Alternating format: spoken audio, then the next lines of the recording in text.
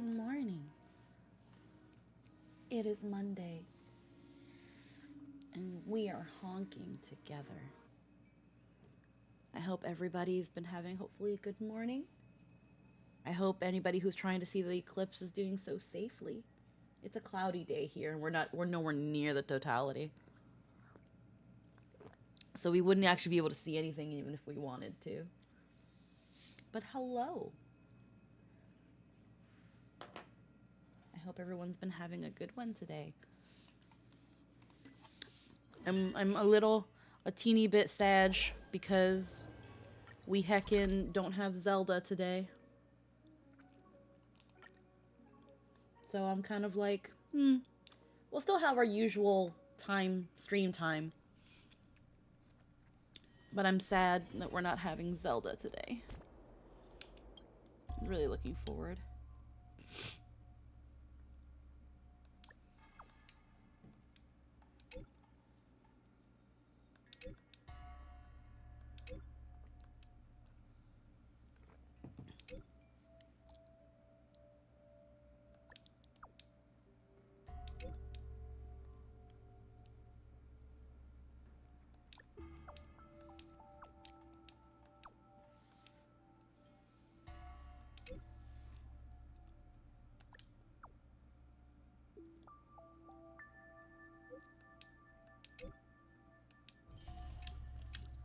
Alrighty, I have claimable rewards somewhere.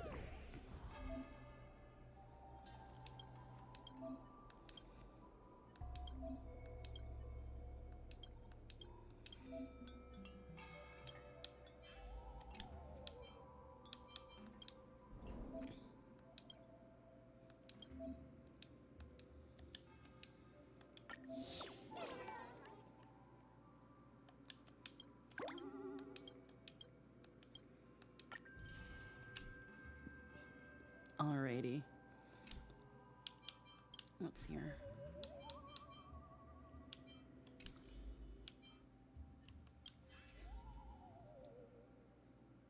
Okay.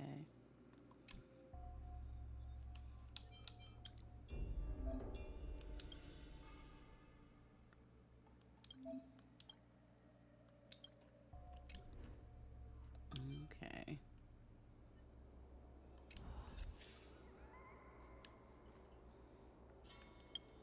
Oh, we'll look at that in just a second.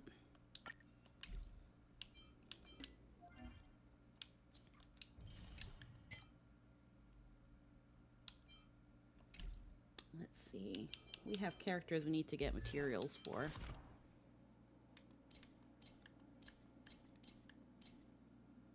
We have Trailblazer, Clara, and Serval.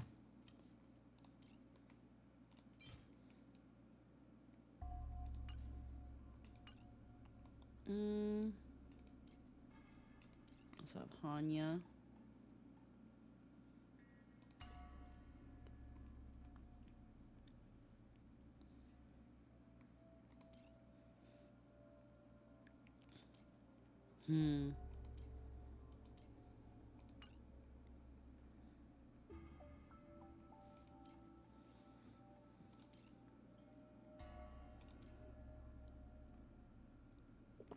Yeah, let's get Serval and Clara. Let's make our way. And then also Trailblazer, since we tend to use them. And we want to start incorporating a bit of Clara as another unit. Current team is underpowered. You get more rewards.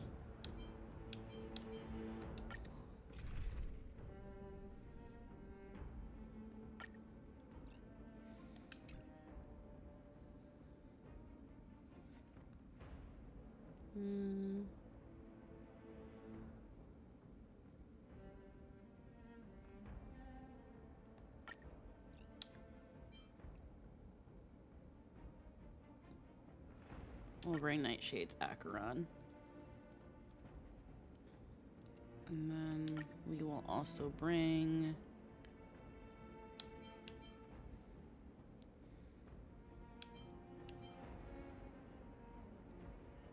Nah.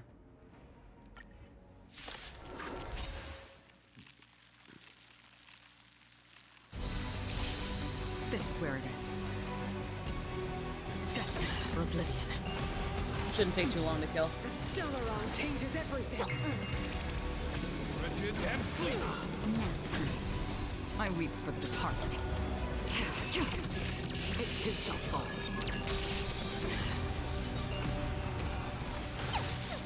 She will not take away our hope. Destined for oblivion. Engulf the past. Can you find the answer? That's better. Just a little something. Think nothing of it. Still waters of oblivion. Duty is eternal. Power translates into hope. Feel spiffy? I weep for the departed. It too shall fall.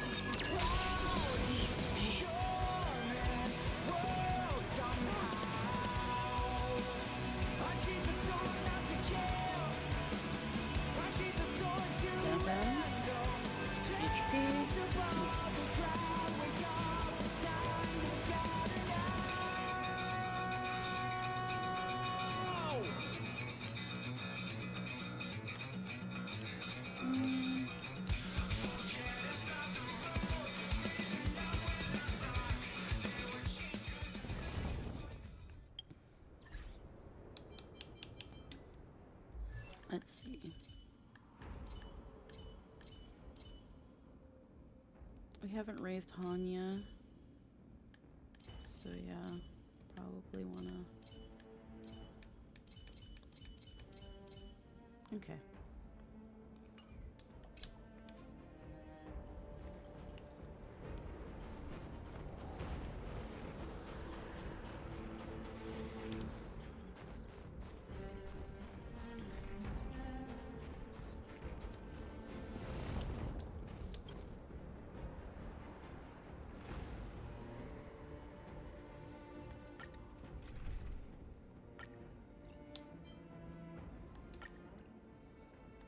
Alrighty.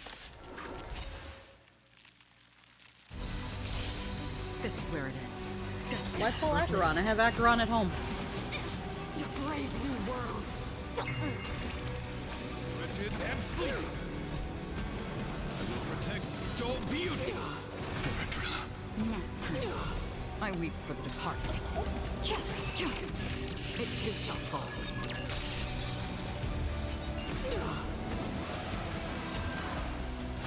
Already on phase 2? Holy shit, I like blinked. Feel spiffy? Can you find the answer? Destined for oblivion. Duty is eternal. Power translates into hope.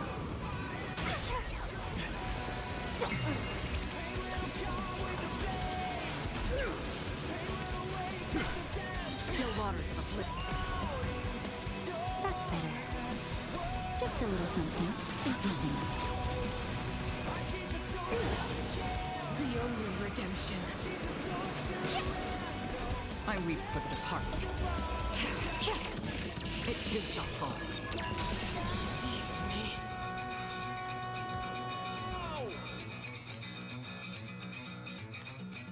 Alrighty.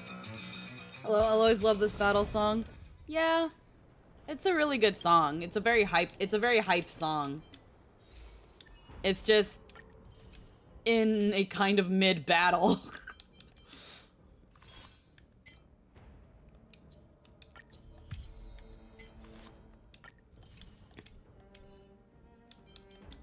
I mean, the giant robot's pretty cool. But again, it's like the battle itself, aside from the giant robot, is nothing to write home about. The giant robot is what makes the battle fun and the song. Alrighty, we've got those materials. So now let's make our way to where I can get trailblazers. You want this, which is just this thing.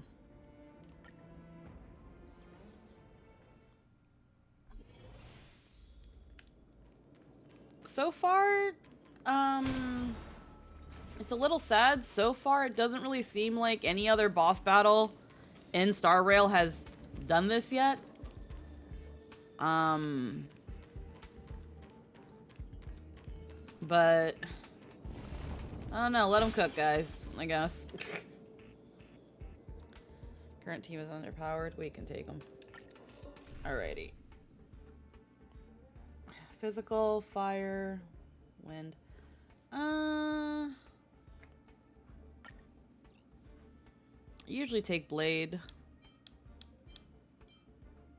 I could also take Jingliu though. Could also take Himiko.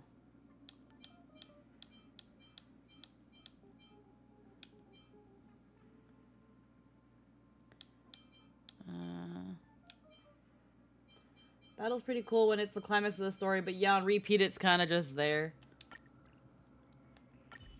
Ah, fuck. Yeah, I'll take Nightshade's blade again. I always tend to take him. He gets sad when I don't bring him along. Hi, Lynn. Right now I'm seeing where my tummy is. I just had food. And I'm drinking some coffee, but it's a decaf coffee this time. Wasn't really feeling caffeine, wanted a different flavor profile. Find the answer. Wretched and fleeting. Now kind of just seeing where my tum-tum lies. Want my boss materials, blade, make him go away. Failed to send you. Savor it for me.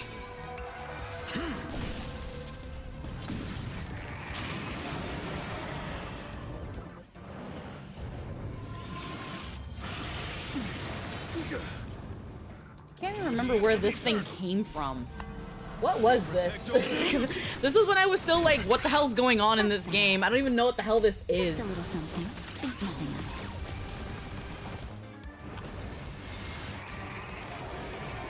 it. It's just evil space worm boss. I don't know. Oh.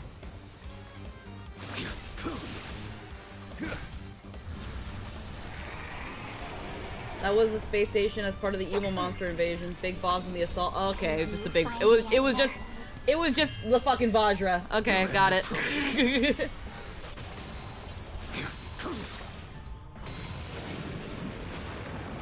Savor it for me. Shut up for the plot, no real point. Yeah. I just couldn't remember. Alrighty. Alright, those are materials. We even got one extra. Alright. We got another achievement too. Without defeat the antimatter engine without defeating either the Doomsday Beast's hands and Echo of War. Prevent the beast from using impending doom. Alrighty. So wow. Okay. Oh. Oh, because we're gonna need more of this. Preservation is determined by our actions. This is that. We need two of these. Use the switch button to quickly view materials from the same series. Oh, that makes things easy. Where was that?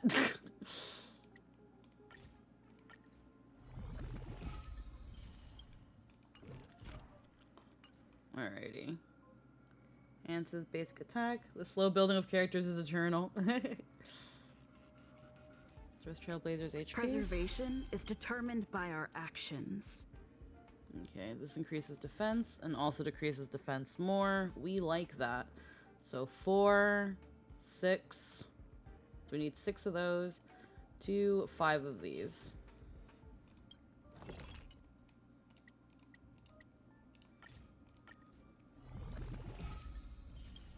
Sooner or later we're going to be needing these.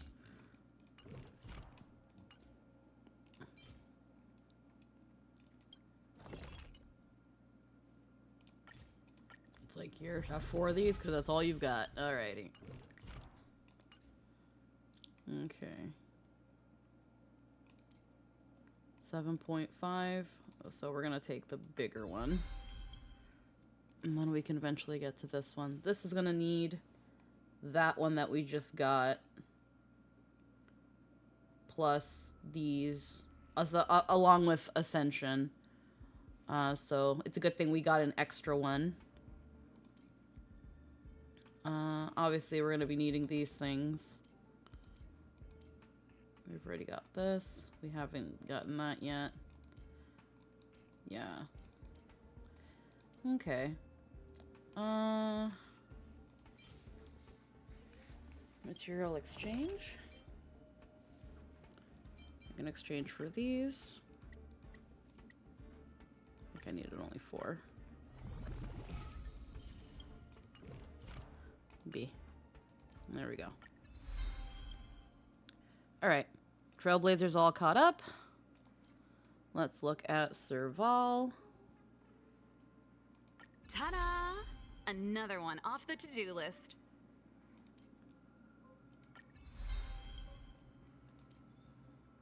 Oh.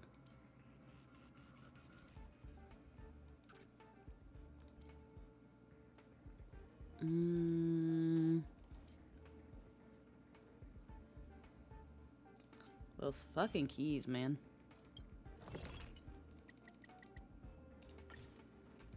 So for traces, how I usually do things is...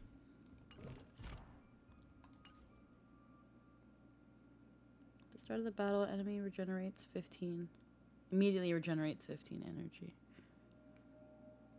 Yeah. Ta-da! Another one off the to-do list.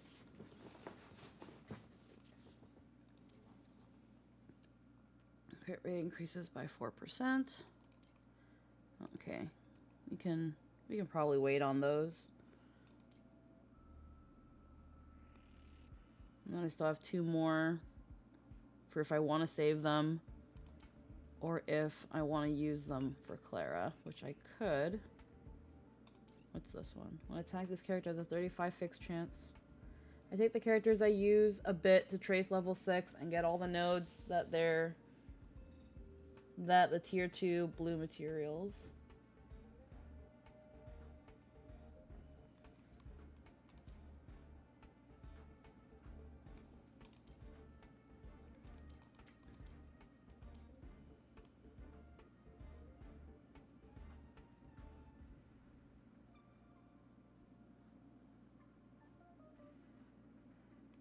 I consider that usable. And getting them to 8 is built.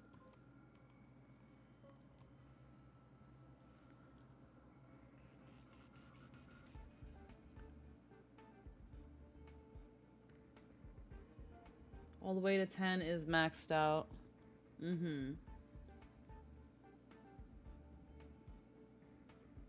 I have Macron at level 80, max trace, E1 with light cone. See, I take the characters I use a bit to trace level 6 and get all the nodes that the tier 2 blue materials. I consider that usable. And getting them to 8 is built. All the way to 10 is maxed out. Yeah. I'll need these swords. Chance to resist crowd control debuffs increased by 35%. When attacked, this character has a 35% fixed chance to remove a debuff placed on them. Okay. Well, we haven't really started utilizing Clara yet, so we're gonna maybe hold off. Let's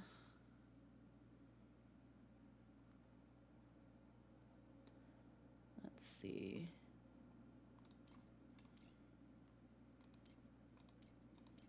I haven't done anything with Lynx yet. Not really done anything with March either.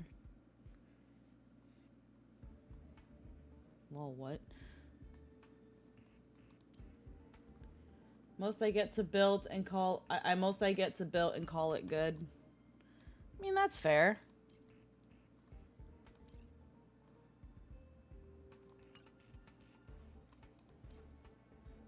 Wouldn't Hello, baby. Pank Fang, you're cool. You're cool. Bun thing. Let's see. Oh, we could also just use them on Yangcheng if I wanted to. We'll hold off on these materials. We haven't really utilized Clara yet. Alrighty. So... Let's see what else we can do. We've got some assignments and things here and there to do. Let's look at our travel log.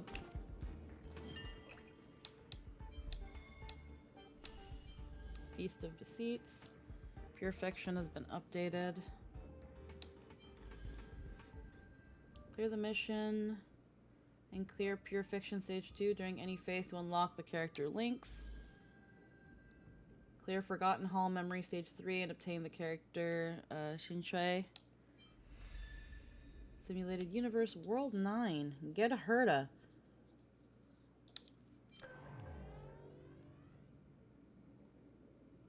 Golden Gears. Collect all chapters of Golden Gears.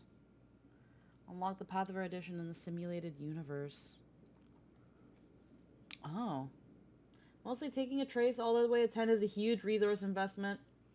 So it's good not to get into that mindset that the goal is to get it to max every time. Oh. I normally don't mind too much, though. I don't know. Let's get this out so we can stop freaking being an explanation point on my thing.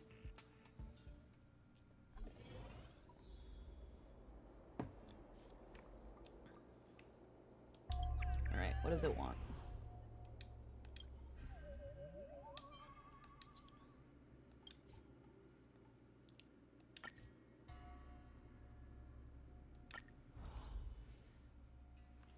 Phantom Starskiff? I heard of a similar urban legend long ago. Legend says that the Stargazer Navalia and a Phantom...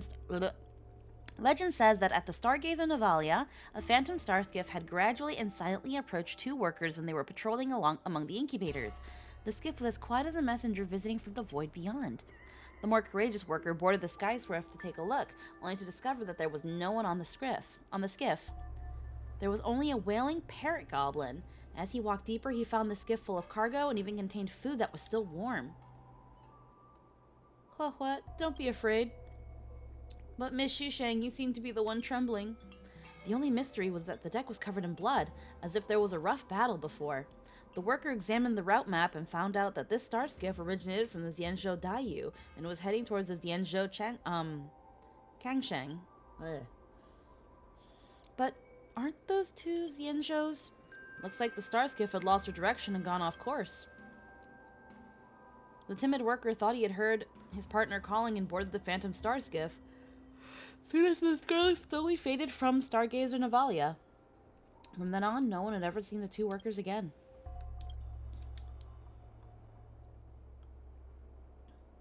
Since no one manages to escape, did you make up the story? Is there any more?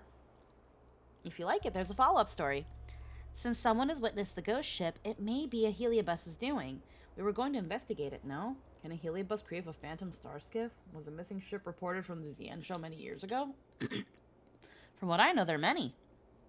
As long as we don't board the star skiff, we should be fine, Miss Yushang. Alrighty. Alrighty. Let me... No. Where are we going?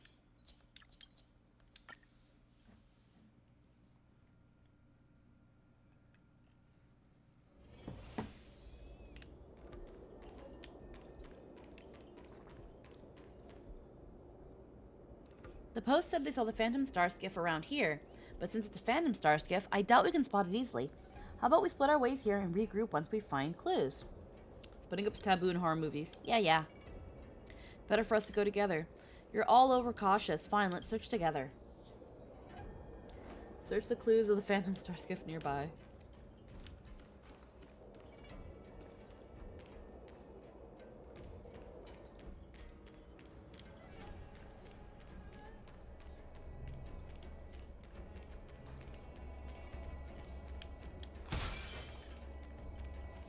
Oh, wait.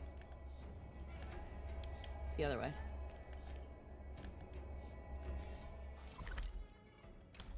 This way. This way.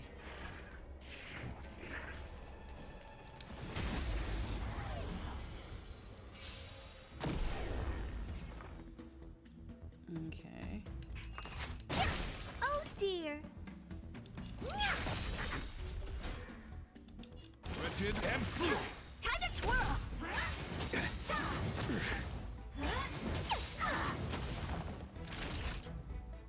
Do you know who this big diamond?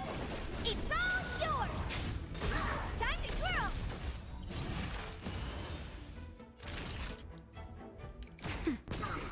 Did that? Embrace virtue. Beauty is eternal. Nap time.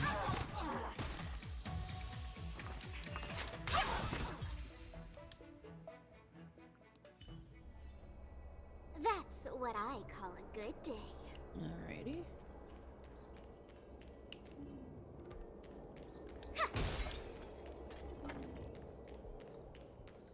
That'd be something around here.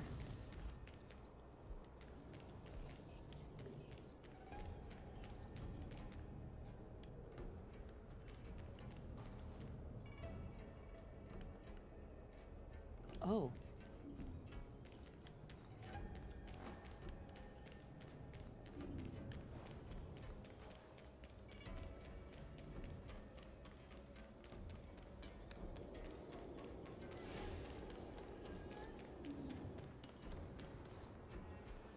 Legendary Phantom Star Skiff.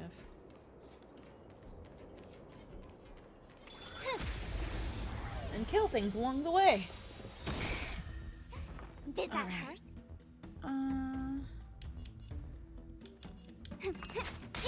What are you looking at? Rigid and fleeting. Time to twirl! Time for a shot. Honored to meet me. My oath is to a solitary. Beauty is eternal. There we go. That's what I call a good day.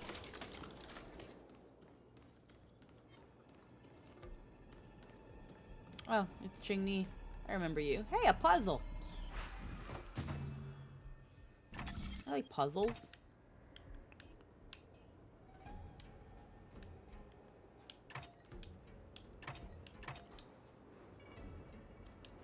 Rotate. Rotate.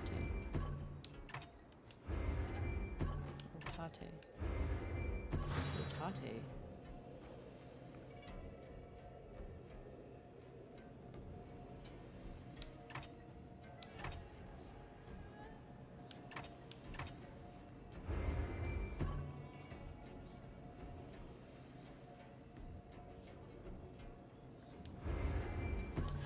No, we want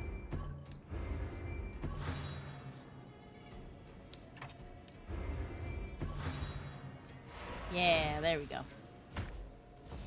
Yeah.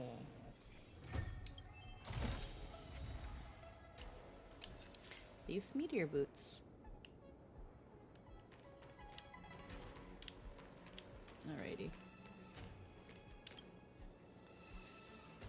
It disappeared. Did you see it? The Phantom Stars gift disappeared.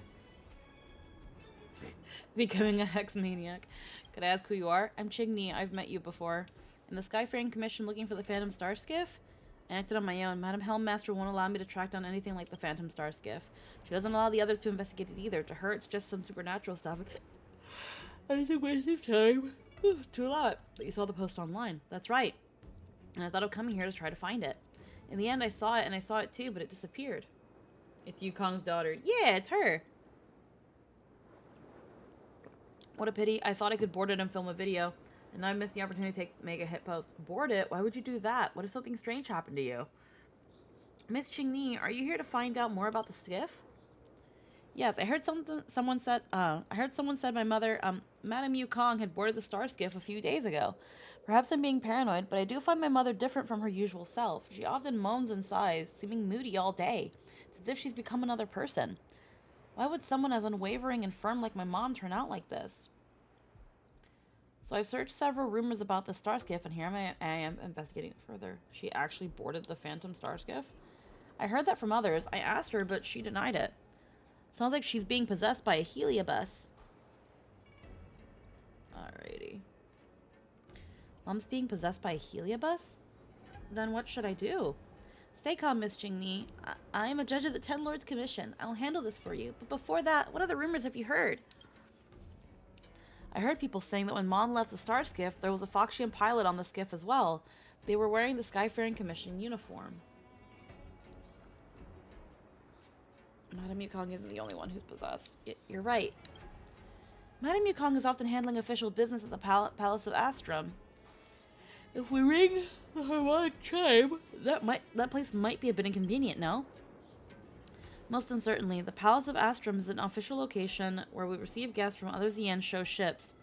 I understand you need to exorcise the demons, but please don't make a ruckus there. How about we ask Madame Yukong to come out alone? That's a good idea. Let's go to the Palace of Astrum now. Alrighty. Teleport.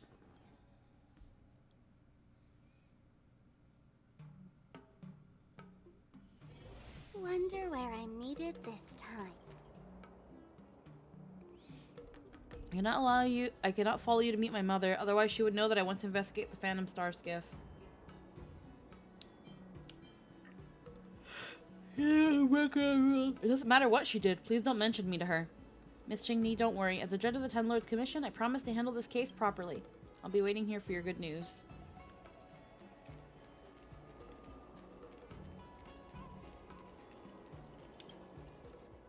Alrighty. Ooh, my back.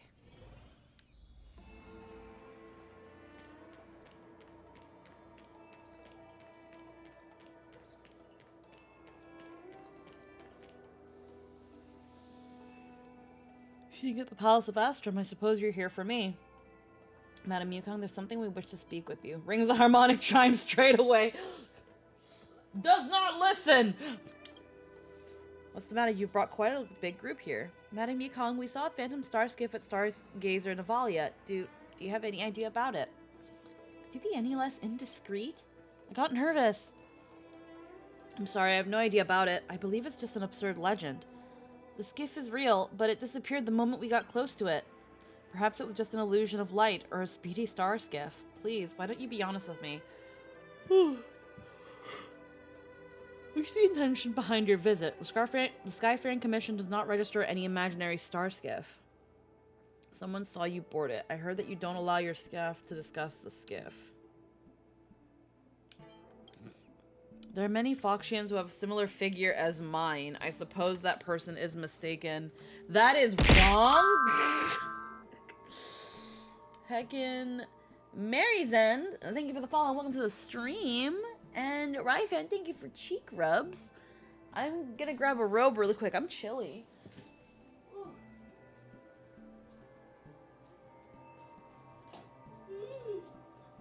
Oh no. Oh, I'm yawning. Blah blah. Yukong sitting there like, nah, I'm average looking like that. It's like everyone there's plenty of people out there that look like me. Shut the fuck up. You had even talked to the people. Mistaken Madame Yukong for someone else. Are you serious? That's how rumors and street talks come about. Some things didn't happen, yet they can make it sound conclusive. What should we do? Madame Yukong's answers are impeccable. Why don't we get honest with her? Madame Yukong, I'm a judge of the Ten Lords Commission. Well, I'm afraid that you have been afflicted by a heliobus. It's inconvenient for us to handle the matter at the Palace of Astrum. We would like to invite you to Fixtral Garden for a thorough check. You suspect that I'm being possessed by a heliobus? Yeah. Heliobus will be attracted by one's strong emotions and produce hallucinations based on your experiences and memories. Young lady, as the Helmmaster, I've already been well informed of the circumstances of the current heliobus disaster. I know its characteristics, and I will never trust the hallucinations of the heliobi produce. Never mind. Only when we are open and honest can we resolve all our doubts. As the Helmmaster, I should comply with the requirements of the judge of the Ten Lords Commission. However, you'll have to wait until I'm done with work. I'll meet you at Fixtral Garden tonight. Is that okay with you? Certainly. It's been a long since I visited Foxholm Tomb. Let's meet there. By then, all your doubts will be answered.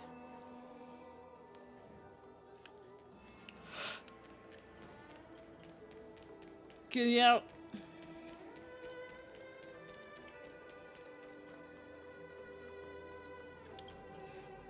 Just ring the. Wonder what would happen if you rang the bell anyway. Just ding, ding, ding, ding, ding.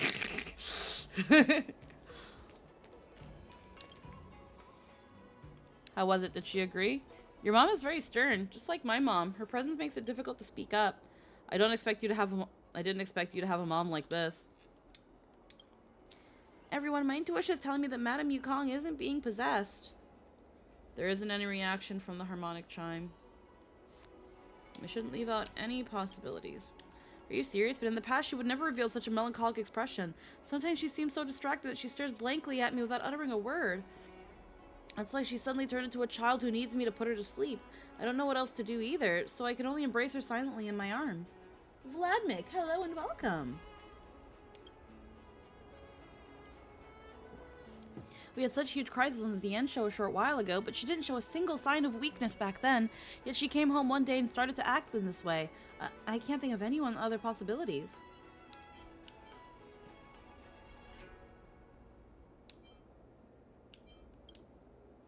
Exactly. The stronger a person appears to be, the better they are in concealing their soft side. That's how my ma is.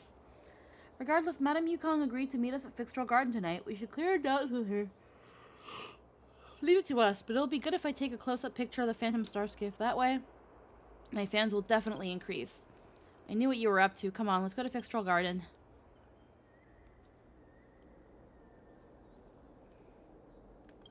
Alright. Oh, is there a puzzle there? Did I not oh, no, that's the other one. B.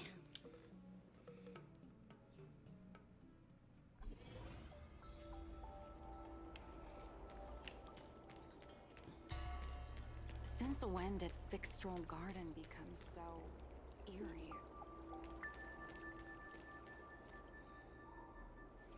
Madame Yukong said to meet us at Foxholm Tomb. Is it about time? Look, is that Miss Qingni's shadow? Is it possible that Miss Qingni is the one actually being possessed? No, it's not the same for jokes. Let's follow her.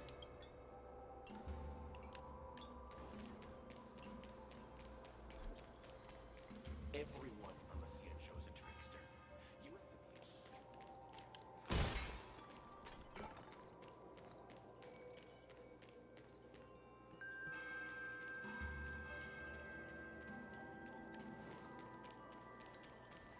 be. Yukong, we need to talk. What is that? Watch this.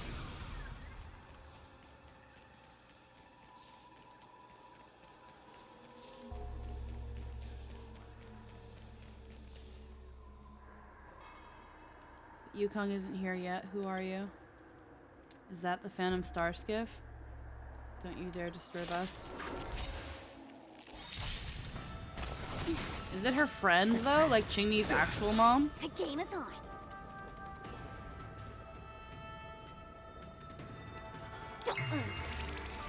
My oath is to a solitary rose. Yeah. Duty is eternal. Honored to meet me.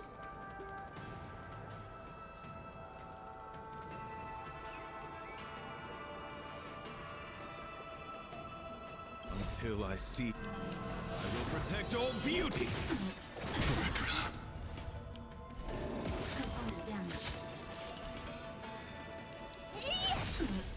Time to twirl.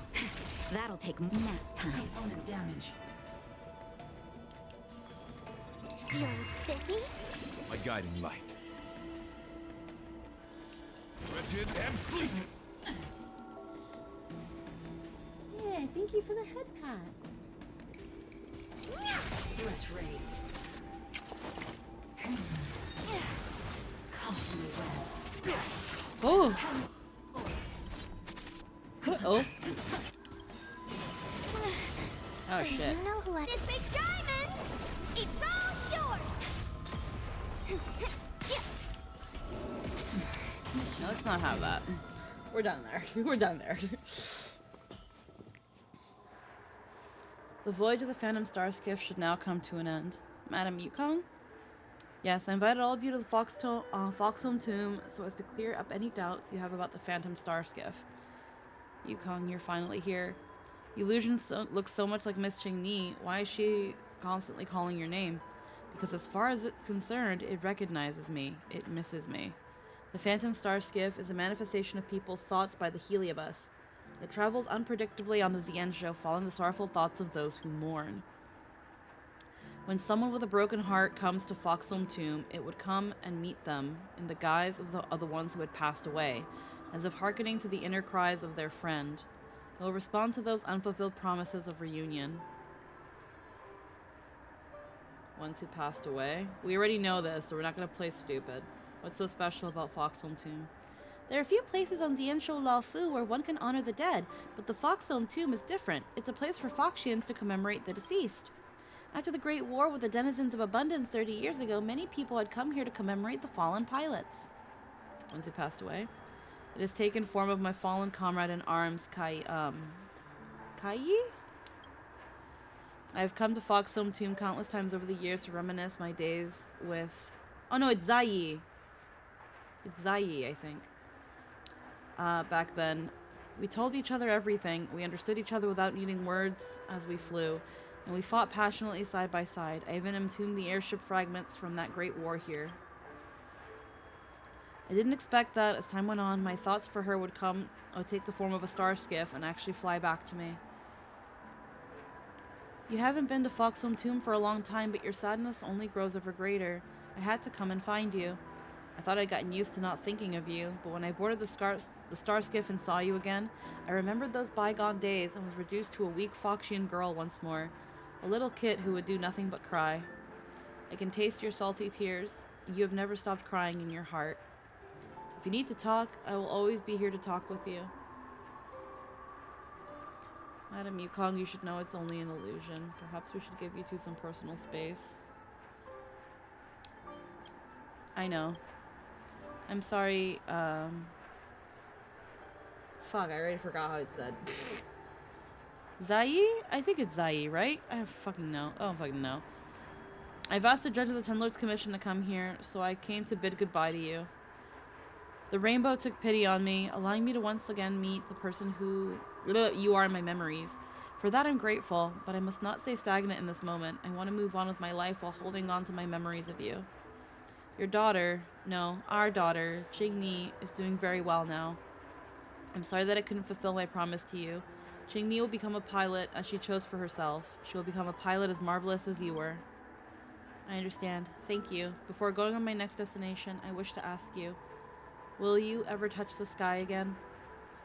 Yukong doesn't reply. She gazes soulfully at the illusion of her deceased friend and keeps the answer to herself.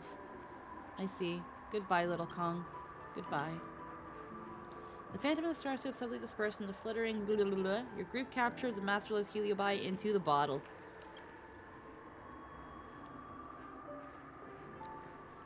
Hold on, we didn't mention anything to Qingni. Do you think a daughter can hide anything from her mother? Miss Judge, the Heliobi has been captured and I believe your mission here is complete. I would like to have some time alone now.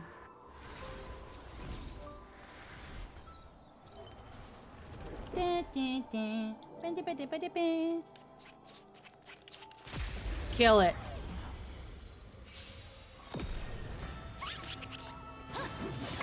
Oh wait. This is a problem.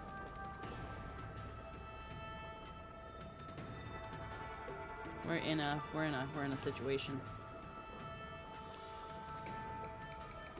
I really like that little interaction, just sad it wasn't voiced. Yeah. Let's play. Can you find the answer? Forgot Natasha's dead. Rigid and fleet.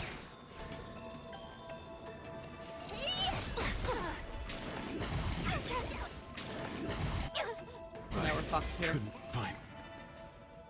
Let me retreat because I forgot that I was like low battle.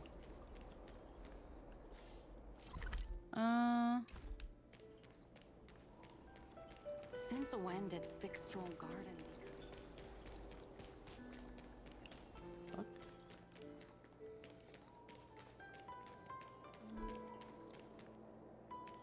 Everyone on the CN show is a trickster. You have to be extremely careful when you're around them. Abomination. Will I be able to beat those now that the equilibrium's gone up? Maybe. But I have to ascend them first.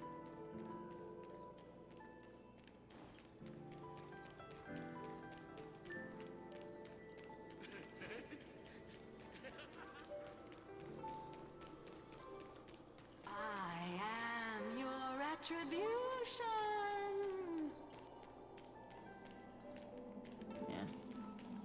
Alright. That's the heliobus. The suppression tower.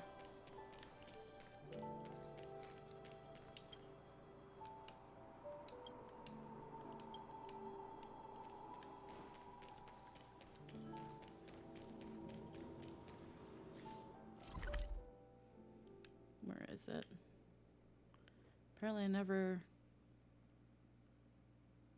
Apparently I never activated that. I should really fix that. Watch this. I am your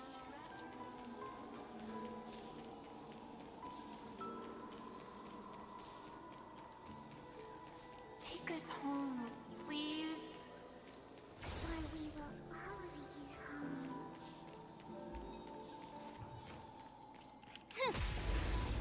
We're gonna kill this thing. It's the stuff for Gallagher. Oh. I'm okay. Honored to meet me.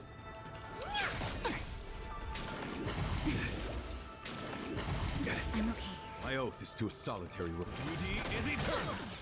That'll take more than medicine.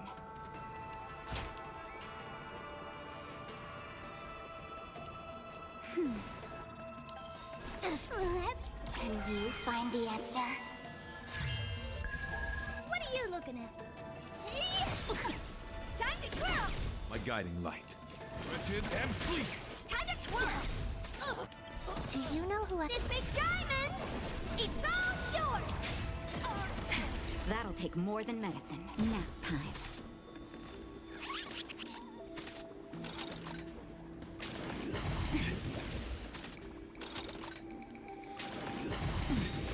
I'll go easy. Till I see that light, I will protect all beauty! Time to twirl! There we go.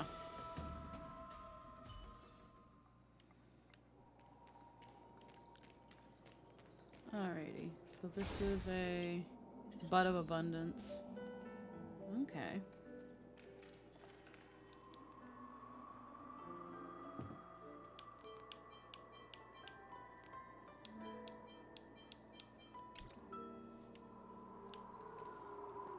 Alrighty, where do I have to go again? Back to the garden? Alright. Side quests in this event are overall really good. Yeah.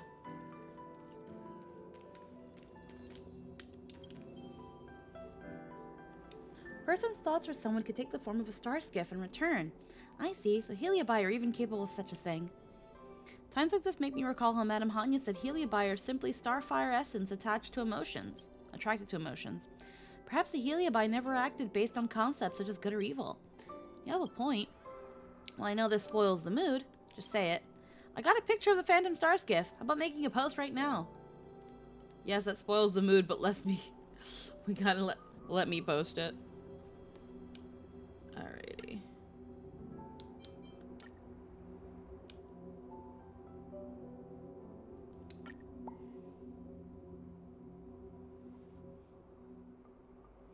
I believe Madame Yukong will still return to this place in the future. That's all for today. See you all later.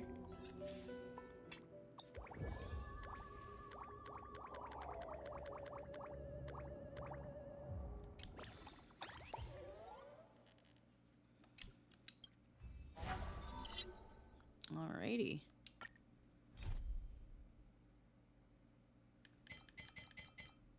What's... Oh.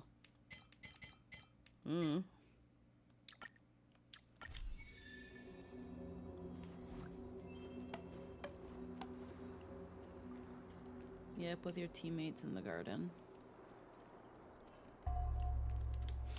Break phases. Hello.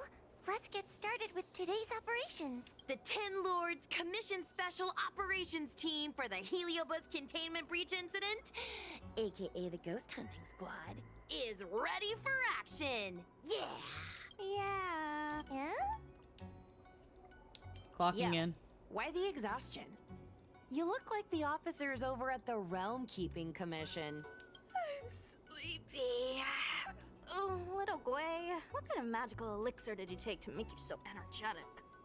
Every time I see our follower count increase, I get so excited I can't even sleep. It works better than How any had the kind Hong of Kong been tea or recently? I haven't been coffee. much in lately. We've been doing all right. We raised our equilibrium.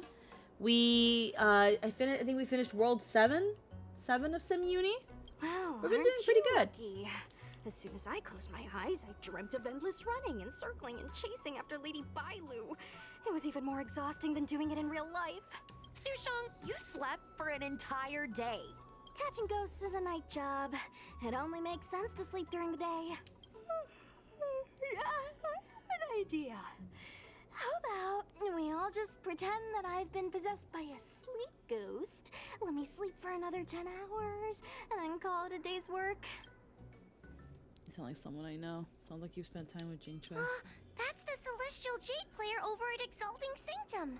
Whenever I pass through on official business, I always see her with loads of Yeah. other players. Even a judge knows her. Her reputation sure does precede her. Who is this exactly? Alrighty. Let's take a look here.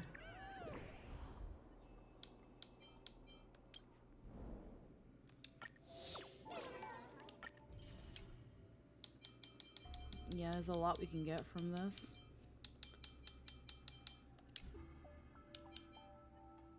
The Ghost Hunting Squad is resting. Target 100,000 fans.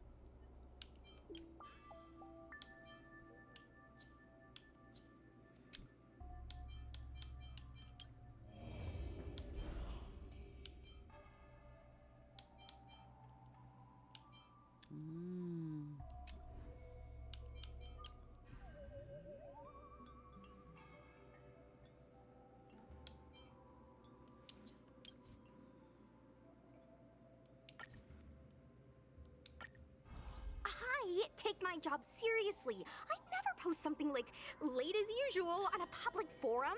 Miss Sushang, I think you missed the interesting part. The description in this comment is really suspicious. It definitely sounds like Heliobi activity to me. And if Heliobi have managed to infiltrate the Divination Commission, that spells big trouble for the Luofu. You're right. Maybe we should contact Miss Qingchue and warn her not to go to work today. Since when does she need reminding to skip work? That's a good idea. We should send out a message, for people's Hi, Mithra, how we curiosity doing? will get the better of them. Don't go to the Divination Commission. Don't worry, I saw what happened and posted about it as soon as I took a left turn out the door. Guard the gate. Don't let anyone in or out of the Divination Commission. Notification sent. I guess Alrighty. now we should go to the Divination Commission and see what's going on. But let's talk to Cirrus again first. Alrighty.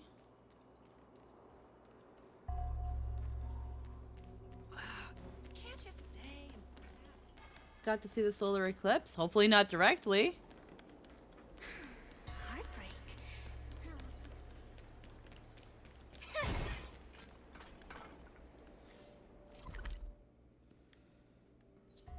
We're almost there.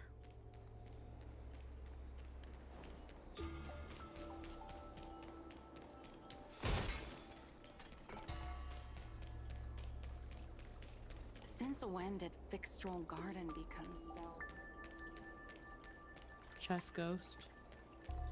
Nope, I had a special sunglasses for it. It was quite interesting. Hell yeah. It's a cloudy day outside, and we're nowhere near the line of totality, so I wouldn't have, even if it was a good day, we wouldn't have seen anything. So, you imprisoned Luxie in the Matrix. And I heard the cries of other Heliobi longing to break free. That would seem the Ten Lords Commission has everything under control. What is it you want from me? Same One old, same victory old. equals one question. Don't forget the agreement you made with the General. Don't be so sure of victory before the battle begins, young one. Without Tail to protect you, isn't subduing a Heliobus a bit overwhelming for you? You know, if you can accept me with an open heart, I can take his place and help you. Really? Of course.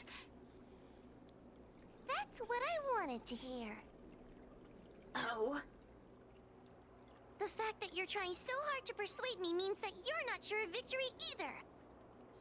If you were, you'd have devoured us without hesitation. Am I right, Cirrus? Then have it your way. It's cool to see it become nighttime in an instant and how cold it got. Also, it's funny how the family dogs got freaked out from what's happening. Yeah, I've heard animals kind of get freaked out during, like, eclipses like that.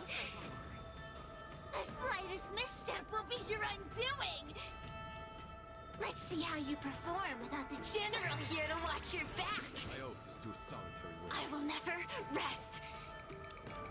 Your mortal bodies will fatigue and breathe their last breath. Then I will endure. That'll take more than medicine.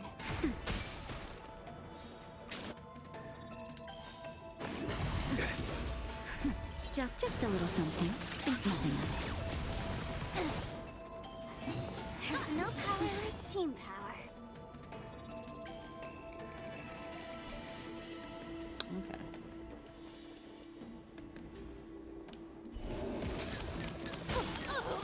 Time to twirl!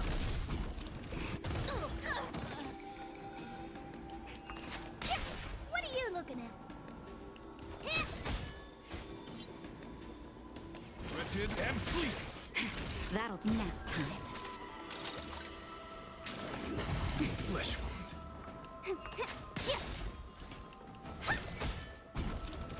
There you go. So, how cold would you say it got? Did it? From, like... But from the difference between, like, when the sun was not eclipsed and when it did get eclipsed. What would you say was the dip in temperature?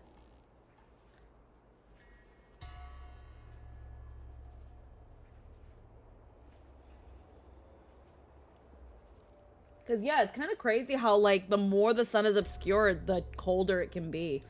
I remember it wasn't an eclipse. It was just during the wildfire season, which is pretty much coming up in a month or so. The level of smoke was so dense that it made the sky relatively dark and obscured the sun. And because of that, those days weren't as hot. They were just really smoky. So I wonder how much of a drop the temperature was. Ask your question. Felt like going from only needing to wear a simple shirt out to needing a heavy jacket. But Wow. we don't know which one.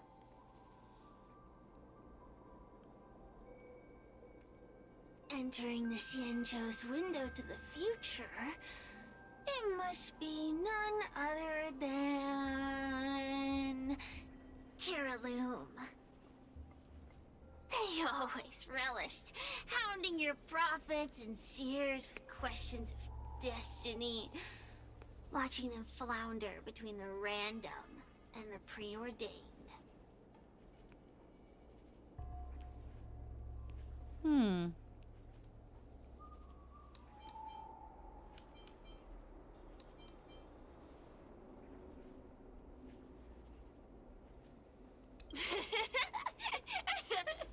That pile of protein in your human skull is computationally inefficient. Your conjectures on destiny are little more than analogies and illusions. But we, the shapeless, are different. When we come together to harmonize and observe, destiny is clear and vivid as firelight cast into darkness. Ugh, in warfare, nothing is more important than being able to predict your opponent's movements. Among the fragments of Ignimar, Kiraloom was in charge of knowing the past and predicting the future. It is said that during that fateful battle, Carolum had a premonition of failure, but Ignimar ignored their warnings. It looks like we have a clear target this time. Let's get going. I may not have the same predictive power as Carolum, little fox girl. One thing I do know is that sooner or later you will beg for my help. Time will tell. Okay.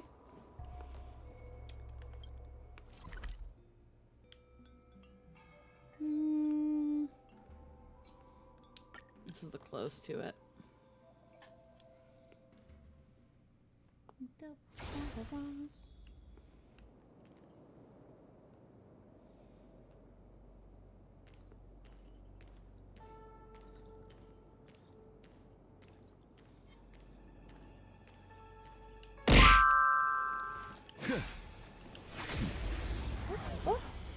Varog, Stamp123, hello and welcome to the follow and welcome to the stream. How are you today?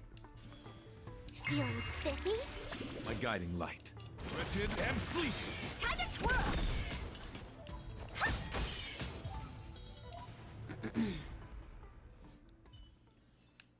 The darkness ends here.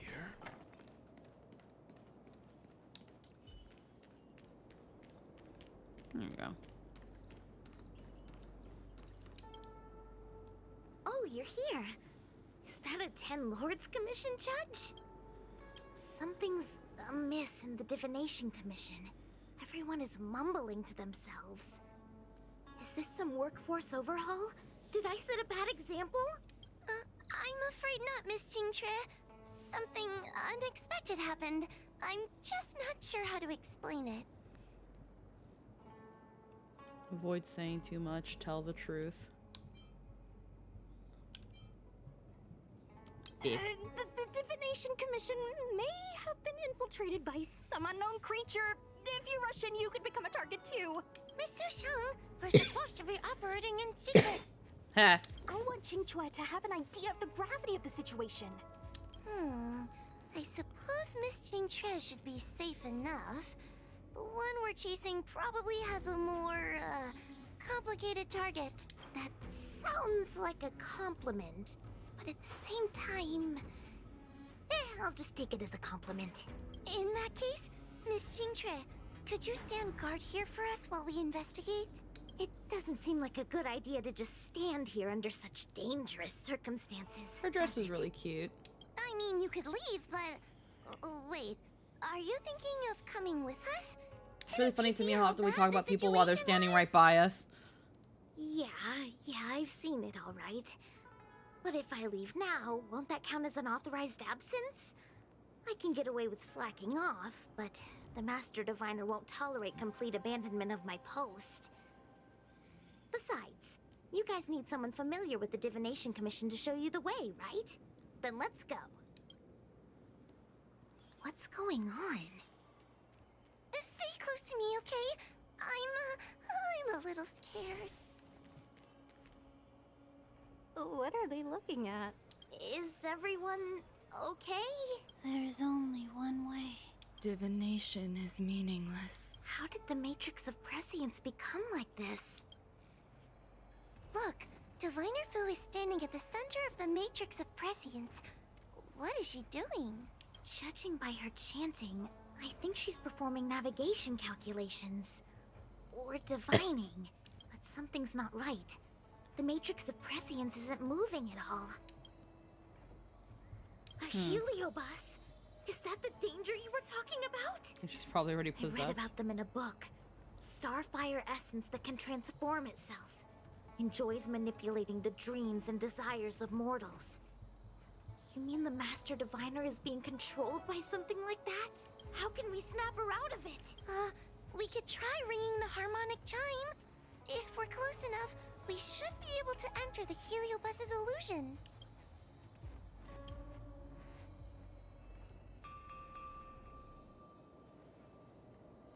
Silence!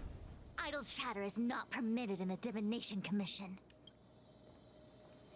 Master Diviner, you're awake! Or perhaps we should call you Caroloom. It doesn't matter what you call me. I am the master of the Divination Commission. The current divination has reached a delicate stage, and no one is permitted to disturb it. Not even a judge of the Ten Lords Commission or a guest from the Astral Express.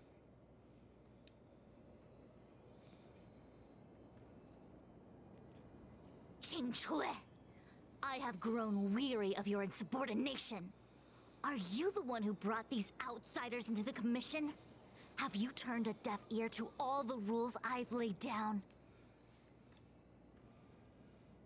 Qing Chui, you are hereby expelled from the Commission. That's... Darn, now we're down one person. A great idea! I'm fired! My days here really have been unproductive, loafing around outside and playing Celestial Jade, all while taking a Divination Commission salary. It's... how to put it? Compensation without labor? Living high on public expense? Too much of a good thing? Sure sounds like it. I could only dream of having a cozy job like that. I would call it... wasting my life away. Thank you, Master Diviner, for giving me the push I needed. Since you feel that my skills could be put to better use elsewhere, it's time for me to think about making some changes. But before I leave, I have to help these guests take care of some trouble here at the Commission. If I don't, people will think I was fired because of cowardice in the face of danger. What next? What do we do now? Giving a dramatic speech to my boss was cool and everything, but it's not gonna help her break free from the heliobus clouding her mind. I'm not sure what to do. The heliobus isn't trying to trap us inside the illusion, and it doesn't look interested in attacking us either. Clouding my mind? I've never been of clearer mind than I am right now. From now on, I will dedicate myself to defining the predetermined futures of the Xianzhou Alliance, and will make these futures known to the world so that all can live in clarity. This one is the future predetermined. I know what you want to say. Spare me the lecture on human wisdom prevailing over nature and those ridiculous notions of free will. These are but crude illusions created by the brain. From the beginning, there was only one path. You are nothing more than a pawn at the mercy of the Stellaron hunters. What day you boarded the Express, who your enemies are, where you go. These choices that you think you make freely of your own accord are mere tributaries. Qing Chui over here like, I'm fired. Huzzah, it's everything I've ever wanted. Bye. Your journey to the Xianzhou, the defeat of Phantilia.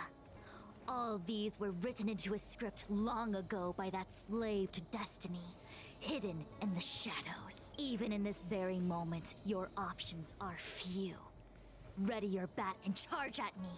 Argue with me loudly and futilely, or fall into silence.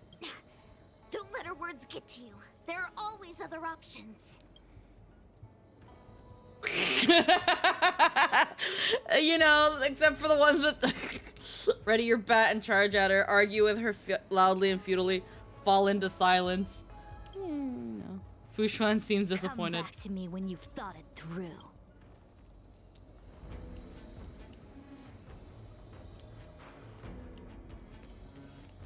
Such trivial choices cannot change the inevitable. If you are still not convinced, I can demonstrate to you the true nature of destiny. Okay. Then follow me. Alrighty. We can get you your job back. Whoa, let's not be too hasty. When did I say that? When did I say I wanted that to happen? Let us...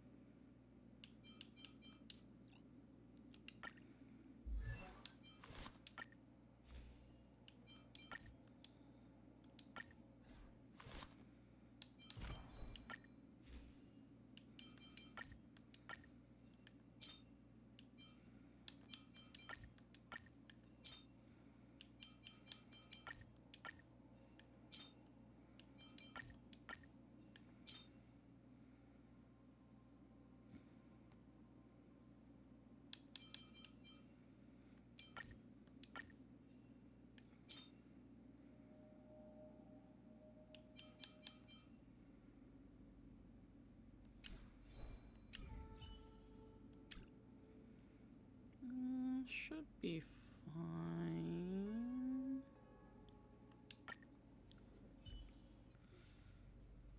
Have you seen the Severance package? What is this? This place is what the Divination Commission calls the Pathfinder. It's a sandbox game that diviners use to simulate future paths and exercise our minds. But... That's right. Now listen.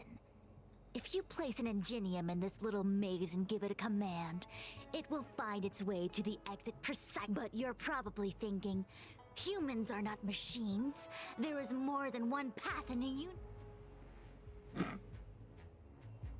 And yet, machines we are. We are just like the ingenium in this maze. We have no options to speak of. We can... Let's begin. It feels like we're dancing to the Heliobus's tune. Because it's like, you only have this or this. And we're like, yeah, you're right. Hey, did you like the side quest game? Here's the main quest game. Let's begin. Alrighty.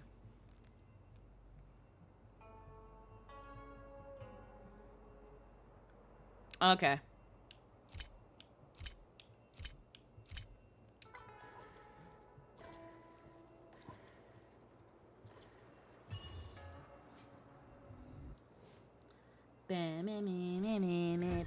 We did it!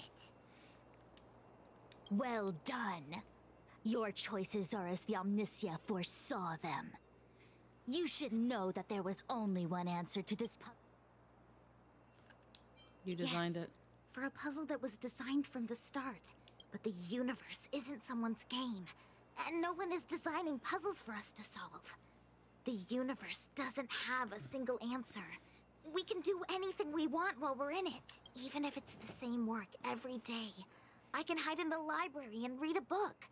Or find someone to play Celestial Jade with. And that's freedom. I never thought slacking off could convince me of anything. A sign of a true scholar. A diviner of the Divination Commission, after all. Ugh. Sushang, snap out of it! A slacker Heliobus is getting into your head. Qingque, Qingque. For you, life may have a seemingly infinite number of choices. That is because your choices are simply different ways of slacking off and wasting time. They are of no consequence to anything. But for me, choices come with very real consequences. That's the most divinery thing you've said so far. As the Master Diviner of the Luofu, I have a heavy responsibility. I must comb through the complex threads of destiny day after day, all for the preservation of this giant ship. Some paths look promising, but lead to an abyss of despair. Then there are small trails that plunge deep into unimaginable darkness. And in the end, I realize that we have no real choices. There is only one path to follow, only one way to the optimal solution, even if it is paved with ashes and bitterness. There is only one way, and there only ever was. What do we do? I don't think we can persuade her. I have a proposal. Why don't we try a more advanced sandbox? However long you want to play this game, use your free will to... Let's begin. Alrighty.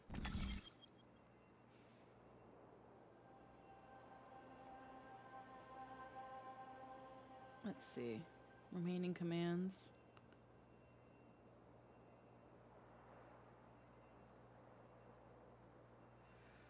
Okay. So, whoop, whoop, whoop, whoop, whoop.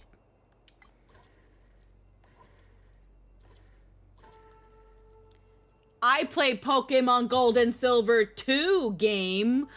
I know the slippery slope. The path changed slightly, but it was just as simple. Destiny only has one path. Look, Your choices are just a predetermined solution to the puzzle. Actually, I don't think I agree. I am no stranger to the ice path. I was born in it, molded by it. Again? Do it all over again? I see what you're thinking, Qingque. Qingque? I've been thinking through the calculations for this puzzle. There really is only one solution. This maze was designed by Caroloom. It's no use. There is only ever one path. As long as we're playing this so-called game of... No, there's a second. Miss Trailblazer, quick. I see where Ready she's going to with this. begin? Of course there's another solution to this. You're all gonna help, right? Miss Qingque, I don't know how you're planning... Count me in. I'm sure Miss Qingque has something up her sleeve. If we can help, I only need 2 people for my plan to work. Head to the sand table for Pathfinder.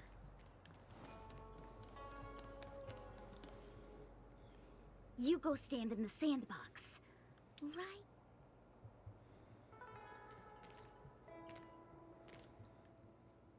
Suggested by Qingque. Stay put. Next, Judge Huohuo, you stand on the other side of the room. And stop shaking.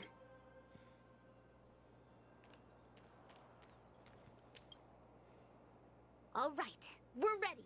And now, the second. Let's begin. Okay. So what we've done here, we can...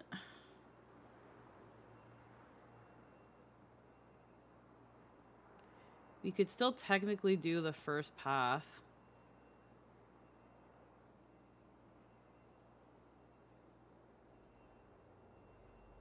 Cheating. The best solution to show fate isn't predetermined.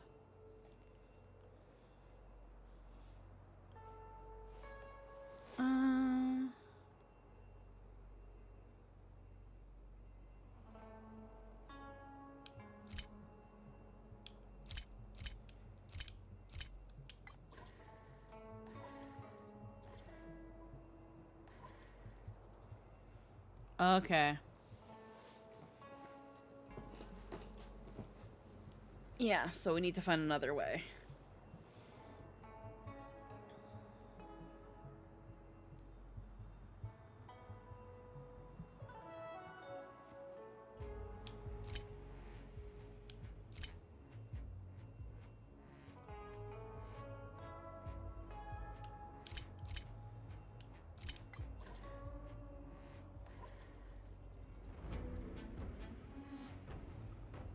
No. Okay.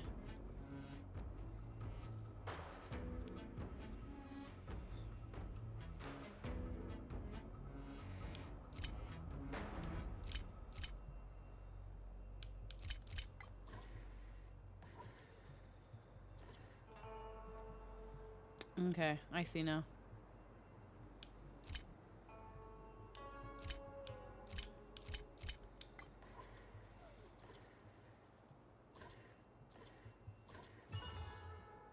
That took me a sec.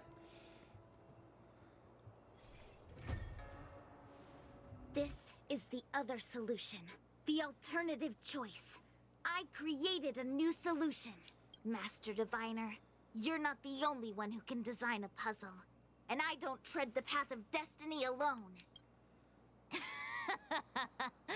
You think that by calling on your companions for help, you created a new path out of thin air? You're just playing with semantics.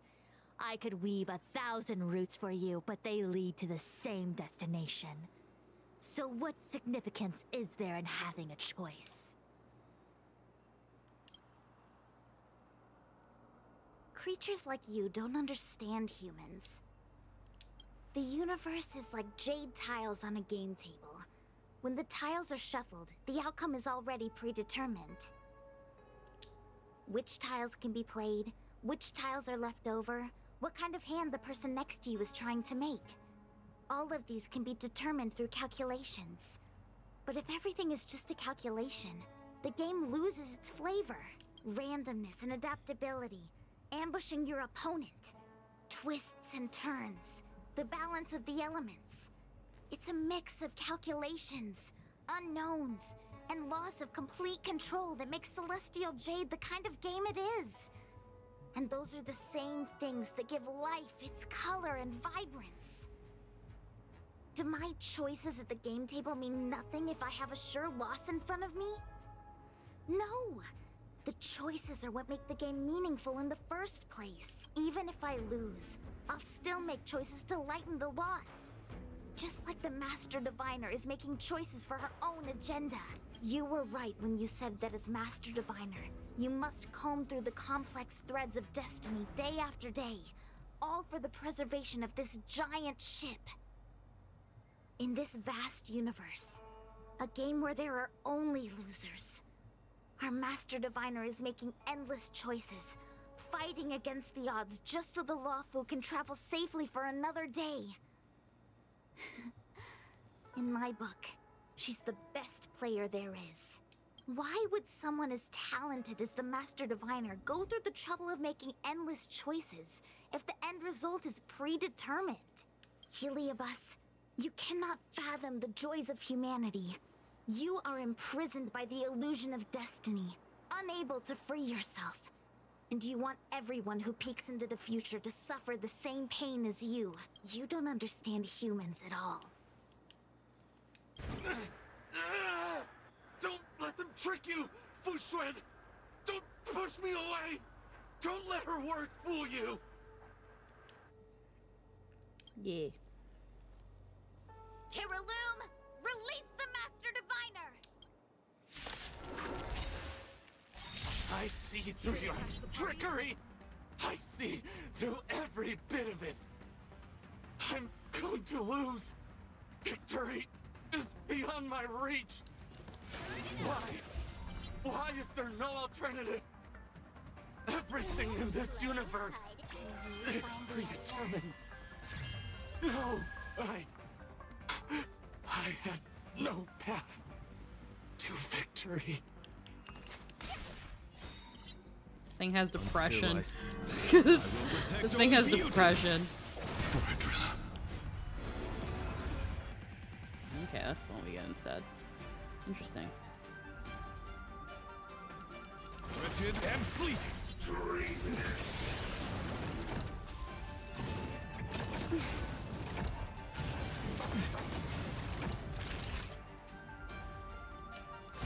That's better.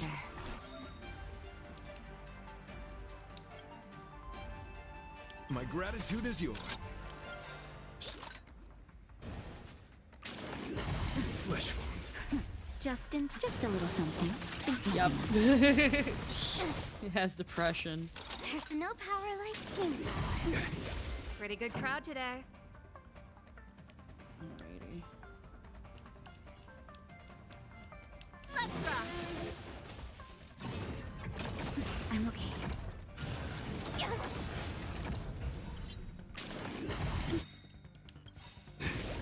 Ready to lose yourself? You can fight it or rock with it. Time for a shot.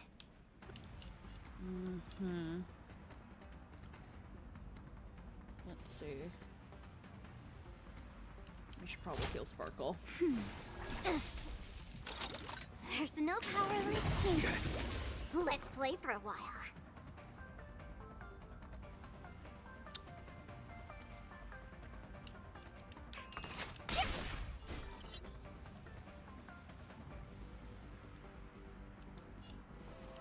Beauty is eternal. This song's for you.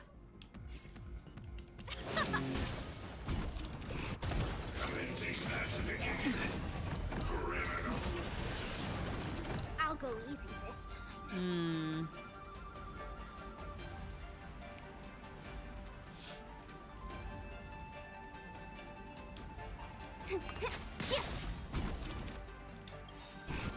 Let's play. Can you find the answer? Naughty child.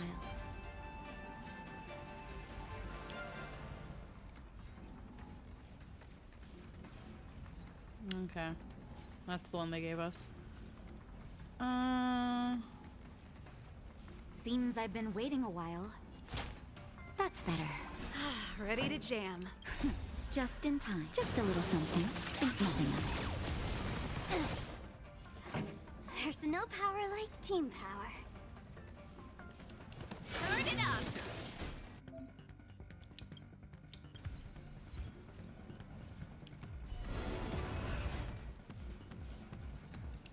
Wretched and fleeting.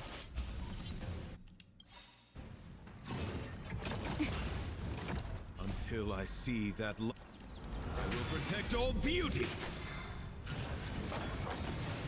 Let's play for a while. Time for a shot. My gratitude is yours. Until I will protect all beauty.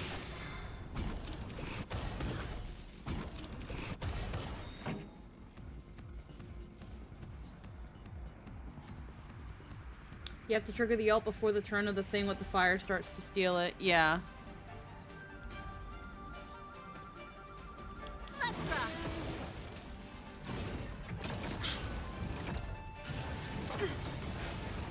Oof. I'll go easy this time.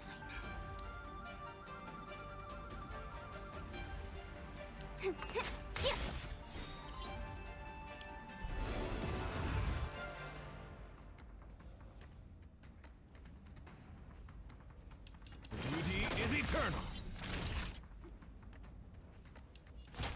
That's better. Ready to jam.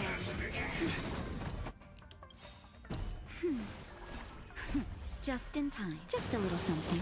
Think nothing of it. Ready to jam. Ready to lose yourself? You can fight it, or rock with it! Hmm.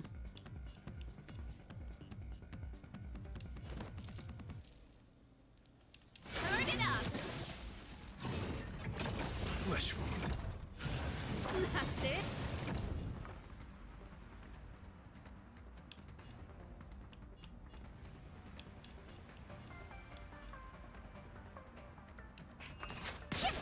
My oath is to a solitary rose. Wretched and fleeting.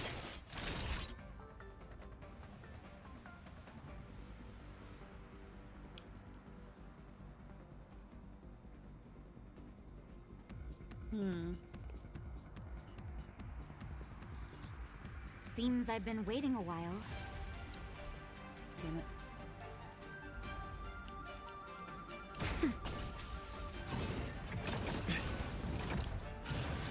Flesh wound. Let's play for a while. Yeesh. Whoa. Hello.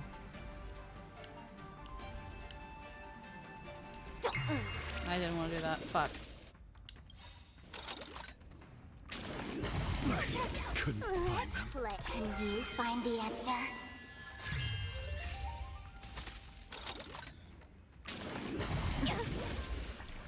This song's for you. Keep up! That'll take more than medicine. Nachos consumed. Yeah. Also, making the chips yourself?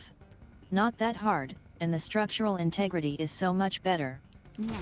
Yeah, no, making nachos at home isn't hard. Hmm.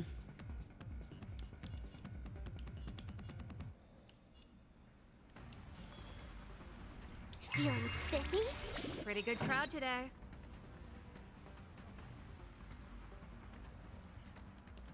Turn it up! You can fight it, or rock with it! It's nice not having to worry the chip will break when you pick up one with a large load. Yeah.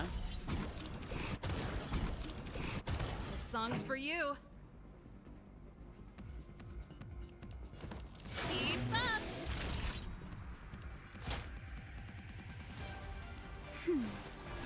Ready to jam. You got this, Serval.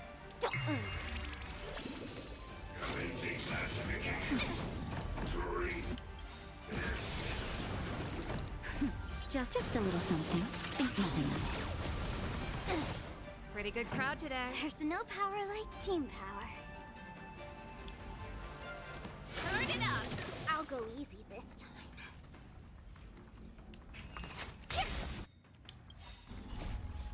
Can you find the answer? Naughty child.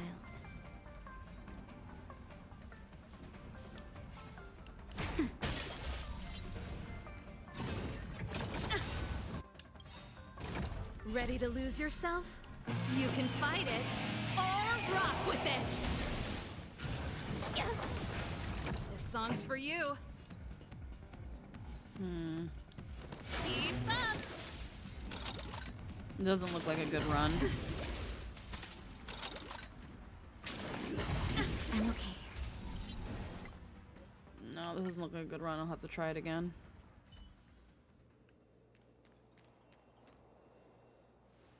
This is the...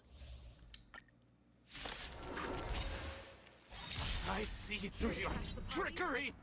I see through every bit of it! I'm going to lose! Victory is beyond my reach! Why? Why is there no alternative? Everything in this universe is predetermined. No, I had no path to victory. Let's play. Can you find the answer? Time for a shot.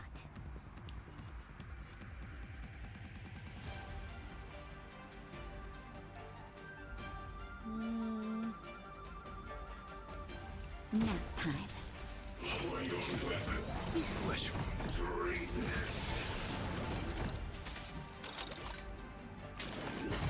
I'm okay.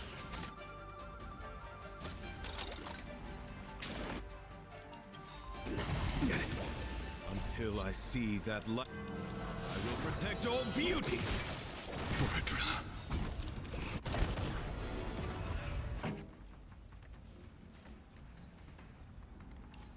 Keep up!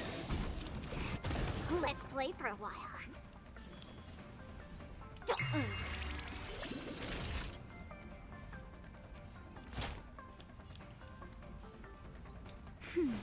My gratitude is yours. Beauty is eternal.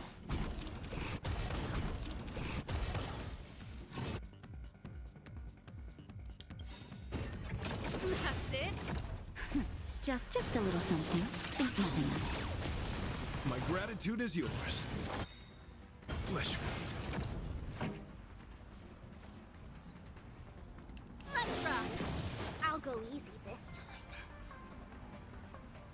Ready to lose yourself? You can fight it, or rock with it!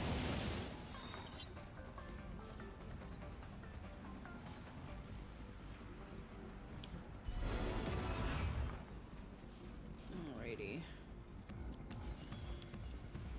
Feeling spiffy? That's better.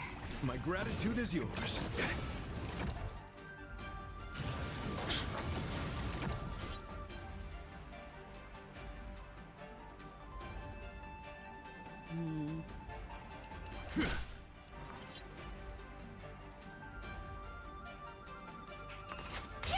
Naughty child. Ready to jam. I'm okay. Pretty good crowd today. Keep up!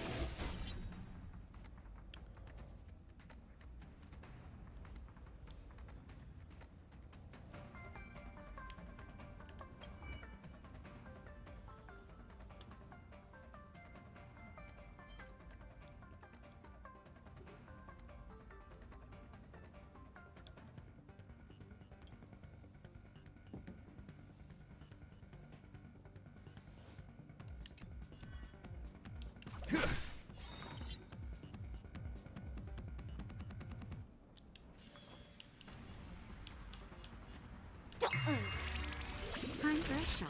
Nap time. This song's for you. Let's rock!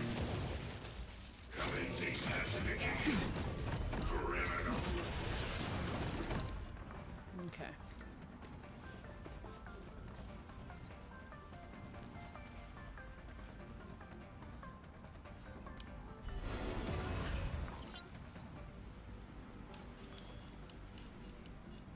Feeling spiffy? Pretty good crowd today. Turn it up! Beauty is eternal. That's better. My gratitude is yours.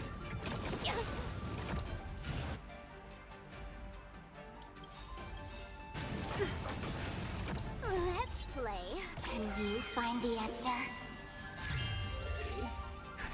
Just in time. Just a little something. Think nothing of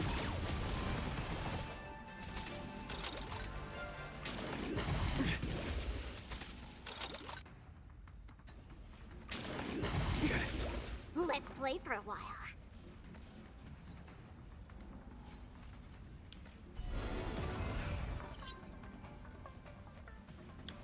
Top Pool, hello and welcome. Let's see what we want to do here. Until I Welcome, see welcome. that I will protect all beauty.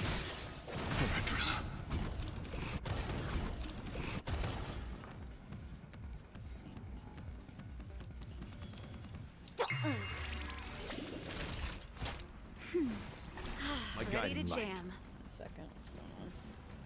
B. Alrighty.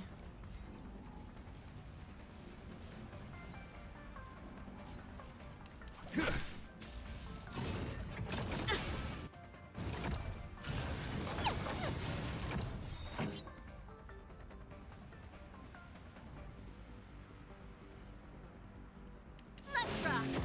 Naughty child. That's better. There's no power like Song's teen for you. power.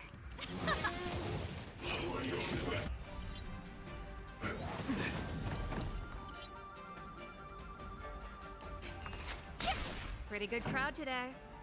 Let's rock! Embrace virtue.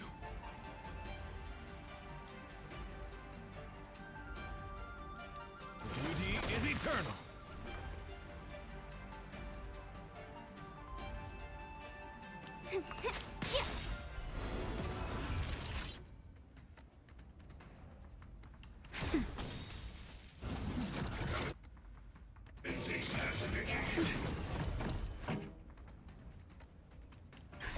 Just a little something. Think nothing How are of it. you? We're doing alright today. My gratitude is yours. Okay. I'll go easy this time.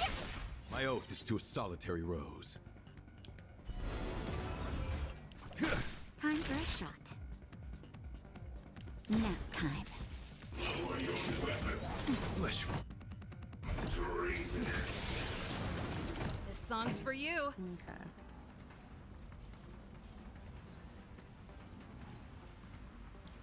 Keep up! Let's play for a while.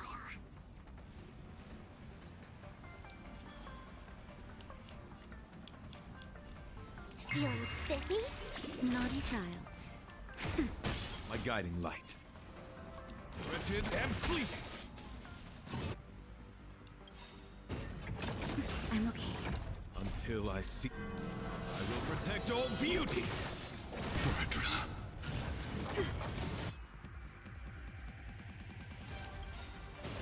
Let's play hide and seek. Can you find the answer?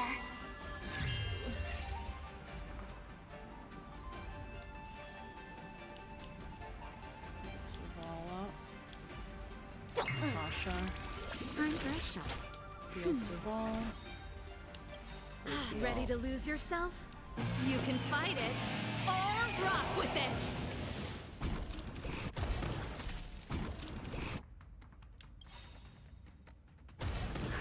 Just in time.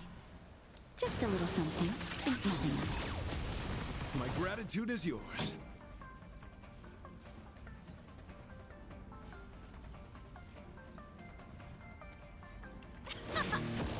My oath is to a solitary rose.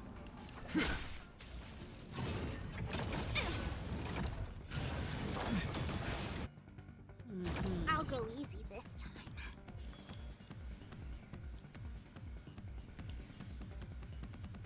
Feeling spiffy? That's better. My gratitude is yours. Pretty good crowd today. Let's rock.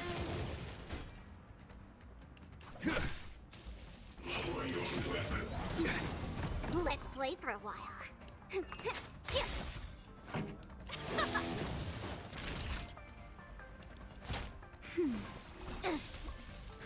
There's no Flesh wound.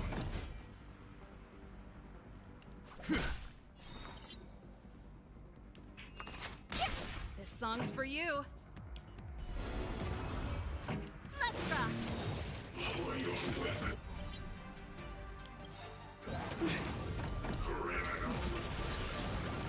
Ready to lose yourself? You can fight it or rock with it. Beauty is eternal. That's better. Ready to jam.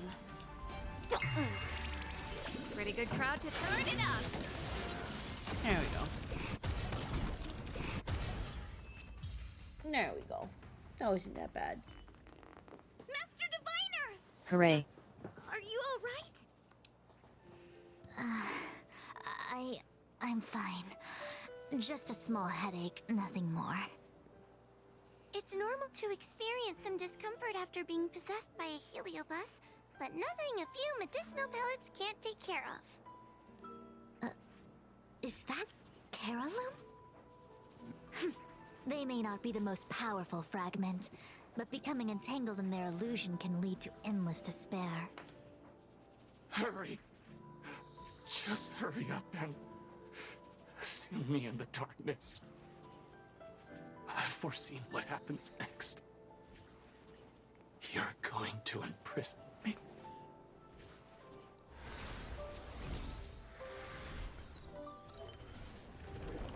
Pokemon Catch Yeah. theme played in D minor. Bye. Thanks to you, the Divination Commission is safe again. No need to thank me, Master Diviner. By the way, while you were possessed, you fired me from the commission. So... that counts, right? I'll have to ask you to give me written notice that my contract's been unilaterally terminated. I'm still fired, right? Then, with all the years I've spent in the Divination Commission, I'll be able to get a great severance package. And I already planned what to do with all the money. I'm gonna open a gaming parlor, hire a couple of workers to run it, and spend the rest of my days living off the profits. I'll have started a new life without having lifted a finger. Are there two Chingchues? I see. What a pity. I don't recall anything I may or may not have said while possessed by the Heliobus. And we have no witnesses. In any case, Qingchue, why are you still here? Shouldn't you be on duty back at the repository? Huh? Master Diviner, you can't back out now! Of course I can. After all, there are always choices in life. You taught me that. I have decided that none of this happened.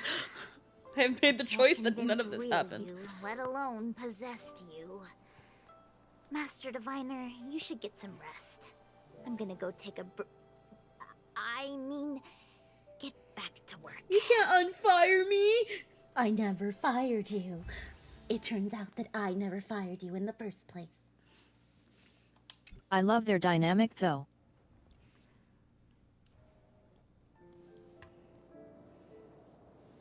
My actions today brought great shame on the Divination Commission.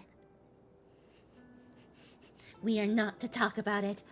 If I swear if you post this on fucking Twitter, I will foresee... Like it's super clear this whole getting fired thing is a game the two of them are playing.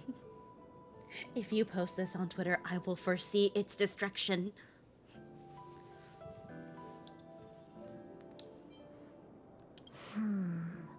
I shall have to think of a way to keep her from talking. Just kidding. Really? Fuck Heliobi post are it good now. at finding Now. people's weaknesses and exploiting them. Everyone has some kind of weakness. You're not to blame. Little did you know, its destruction has That's already right. commenced. You were just a victim of the Heliobus's trickery. I feel like if I actually try, I No could need to probably blame imitate yourself. Fu Xuan's voice. I must express Who my posted sincere Jing Shui is gratitude fired to all on of you for your Twitter.com. help. Yeah, it's pretty close. Apologies, but the Divination Commission is in disarray at the moment. I must return and set things in order. I'm afraid I cannot see you off in person. I am afraid I cannot see you off in person. There's just a little bit of rasp right here, and then it's keeping it right in the center of the throat, just a little bit grounded, because it's airy and has a rasp, but it's still on the floor, because Fu Xuan is not that much of an airhead. But there's just still something that I can't quite get. But, you know, it's a work in progress. We'll get there. Wait! There's something we need to ask you. What is it?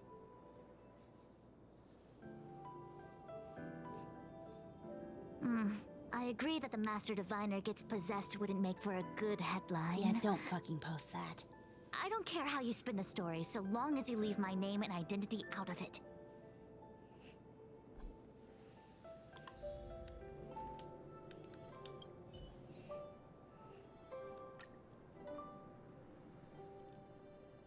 I feel like she has the implication of a growl in her voice. Like she's right on the cusp of it, but not quite actually doing it. Yeah. Please allow me to save my thanks for another day. We won't delay you any longer. We need to go to Fictional Garden and seal Carolum away. Yeah, she has a bit of a rar, but not too much of a rar. Very, very slight rar. Like, she's trying to tell you she's scary, but... Like, look at her. Like, look at her. Like, look at her. She's so tiny. It's amazing. We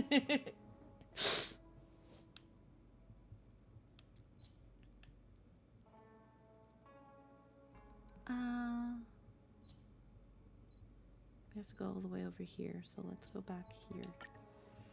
She's like a tiny dog. I'm like a little Pomeranian. Or a Chihuahua. I need to get her and Pringles so I can run Team Tiny. Yes.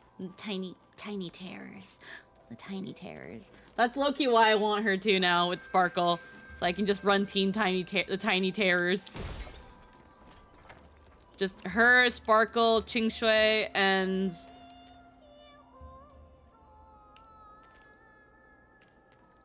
The fuck?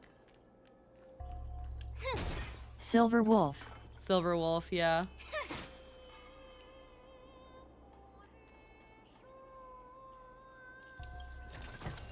Team Tiny Mono Quantum. Guess it'll have Yes. to do.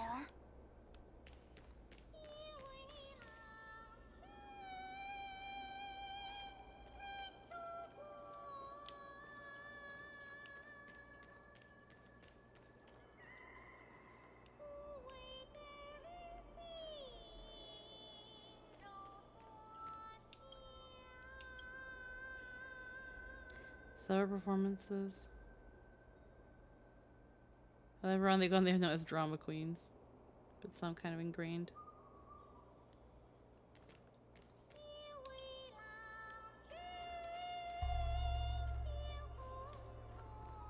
In order to catch Heliobye on the run. This is funny, I can hear the vocals, but it's only around that area. Hey, we're Heliobye, not ghosts.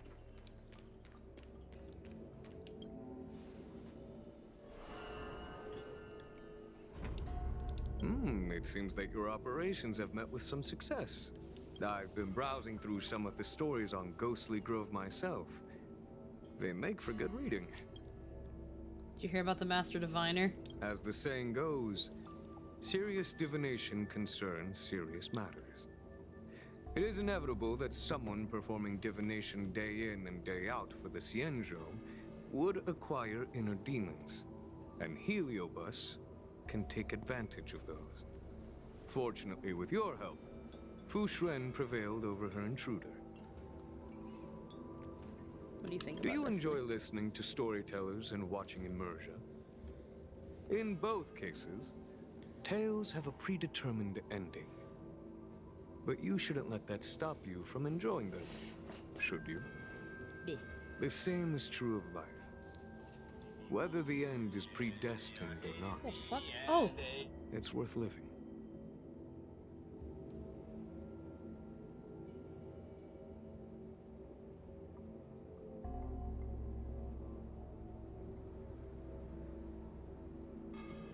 Sorry, my phone went off. The intercom is... I have a delivery in like a... coming in a minute or so. Very well. Miss Hanya is waiting for you by the suppression towers. Alrighty.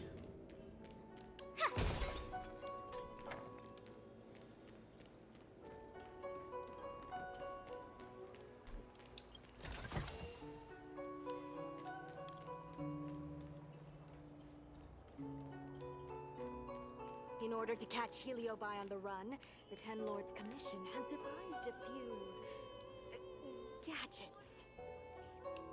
It's only behind. It's only around the this performing house that you hear these vocals.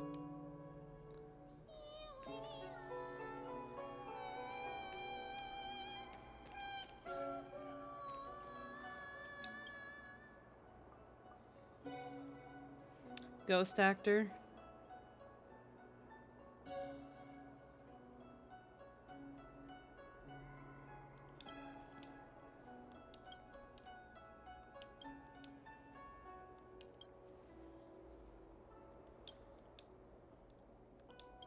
Up. Oh, I just heard the knock.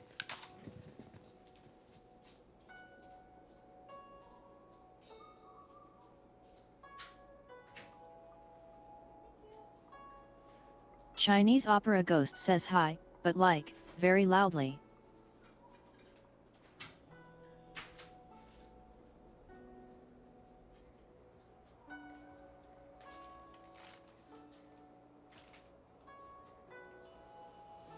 Baby.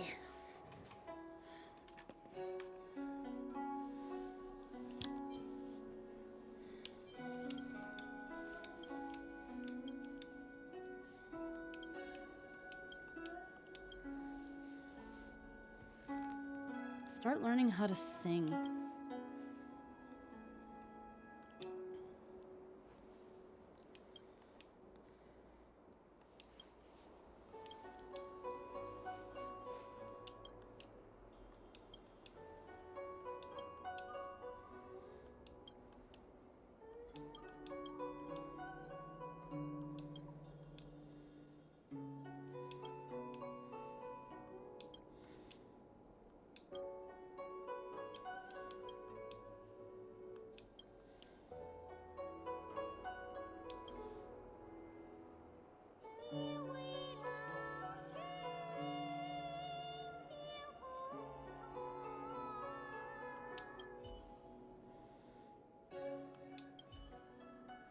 Okay.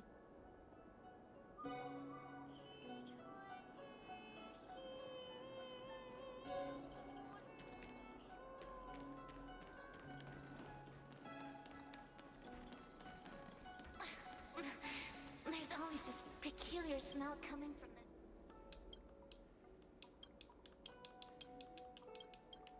Oh, frick.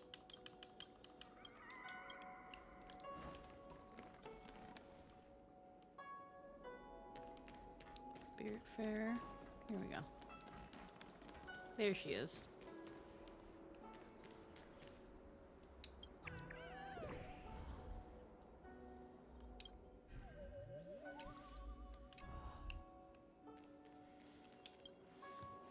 On behalf of the Ten Lords Commission, I commend you for your great service in resolving the Divination Commission crisis. I will honor all of you before the Ten Lords. Thanks, Madame Hanya.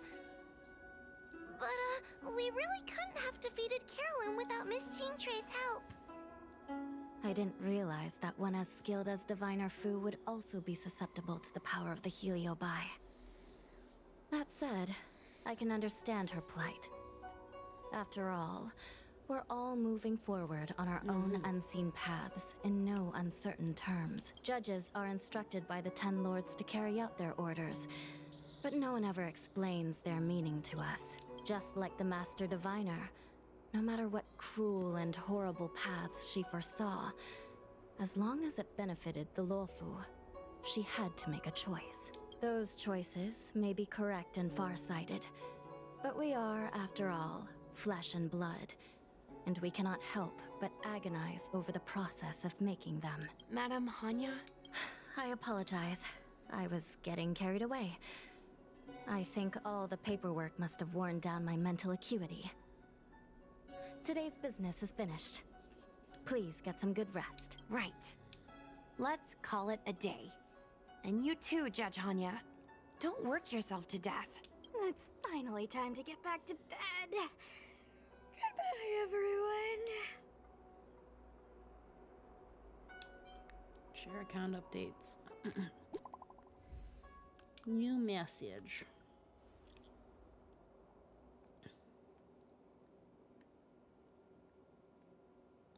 This message from someone accusing me of plagiarizing their shop review videos. If there's no statute of limitations for plagiarism, whether I upload the video 10 years or 100 years, it should still count.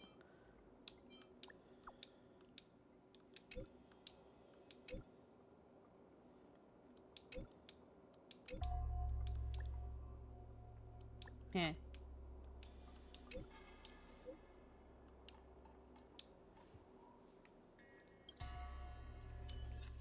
Alrighty.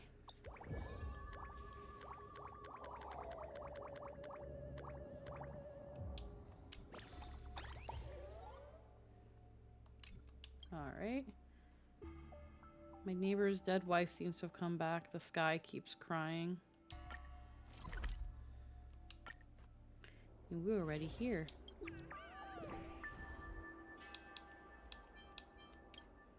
Alrighty.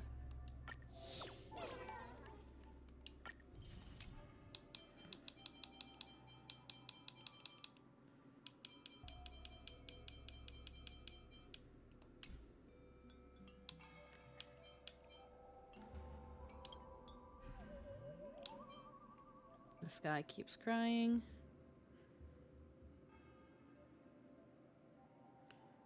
My neighbor's dead wife seems to have come back. Begin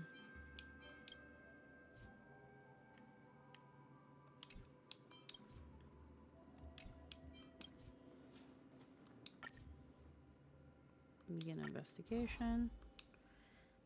Fam, have you seen this news? This is huge. I already thought of the pilot for the next ghost story. The title will be... Yeah, not bad at all. You're pretty good at this. In my opinion, a heliobus should be behind this incident too. Do you remember the Cirrus family... Wow, I can't read today. Do you remember that the Cirrus... Wow, I couldn't read. Possibly is originated from the fleeting fragments from back then Tail must be among them. Is it really a heliobus causing trouble in the sky? Who among us can fly? I'm sure the Ten Lords Commission has a way, right? What? Being a judge of the Ten Lords Commission doesn't really let you fly. This is bothersome. If the heliobus fragments are hiding in the sky, are we supposed to wait for them to fall? Let me think. What should we do? I have an idea. Can you come with me? I've thought of something. I heard from Hanya that Huehua has been very good at organizing the props of the Ten Lords Commission, so she's no less of an expert. No, don't praise me like that. We'll get to work then. Contact us if you have any questions. Alrighty, and then there's the other one. Can I only do one at a time?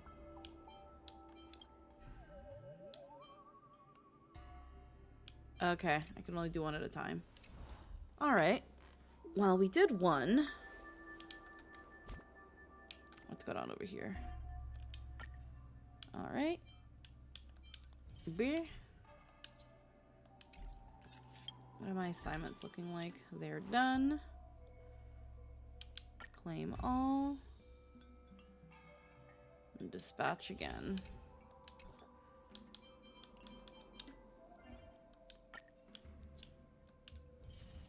Perfect. And then achievements. Enemies with the usurp anomaly failed to steal 5 skill points when attacking. Okay.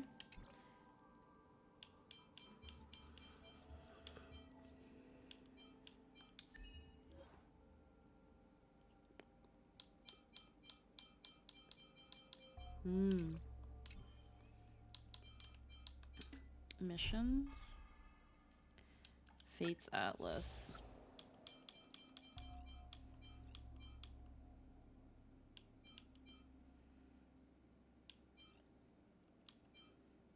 In the withering wintry night. In the sweltering morning sun. Top cloud. Sound of the fury.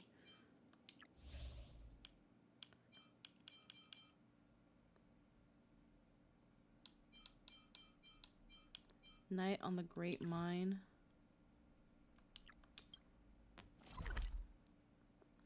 We have all these side quests they want us to do. We'll hop off the ghost stories for now. Let's see what Fate's Atlas wants us to do.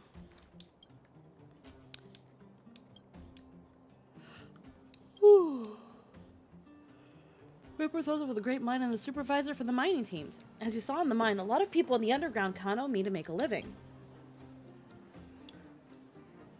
When you supervise the miners, the team leaders are responsible for supervision. My job is to coordinate personnel and arrange work schedules. My presence down in the mines will only hinder the miners' work. Why make anyone uncomfortable? By the way, I heard that you were working for Wildfire. A kind reminder for you, Oleg's group takes care of their own, but their pockets aren't deep. Feel free to come to me when you have any financial problems. Heard you're looking for me. Yes, there's indeed something we could use for your help for. An elderly minecart operator intends to retire, but he's not really hitting it off with his current apprentice. I guess you already know what I'm getting at. If the apprentice can complete his training, then the master won't be able to retire in peace. So I'd like to ask you to assist instructor for the not-so-bright apprentice. His name is Sampo. Relax. While the title is assistant instructor, it doesn't actually require much technical know-how. That senior minecart operator is very capable, but he has a bad temper and can be very stubborn. Things would be good if he had a gifted apprentice to begin with, but that's sadly not the case right now, so please find a way to help him. What say you? Can you do me this favor? Not a problem. They usually stay at the vagrant shelter in the mines. I've already told that senior cart, blah, blah, blah. He'll know. Alrighty. Let us make our way then.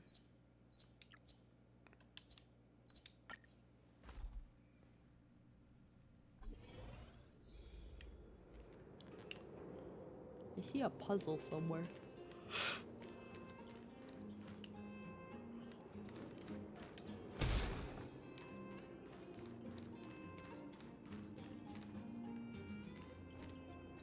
Okay. Watch carefully. This thing is called a turntable controller. You put your hand here and then do this. Just where did you pop out from? Did you need me for something? I'm here to be your assistant instructor. Sonia sent you, didn't she? That girl always makes decisions for me without first consulting me. I've told her many times that I can deal with this myself. But now that you're here, I can't let you just hang around and do nothing. Let's get started. Come give me a hand. Help me set things up. Alrighty. Alrighty. Hey kid, come over here. What do you see what's in front of you? I'm not going to explain how minecarts and tracks work. You grew up in the underworld, so even if you've never seen them before, you probably heard of them. Yeah. The thing you need to pay attention to is this, the track controller. The principle is very similar. Operate the controller like I just told you, and the disconnected tracks on the turnout will be connected together. After that, the geomarrow light on the light track will light up. You can then use this to judge which direction the minecart will go. You look like a thirsty bitch. Then comes this blocker. As the name implies, the blocker will block the route of the minecart. If the minecart is stopped by one of these, then the only thing we can do is send it back to where it just came from. All we need to do is plan out the path and adjust the track direction through the controller to push the mining cart to its destination. That's it, I'm done. You just groaned and moaned and didn't say anything, so I'm not sure if you're getting all of this. But I have a way to test you. See if the test rig has been set up for you. Show me how you go about operating it. I'm not sure about this. What do you mean by that? Well, it's way too hard. What did you just say? Like I said, it's too hard. How should I go about it? I don't understand. How many times have I taught you this already? When we talk about the theory, you seem to be pretty onto it. But why is it always a cop-out when it comes to the real thing? Anyway, any shred of intelligence should have mastered... Oh my god, I can't read. Anyone with any shred of intelligence should have mastered this a long time ago. Operate the controller, change the track, move forward, operate the controller again, and then reverse. What's the difficulty in that? I still can't figure it out. Brat, you're trying to send me to an early grave. You come here, show them how it's done. Anyone half a brain can do it. I don't get it either, hee hee. Nonsense, this is why Antonia sent you here in the first place. Let's get started. If you want the minecarts to be reset, feel free to talk to me.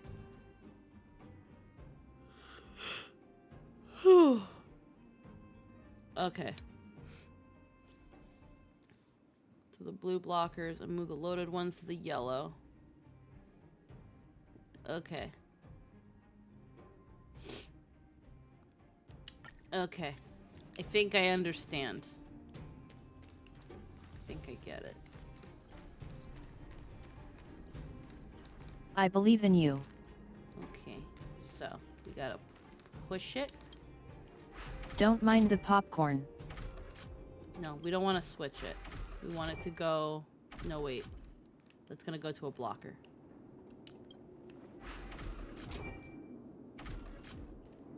And then we want it to go to the blue one to load it. Push.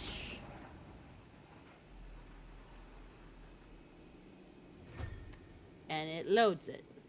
Blue to load, yellow to unload.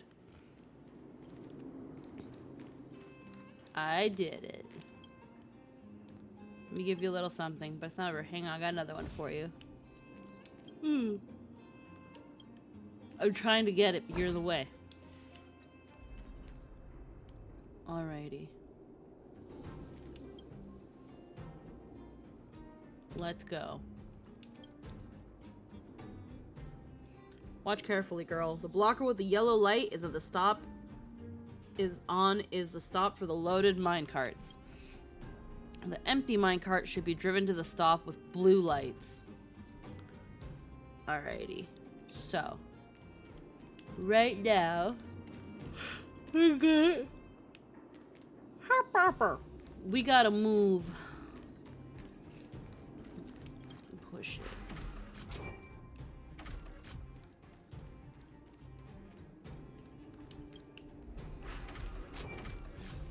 Alrighty.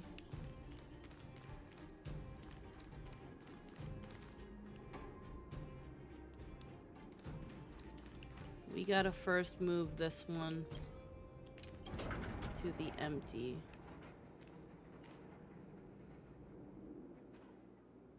No, fuck. Hold on.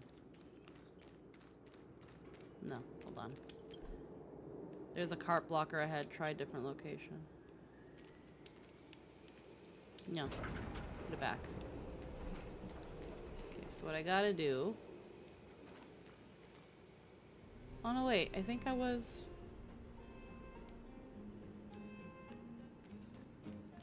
Okay, so first off... No, because I'm thinking, do I have to move that cart first and then... Okay. No, wait.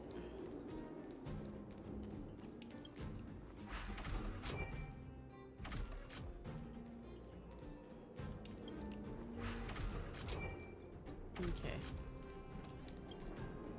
There's a cart blocker ahead. Yeah, so we don't want that. Okay. Okay.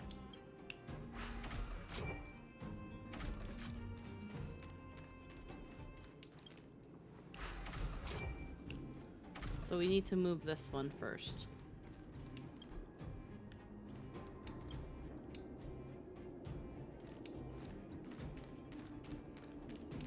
Push it.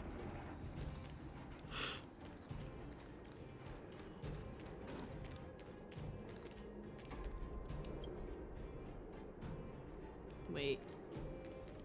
Hold on. Can we reset it? I think I like lost my place. Yeah, can you reset it? Yeah. Okay.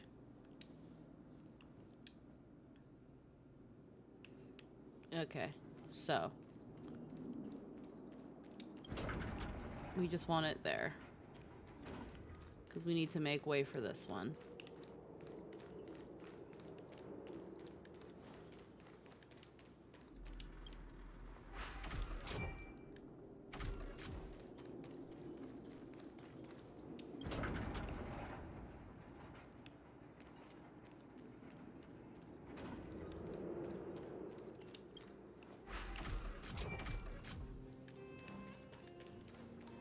And then push it.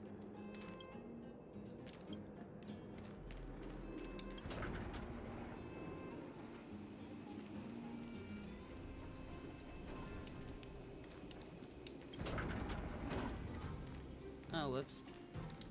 B.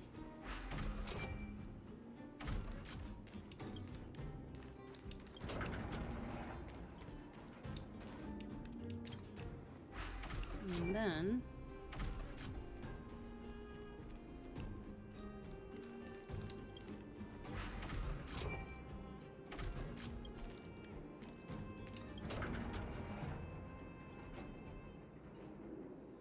bam. Did it. Operate the controller, change the track, move forward. That's not right. How does it go again? I wasn't talking to you. I was talking to the freaking man. Let's see. Smarter than this kid. Take this reward. Okay, what do I do now? Menu's all sorted. Yeah, let's go. Watch carefully, girl. The blocker with the yellow light is a stop for the loaded mine carts. If the cart needs to be geomarrow, it needs to be moved to the next stop next to the geomarrow pile first.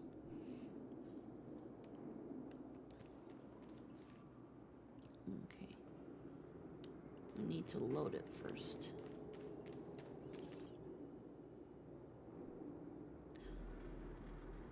Has to be...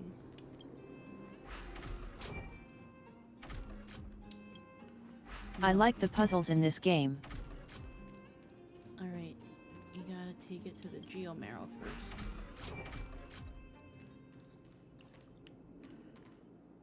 Okay.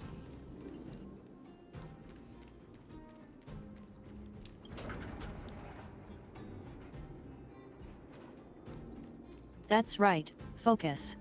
Achieve wrinkle. Let's see. No, maybe we gotta push it. It's gotta go forward.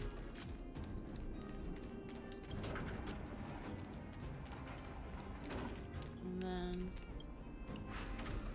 you move it and it goes to the geomarrow where it's gonna be loaded. Or not.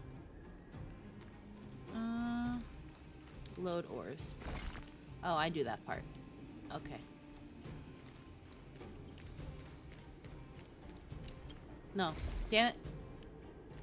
Load. Push.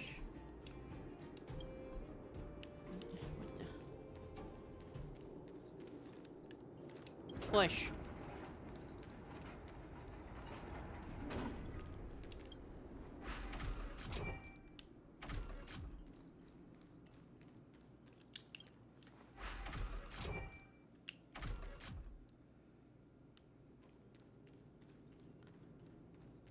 I don't think it's gonna turn like I think it should, but it's... yeah, no, I have to let it go all the way back. Yeah.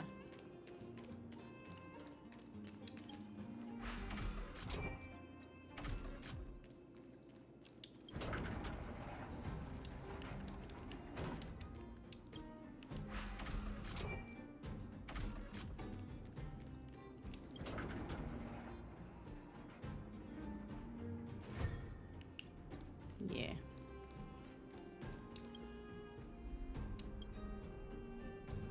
Anyone with half a brain should have learned all this ages ago. It's just a minecart. It gets it's time to get serious. So now you're getting motivated, or are you just slacking off most of the time? I'll deal with my lazy apprentice later. Thank you for the help.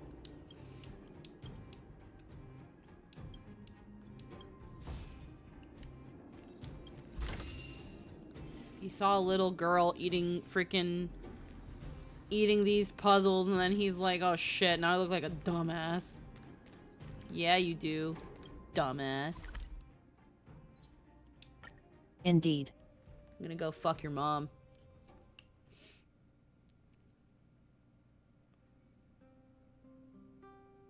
Hey Liomogenes 22. Hi, Lime.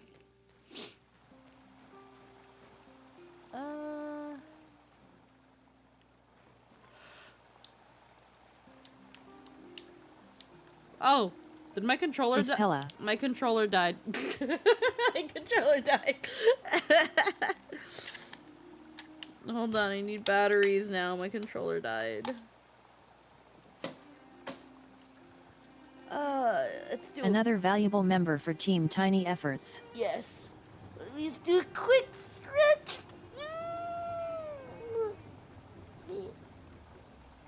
I'm tired. I didn't have like coffee. I had decaf. I can probably get something. B. Alright, let me get new batteries for the controller first.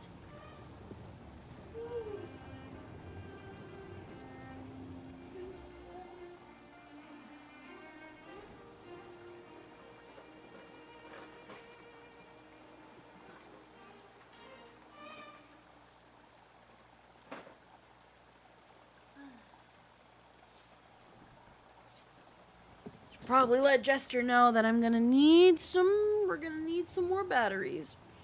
Apparently the abyss of sleepiness had caught me. It's the second time today. Oof.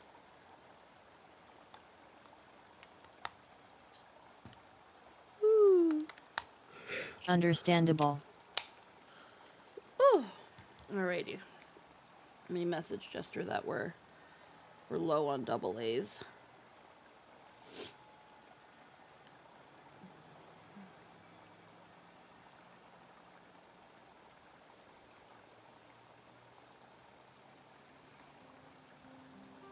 Alrighty.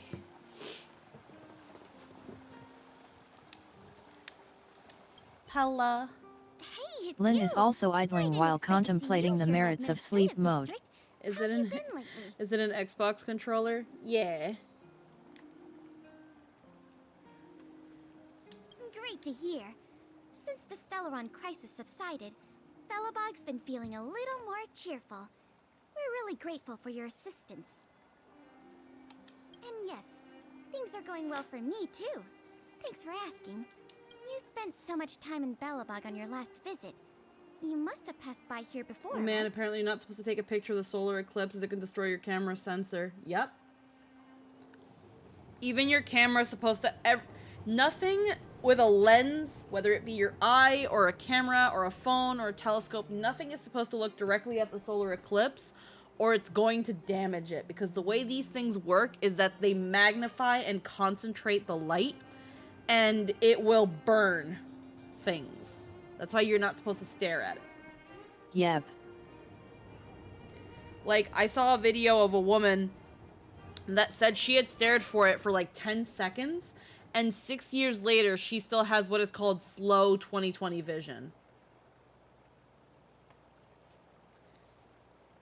Where now she sees everything, what does slow 20/20 vision mean?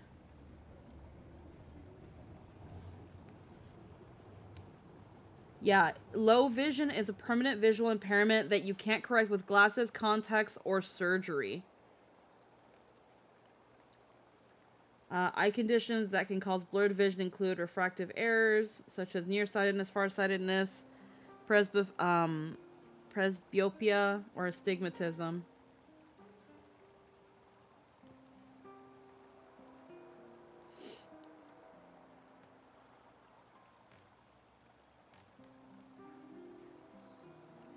Damn, not surprised. It's a serious thing that you shouldn't be playing with.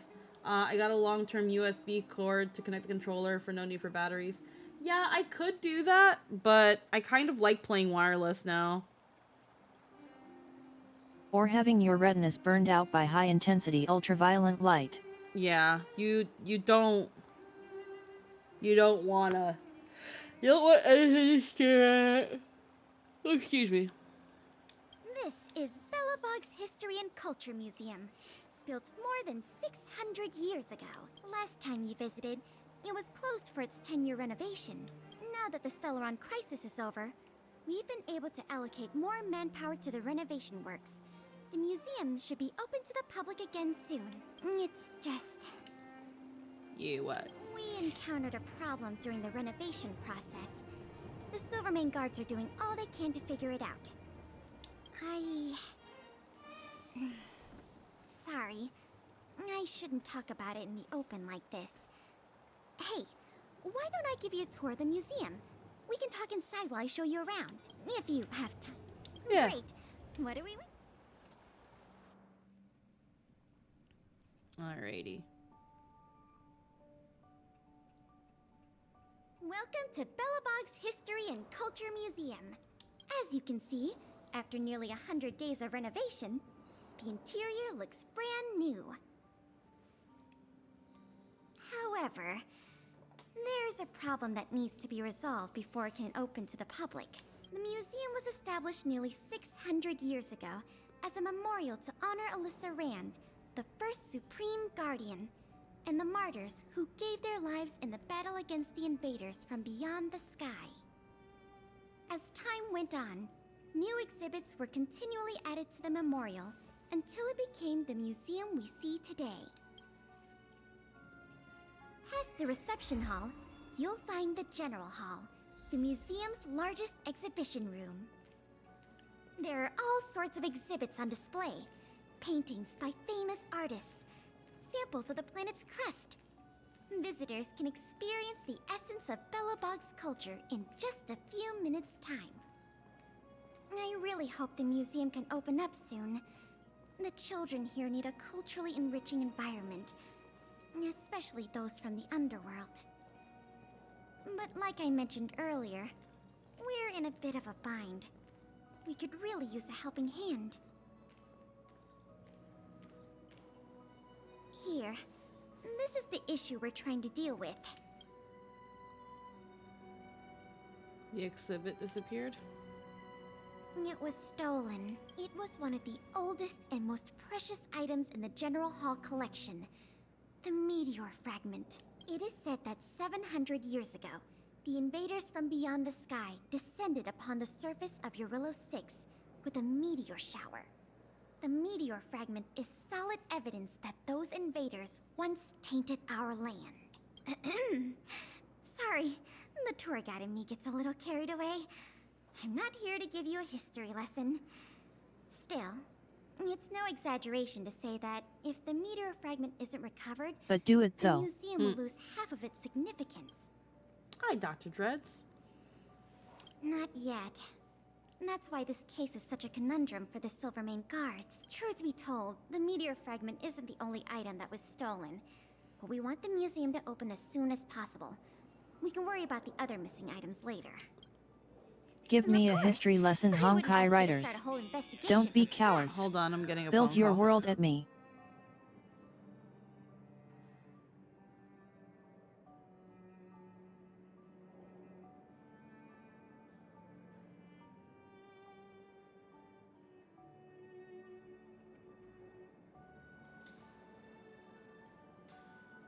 Hello there, Dr. Dreads.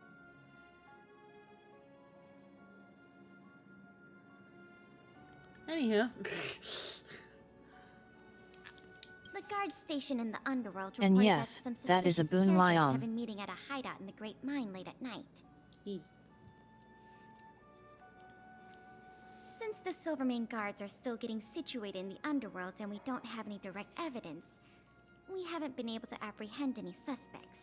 But if you were to go there yourself and ask around, I think we could gather a lot of useful intel. So, would you like to help solve this case? Yeah. Excellent. Just as I expected. Short, sweet, and decisive. To the underworld it is, then.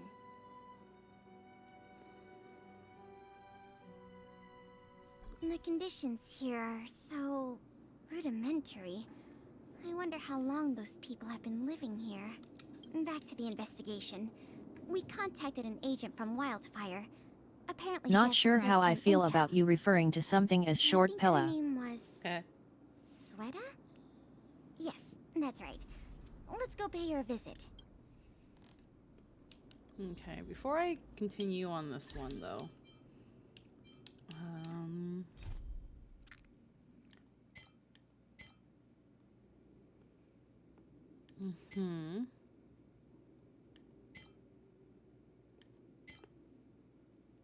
Okay.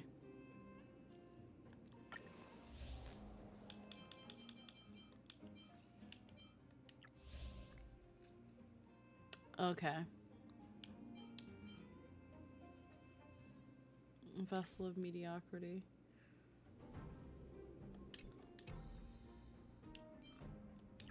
What am I on then?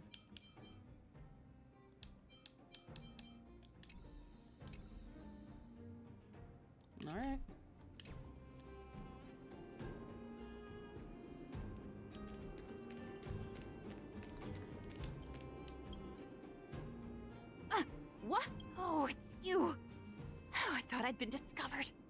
Let's try not to make a commotion. You never know who's listening. That bad, huh? How many exhibit thieves are there? A lot. I don't know if you're aware, miss, but any intel that makes money spreads like wildfire in the underworld. Travel between the overworld and the underworld has been open for some time, but not everyone down here can take advantage of that opportunity. The majority of underworlders have to stay here to feed their families. From what I hear, smuggling museum artifacts is a lucrative enterprise. If I wasn't working for Wildfire, I'd be tempted to get in on the cash myself. Not for certain, but I've heard some rumors that might be of interest to you. I'm all ears. Firstly, the group in question has a very public presence. They post recruitment notices all over the street. If you can find a notice, you might be able to glean some clues from it. Secondly, they're rash and careless in their work. They've been seen carrying large crates of illicit goods around the mines and selling them out in the open, without even trying to hide anything from the miners. Thirdly, I heard there are children in the mines that might be involved. I haven't had the chance to look into it, but keep an eye out. I see. Thanks for the intel. I'm sure it'll help us crack the case. Well, I'm going to head for the settlement and see if I can get more intel from the locals. In the meantime, do you think you could head out and look for more clues? We can compare notes when you're done. Find clues based on the information provided by Sweta. My daddy made a lot of money this month. He bought me lots of new clothes. Clothes schmoes. He got me a model tram. Bet you haven't seen one of those before. That costs way much more than... Sounds like their parents bought them expensive. If people in the underworld want to get rich.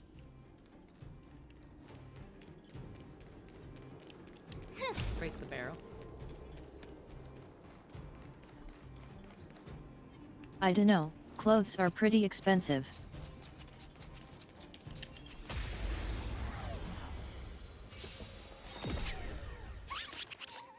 Oh yeah, I gotta put Herta back on my team. Whoops. Turn it up! Did that hurt? My oath is to a solitary wretched and fleeting. Until I will protect all beauty. That'll take more than... Keep up! In yet olden times, it wasn't too uncommon for a noble woman's dress to cost as much as a moderately sized house. Yeah. Rock with it! I'll go...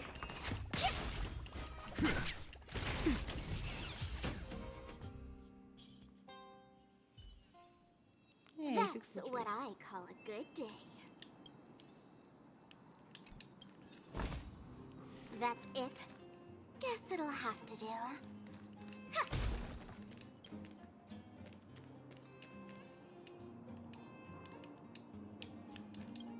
Investigate.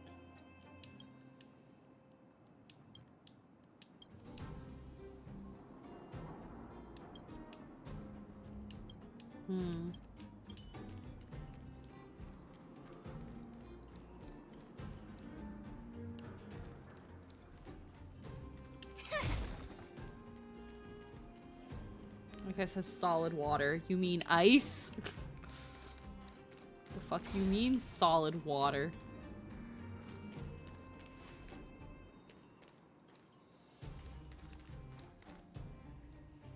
Beep, beep. What are these two doing sneaking around? Beep, beep, beep, beep. Okay. Pretty good crowd today. Turn it up! Did that hurt? Beauty is eternal.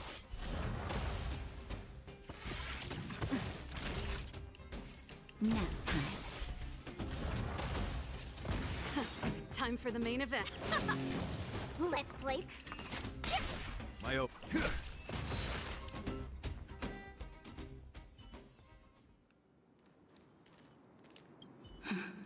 These crates were probably used to store. Looks like I'm too late.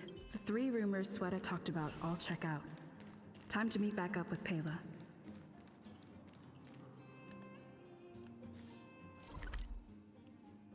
Alright, let's go back just here. B. I exactly a pleasant. I need to remember fat thumb things more than... Huh. Oh good, you're back. Did you find any critical intel? All 3 of the rumors Sweta mentioned are true. I see. I made some progress too. The miners here said they've noticed some people acting strange recently. A few vagrants who almost never leave the Great Mine have suddenly started making trips to Boulder Town. I asked the Silvermane guard station there to go investigate some places of interest. I hope they find something. Hey, we've got some news.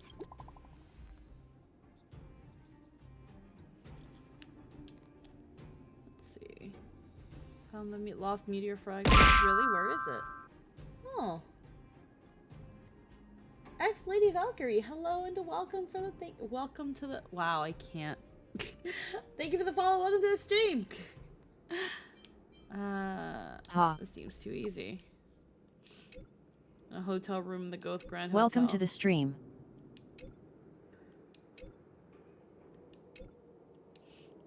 Got it, Miss Pella. What a stroke of luck. I didn't expect to get a break in the investigation so quickly. Come on, let's go to the Gerda Grand Hotel. I hope this isn't some sort of cover-up operation.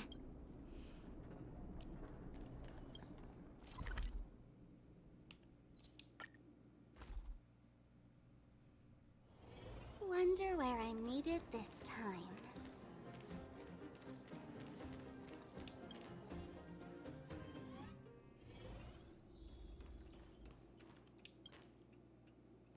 This must be the box. Let's open it. Let's see. The color, the texture. Yep, this is the stolen meteor fragment, all right. Fantastic. It couldn't be a fake, could it? Huh? Hello, Dragon of Eternity with a raid. Hello and welcome. How are you guys doing today? Oh, whoa.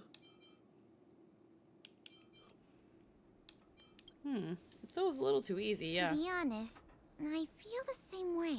Bit sleepy? Yeah, I kind of feel that too. Case, now that we have the meteor Hi, Dante. That's a name I haven't heard in a long time. How are you doing? Good news. As for tracking down the thief, wow. I'm afraid it'll be a long-term project.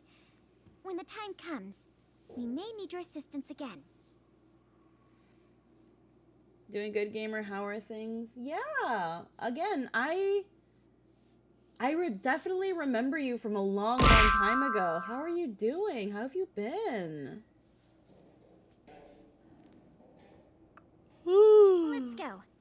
We need to take this item back to the museum where it belongs.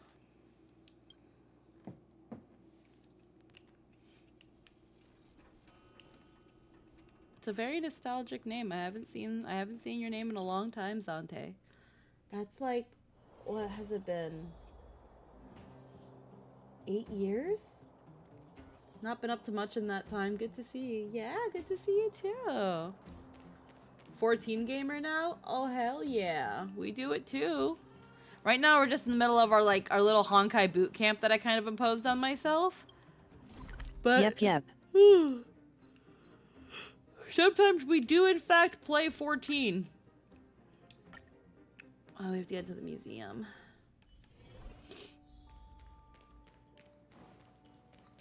Return the meteor fragment. You can find us on Sargatanas.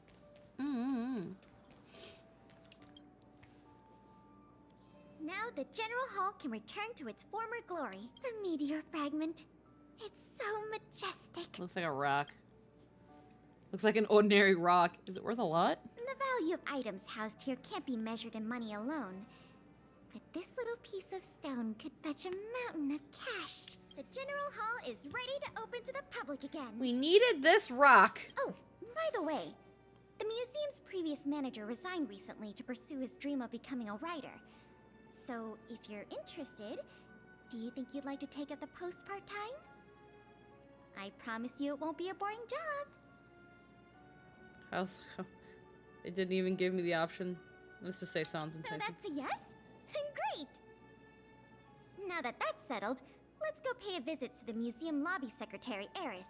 She's a talented worker and can tell you everything there is to know about museum matters. Stag? Yeah, Emerald. You remember Emerald, right?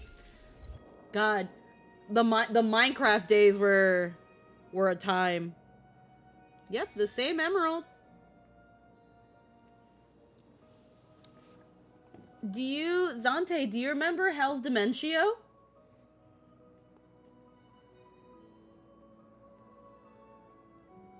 I do. Hi, me and him are together now. Me and him have been together for almost 10 years now. Nice. Yeah. Hold on, let me quickly shout out.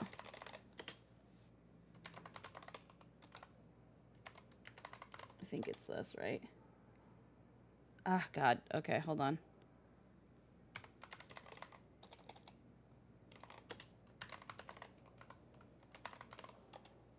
Minecraft dating be wild. We just kind of all started like talking more, and then yeah, no, I mean, we don't play Minecraft as often, but like it is funny considering that we met through like Minecraft. But yeah. I guess for those who don't know, Zante was And don't worry, you have no idea who I am. Zante was someone from way back when I was still with Logan, and he had a Minecraft server called Studio Tumbleweed. And people like Dragon of Eternity, Emerald, Zante Prayer, there were some pretty notable members of that like little Minecraft community we had. We had a lot of fun. Those were, oh my god, it was so long ago. I miss those old days. They were a time. A lot of fun with that Minecraft server.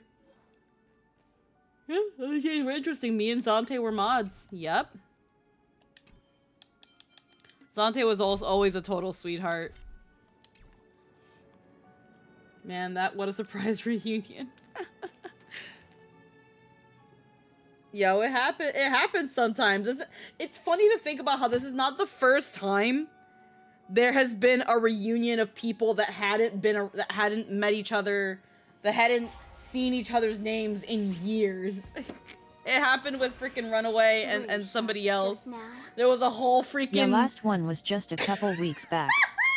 Just a whole big reunion. It was like, wait, are you this person? I'm that person. And it was like, oh, it was so great. Studio Tumbleweed reunion would be funny.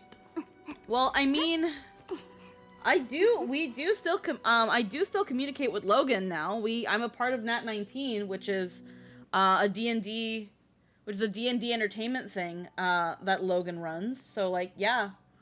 And we kind of keep in touch with Mr. Unforgiving Fox. It's very few and far, but we are definitely in touch with him and his partner, Shauna. We still kept in touch with some of those people.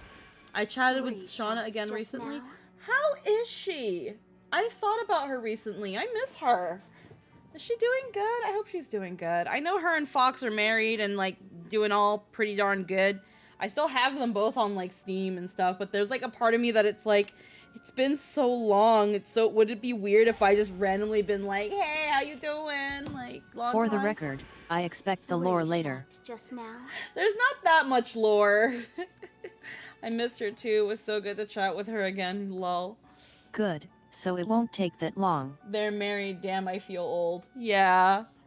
Again, the only real lore, Lynn, is that these are just like, again, Logan decided he wanted to like have a Minecraft server and host it with a couple friends.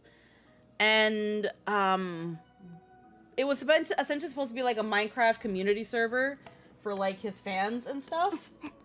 And people came in, people like Zante, Dragon of Eternity, Emerald, Jester, who went by Hell's Dementio, and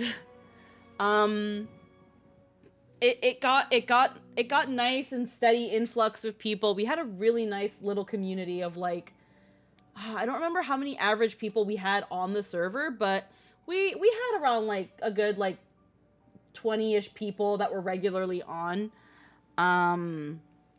And then, yeah, Zante and Emerald, I think eventually became a mod. Zante, Dragon of Eternity were mods. Jester was a mod. I was a mod.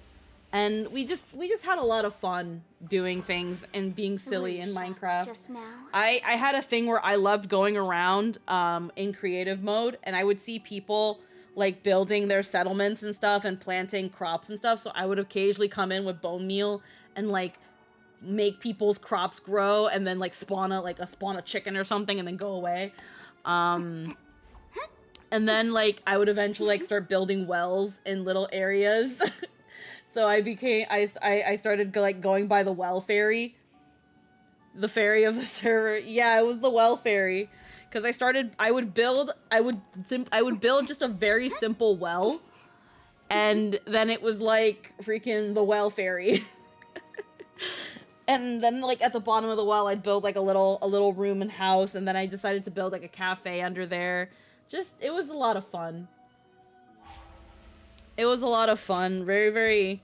When I think back, they're very innocent times. Shot just now. Fox had come in, and Fox was really, really good at, like, not Discord, Minecraft mods that you can put in servers. So we had things like, I can't remember what they were called, but we had things like Honkai, so we can track when people were griefing others. We had, like, an MMO kind of, like, RPG stat thing, so that, like, if people did a lot of digging, their digging stat would go up, and they would get, like, bonuses and extra materials. And all Tristan would do, all Jester would do is dig a hole and build mines. MCMMO, there we go, that one. MCMMO. All Jester would do all day was run off to buttfuck nowhere, dig a hole, and make a huge mine. And when Logan decided that we were gonna have like a little coliseum, a little like arena thing, Jester comes in with full-blown diamond armor like the second day we had the server. It was very, very, very, very quickly.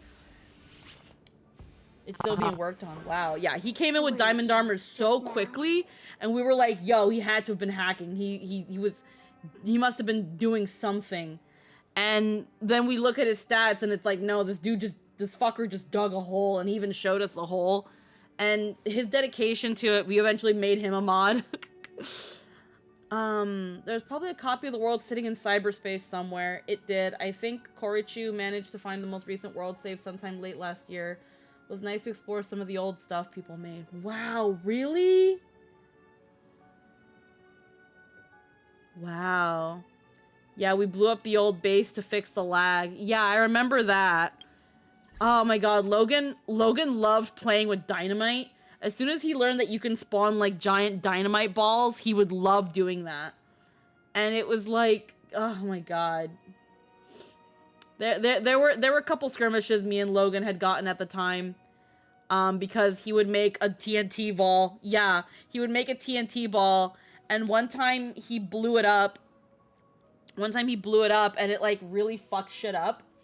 So then when Fox tried to undo the damage, everything kind of came out. Yeah, it dropped the frames horrendously.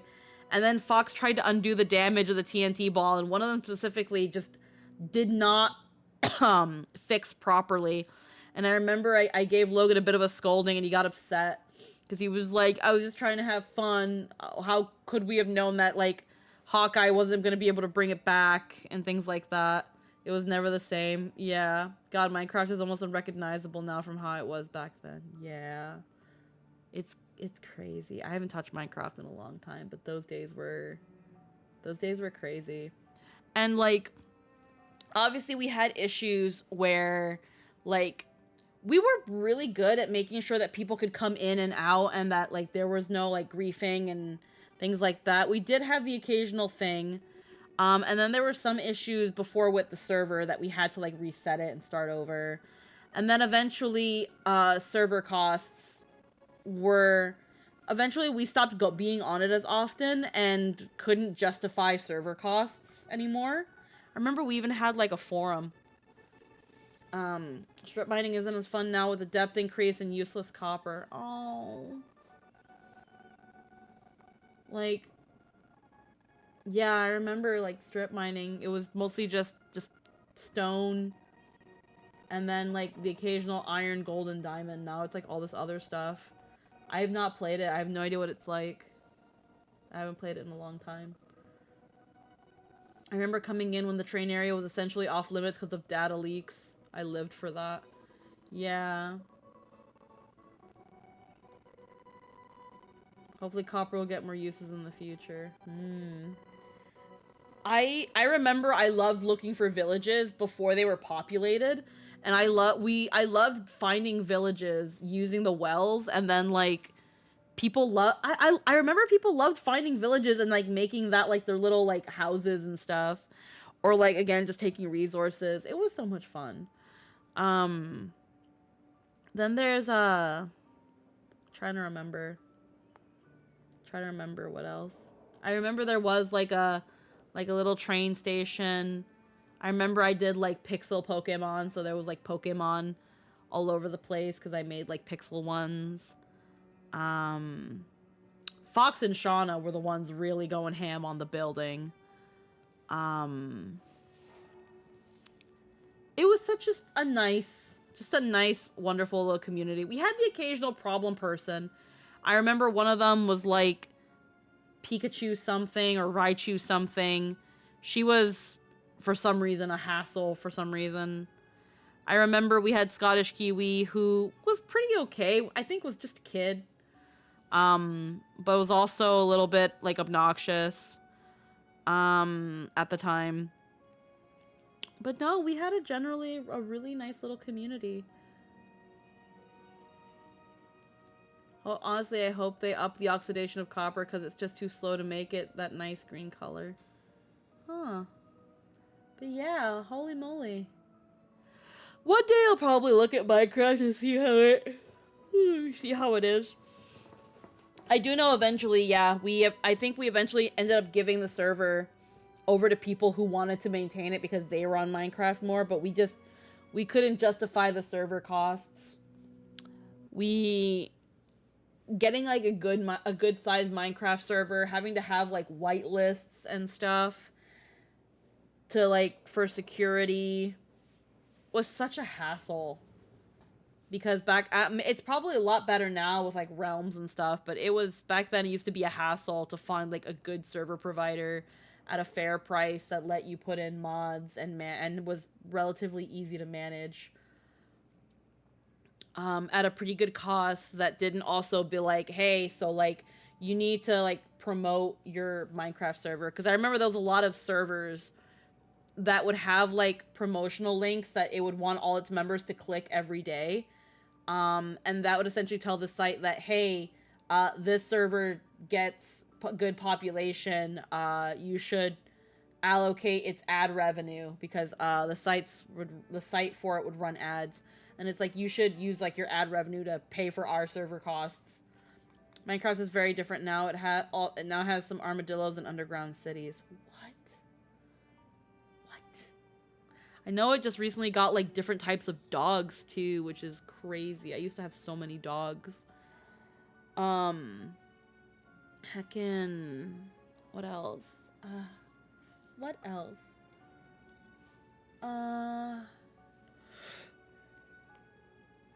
Excuse me. I remember after giving the server away, I can't remember who exactly we gave it to. I hope they took care of it for the time that they had it. We just kind of ended up doing our own thing. There were times where we tried to have like little private Hamachi servers. I tried to host my own little Hamachi server just because I wanted to play Minecraft with friends. And then it became a thing where like everybody wanted to be on the server all the time, and I was just running it on like my laptop.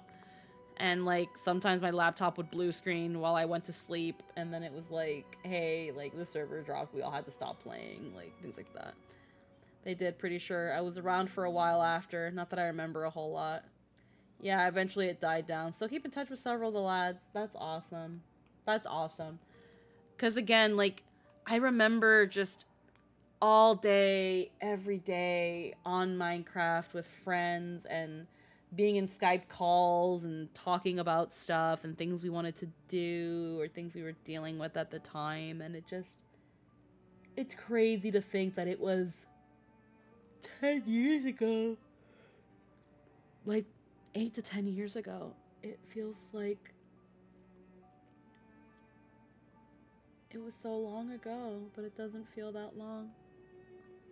I remember at that time a hacker came in and I pretended it was my birthday trying to get him to stop, and the dude did. I know. Wow.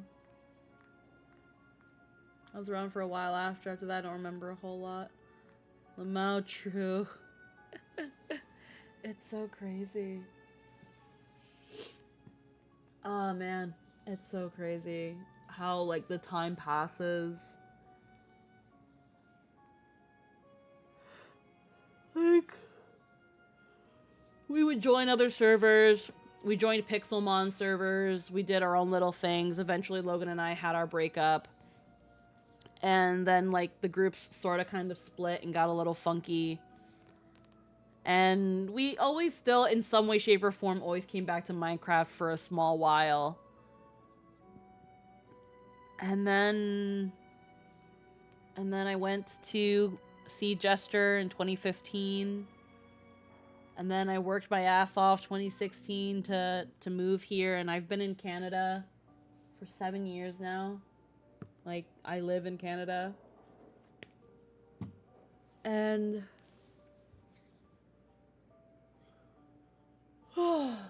it's funny because I would have never imagined back then that this is where I would be.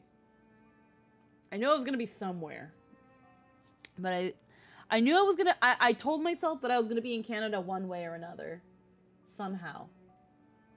But if me now told younger me that, hey, that relationship isn't gonna work out. You're gonna take time to yourself to figure yourself out, kind of. You're gonna finish college, work 3 jobs, and then move to Canada to be with that other guy, that other guy with the nice voice that you would poke fun at, and everybody would be like, is the baby of the group, because Jester was the baby of the group, and like you're gonna be with that guy. And all the other bullshit in between. I would have been like, what?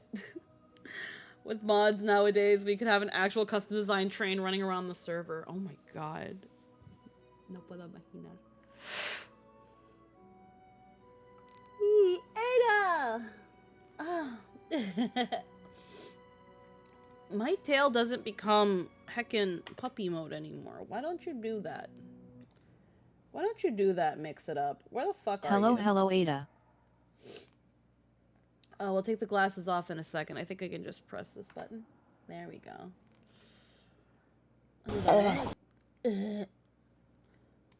Let's see. Where's my puppy mode? You're supposed to...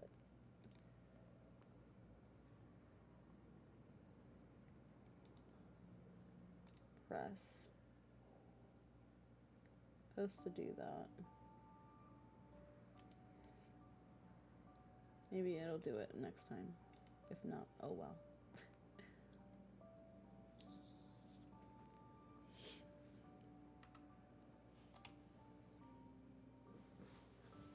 Alrighty. Oh, wow. But yeah. Nostalgia aside. Oh wow, I forgot I did. Oh goodness, excuse me. I've had decaf coffee today, and now I'm seeing that was a mistake. I should have let myself have some caffeine. Either way. Let us continue. Wow, what a trip down memory lane. Oh. Hi. Allow me to introduce you two. This is Eris, our secretary. And this is the savior of Belobog from the Express. I'm sure you've heard her name many times already. Oh yes, I've heard so much about you. It's so nice to finally have the pleasure of meeting you. You're very pretty. In Nice to addition meet to her secretarial duties, Eris is also a student at the Bellabog College of Art. She's very knowledgeable about the museum's exhibits and their history. Eris, starting today, she is going to be our museum manager.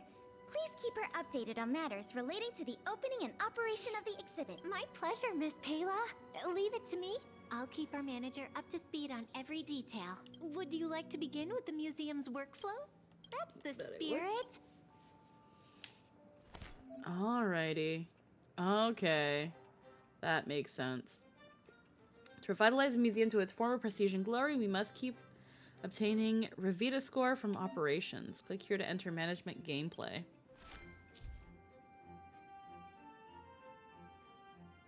The museum's revitalization stage. I'm so tired I can't read. And obtain Revita score is shown here. Management benefits are influenced by two priorities. The museum is ranked, the more benefits it will bring in. You can trust Pella with managing the general hall.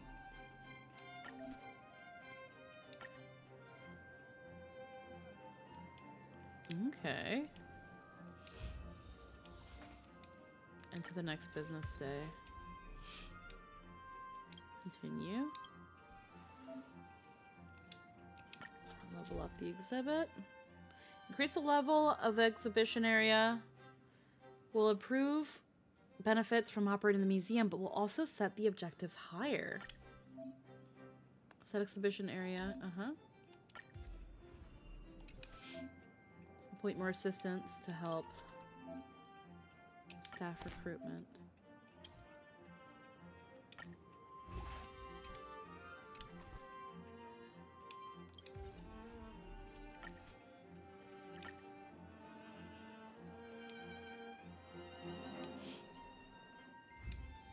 Okay.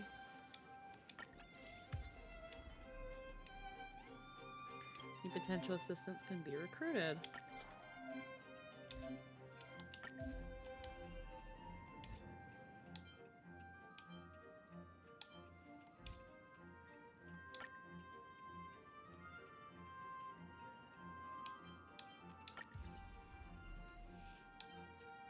Alrighty. Staff recruitment. Okay, well, we can't do it right now, so.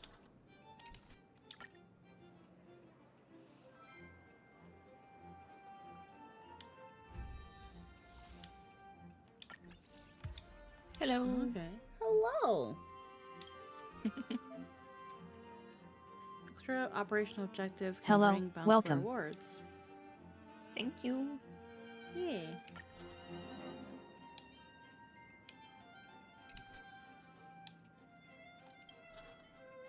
Oh, the museum event. Oh. Yeah, I've never done this one. Ooh.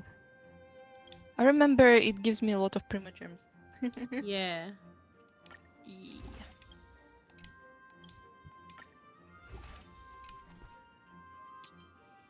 Let's see. Balanced, pretty balanced.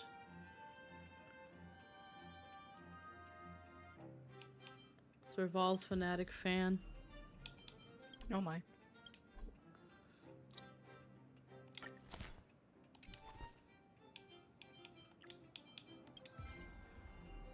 There we go.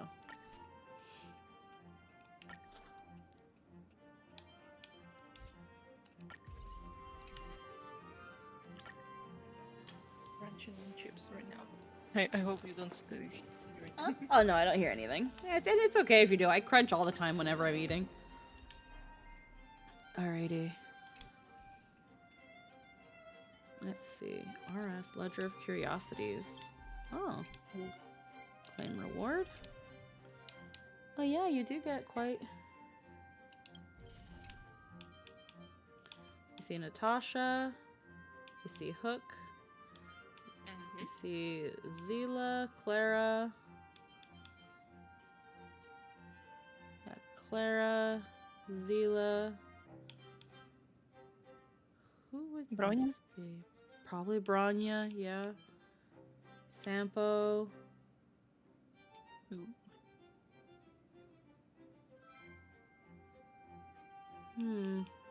Luca.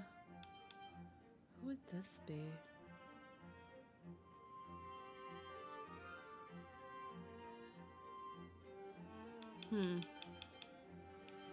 Because that's Natasha, Hook. That one's Zila. This one's Clara. That one's Branya. That one's Japard. Who is this with the little wingies? Serval. Oh, yeah, Serval. Yeah, that makes sense. That makes sense. That took me a second.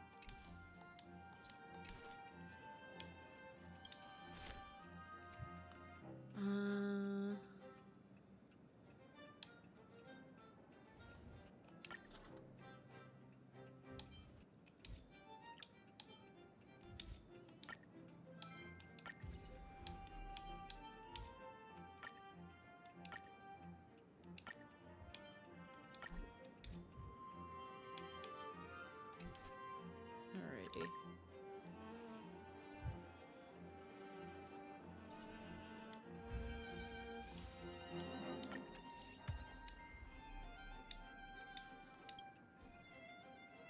Let's see. Level up. Replace. Staff recruitment.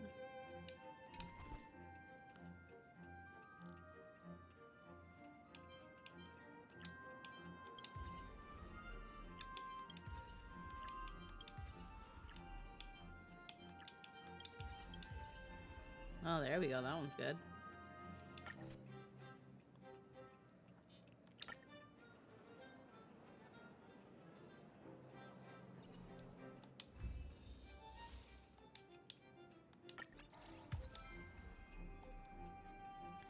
New potential assistants can be recruited.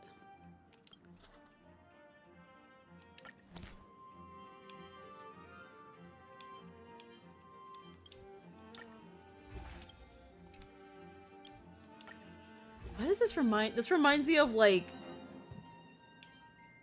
What does this remind me of? This sort of thing. Replace Pella. In a mobile game. Yeah, no, a very mobile game. Yeah. It is a mobile game, after It is a mobile game, but this is a mobile game. The mobile game, you see weird ads of. That's actually not that crazy at all. Yeah.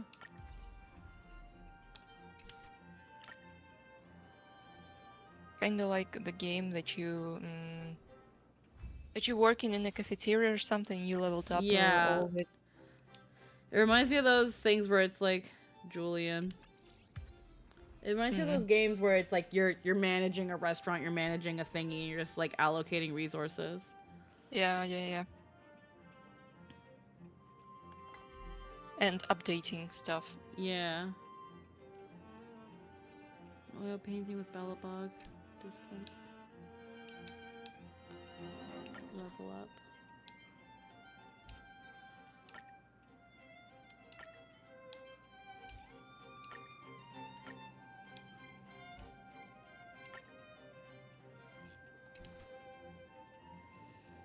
Can't really replace anybody at the moment.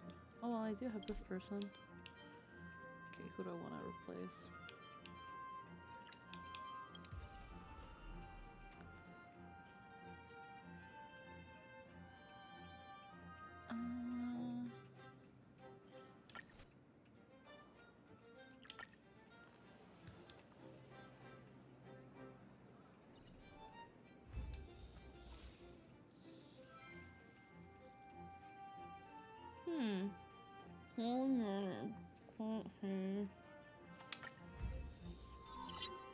Paula seems to be looking for you in the general hall.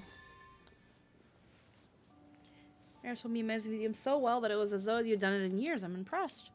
Plan to open the external to manage the cost, but now we're doing so well it's time to open the internal area to the public. Alrighty. I do. Welcome to the museum. Museum management.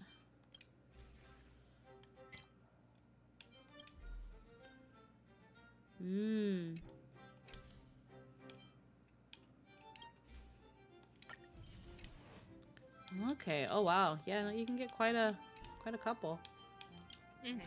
Alrighty.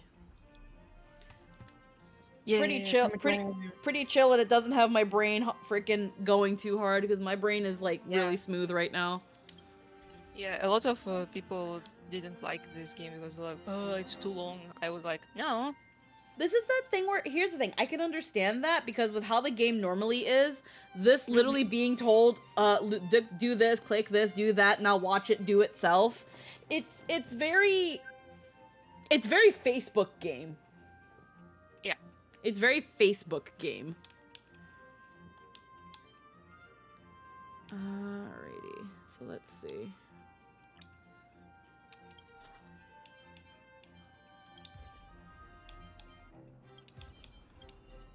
Okay, we can have these guys here.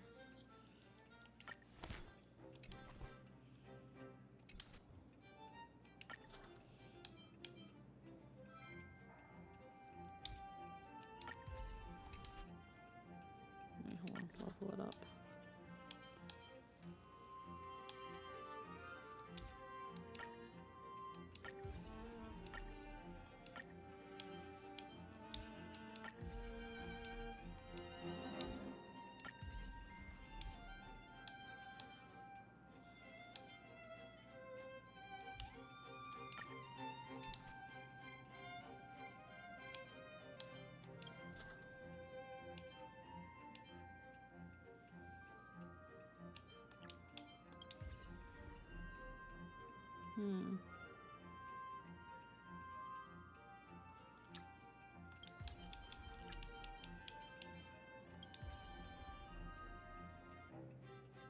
Educational value.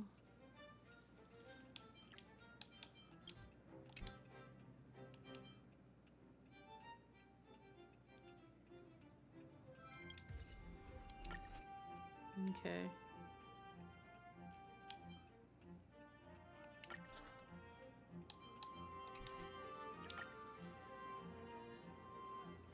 From Walking Dog, did I miss much? Nope, we're just chilling out. Okay, next business day. Let's see.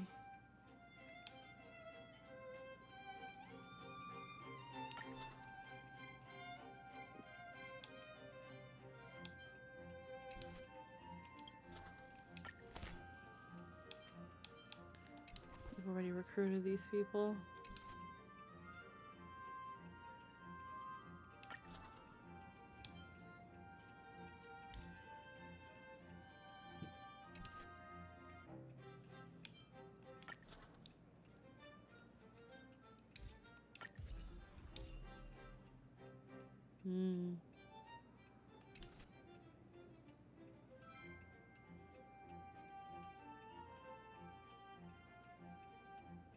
Okay, I see what happened now.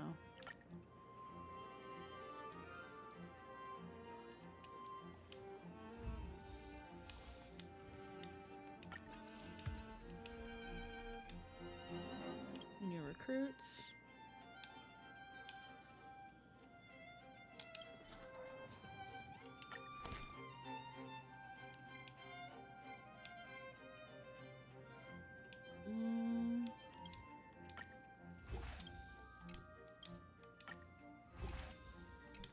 Alright, let's see who we can put here. So we need to up our tour duration.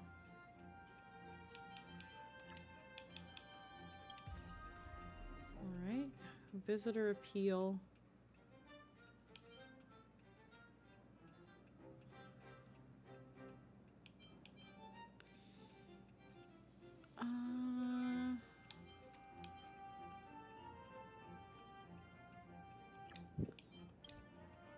No.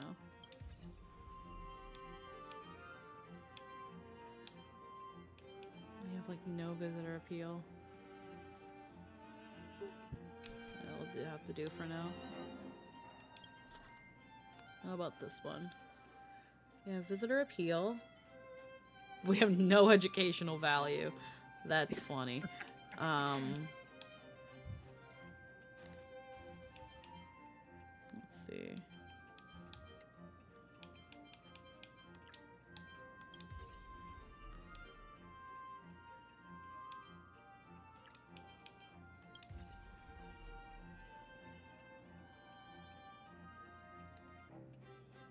Hmm.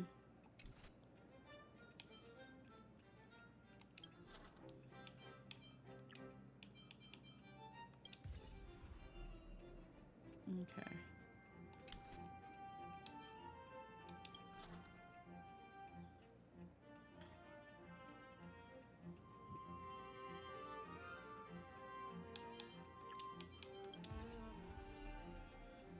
Okay, we can probably deal with that.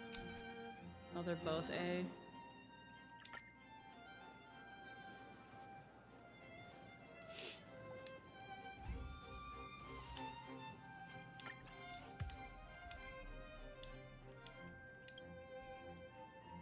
Hmm.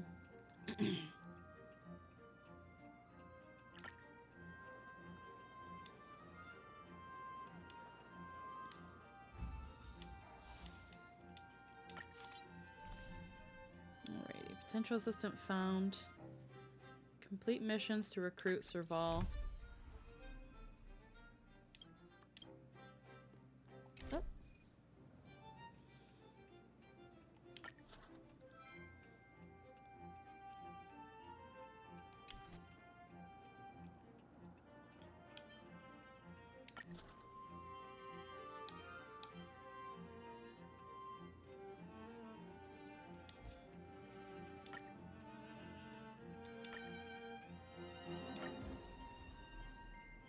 There we go.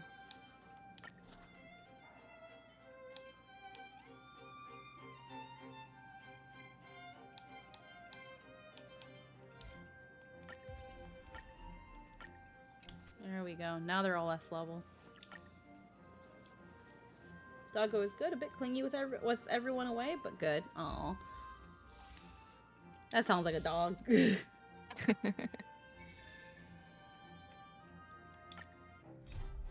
Okay, it actually, like, gives me a mission. Okay. I see. Go Exalting Sanctum and speak with Bailu. No, that's not what I want to do. I want to get Serval from my stupid museum. How's your doggo? The puppy? I don't know if you're asking about my dogs or Zante's. I don't have dogs anymore. They both lived out their lives. Oh.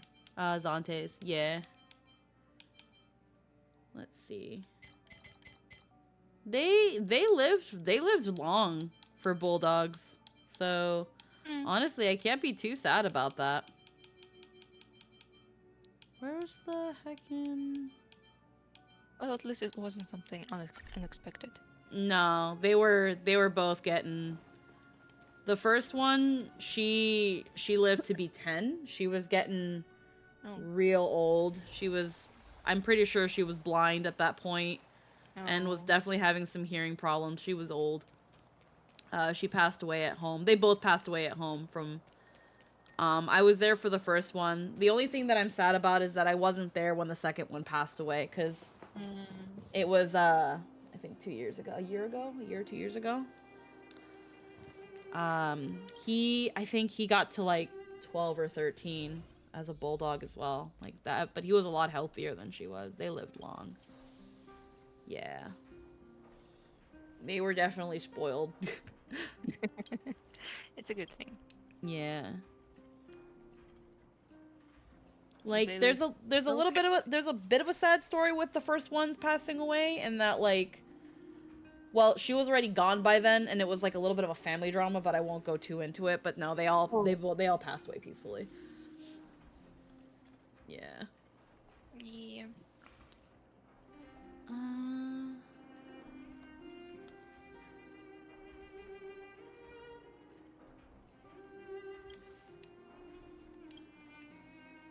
I only have a cat, and I'm already kind of have an anxiety that he's pretty old, so yeah, it could happen. They can live pretty long though, as long as they're a house cat. Yeah. Oh, he is a house cat. But he have some kidney problems, and yeah, he's 13 years old. He's pretty old already. Yeah.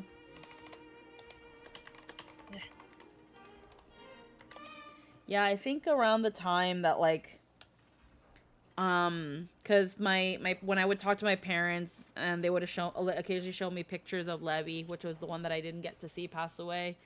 And like I remember I visited back in 2019 and he was still pretty good, but he was definitely starting to show his age in some spots. And the last couple photos they sent me of him up until he passed away, it was like, yeah, you're getting old, buddy. You're getting old, puppers. He was a good boy. He was just a baby. He was a potato. Forever baby. Yeah, no, he was a huge baby. He would cry for everything. Oh. Yeah, he would cry for everything. He would want attention. He would want food. You hear his and he was so whiny. He was such a whiny baby. He was so cute. He was just a and because he was a bulldog and he was like mostly brown, so like and whenever he would go to bed, he would like curl up. He would go into like that little like dog curl, so he would just look like a potato. It was so funny. Yeah, I never owned a dog, but Yeah. They're cute. Yeah. I probably would never own the dog because it's not my kind of temper to walk with them. And, yeah. But I like to have friends with dogs. There are definitely some more low maintenance dogs, like bulldogs. You don't need to walk them. You don't need to walk them. You can just play with them for a little bit, and that's their exercise. They're not meant to go long stretches of walks. Whenever we did take them for any semblance of a walk, we mostly just took them we mostly took them across the street. We took them down the street, and then we took them to the park. And the girl, she didn't like being on the leash. She hated it. She would lay down and be all moody, and because of that, because it was such a hassle, we would just play with her a little bit, run a couple laps in the backyard and like front and like the house, and that was more or less her exercise. She was always pretty good weight and sometimes even a little underweight. Definitely more underweight as she was like getting to her last legs, but she was always pretty good weight wise. Lebby was a potato for most of the time, and then we started taking him out once we realized that he actually liked being on the leash. And then he started associating the leash with going outside and going to the park and getting to roll around in the grass. So whenever we had to like maybe like tidy up the dog area with like where we kept like the leashes and harnesses and dog food and stuff, we would have to make sure that he didn't see us grab the leash, or else he would get excited because it meant he was going to go to the park. So but he absolutely loved it. He loved going out. He would be so excited. And I made sure to get an extra long like leash that retracted and stuff so that he can run all the circles he wants without going too far, or like, because we live by like a pretty good my family lives by a pretty good park, and there was like a little pond that he would love to take laps in, and he would love to smell. And yeah, and then like during the spring, like early spring, there was like that pond, that little pathway around the pond also has like cherry blossom trees, or they're either cherry blossom or plum blossoms, but they get really nice and pink, and then they throw petals everywhere, and it's very, very nice. It's very nice in the spring. Yeah, that dog was a good dog. They were both good dogs. Yeah. Dog I ever known was like the guard dog of my grandma. She passed away. Yeah. Already. Yeah. We have that dog. He didn't have a breed, but he looks a lot like a German Shepherd. Yeah, but kinda wonky because he wasn't like pure breed or something. Yeah. He just have the same color scheme and was a little bit smaller. than the real German Shepherds. Yeah. The kind of giant. Yeah, so he was a really good dog. Yeah. Yeah, All but passed dogs are away good dogs. because, yeah, he ate something and he just died. Oh. Yeah. There was a rumor that the neighbor poisoned him, Oh. but I hope yeah, that's not what happened. I hope not. Except bad dogs. Bad dogs kill the other animals. Yeah. He was a good dog. He was always like in our like place. He could just found the poison like for rats or something and just eat it. Yeah, that's the thing. It's hard to say. But Yeah. the fact that there are people out there that purposely poison other people's pets, the fact that there are people that have genuinely poisoned pets kills me. Like, yeah, horrible people. They're just killers. Yeah.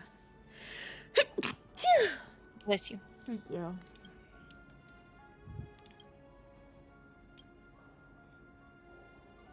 This is reminding me of my old dog taken from us too soon. Oh, they're always taken too soon. You're never ready to let them go. Mm-hmm. You're never ready.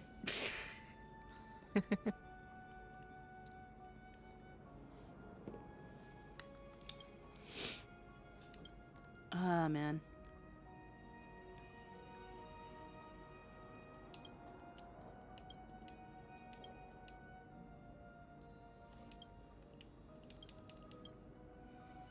Alrighty.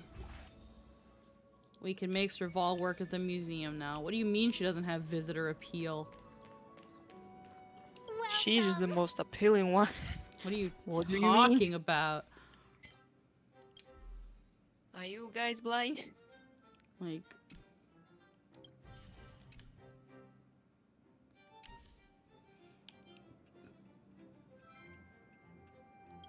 Oil painting part 1. Exhibition collection. Find out more about the situation from Ulden.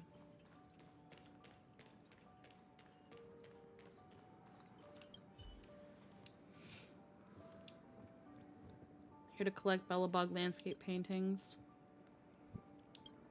Sorry if I brought the convo to the word Kata. Oh, no worries. No worries at all.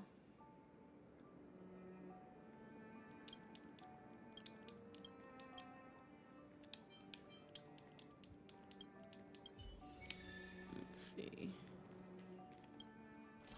Urillo, snow plains.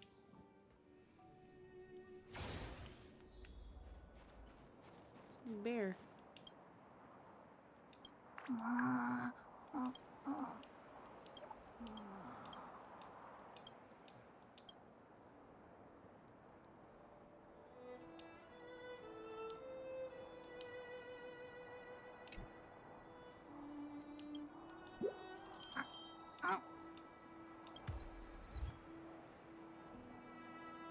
Play with it.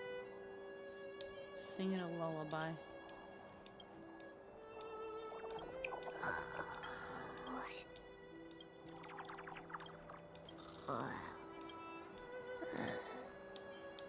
Feed it. It's so cute. Tell a dad joke. Just randomly appears this region and just exists. Yeah. Tell a joke about a ball.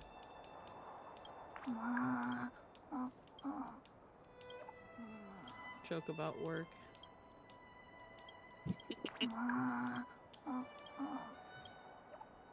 Ignore it for now.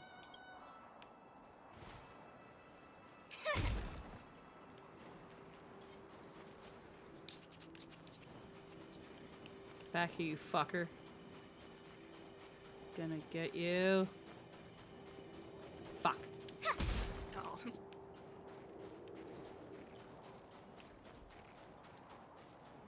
No.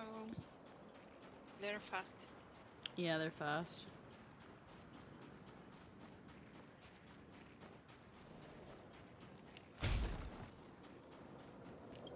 Hi.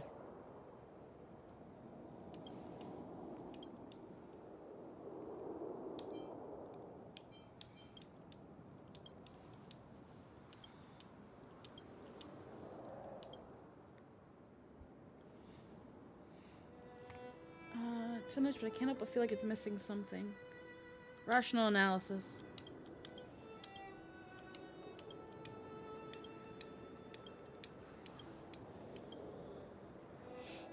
Revenue runs off on his own.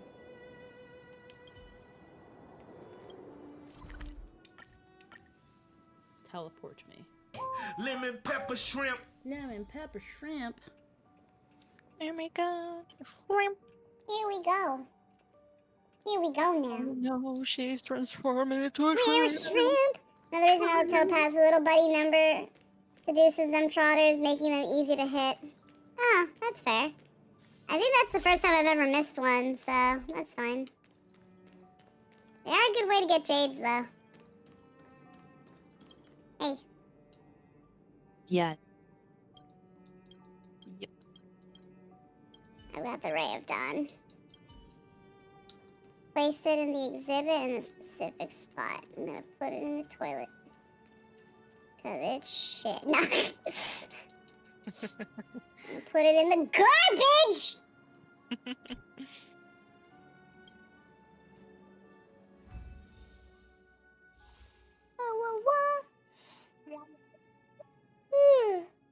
Hold on. Oh yeah, freaking on Discord. I don't have my. There we go. Yeah. There we go. I keep forgetting that because Discord gets so fucky sometimes whenever I am streaming. Like, does it sound weird right now on the Discord side of things? Mm-hmm. Aside from the filter? Well, I can hear you good. Okay. Yeah, no, I just know that sometimes it gets like staticky on Discord. Mm-hmm. A little Whereas- crackling, but otherwise good. Yeah, that's what I mean, like the crackling. It'll figure itself out, hopefully. Key operations finding clues. That was such a high-pitched yawn. Let's see, Welcome receptionist. to the museum. Ledger of Curiosities. Give the jades. I always want to call them Primogems because it's basically the same color as. Yeah. You can replace? Yeah. Oh yeah, because I put Serval in here. Apparently Serval has no visitor appeal. So let's see.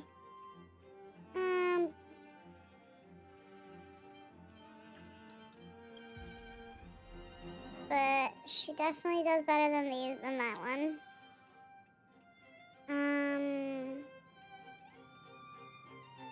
Let's see.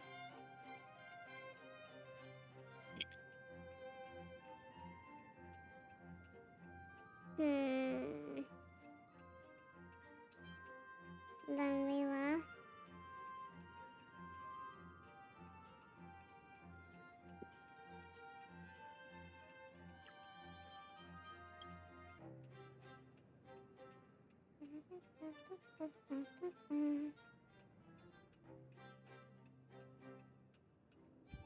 Alright. We need to help with visitor appeal.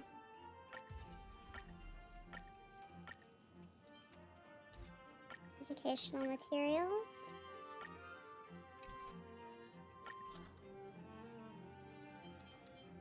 Oh wow. In Honkai, I have already 72 pulls. Oh, wow. Yeah. Hell yeah. Yeah, Upgrade the just general hunter. Yeah. region new new stuff, new things, and yeah, a lot of jades. Ooh. Yeah. I don't know how many pulls I have at the moment, because I suck at calculating that. But I do want to check now. I can get the cannon. Wow. The cannon. Welcome to the museum. Hold on though, I wanted to like upgrade this. Gotta level it up. Alright, you already did. That's why. Never mind. It's fine. Yeah.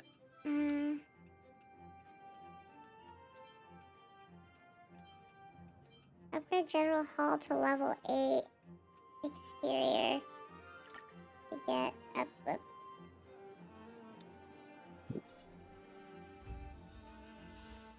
Well, we'll get that money. Recruit some new people. Cunning child. This Rossi has no customer appeal. But the child does. Oh no. I'll give everybody a job. I'm an equal opportunity employer.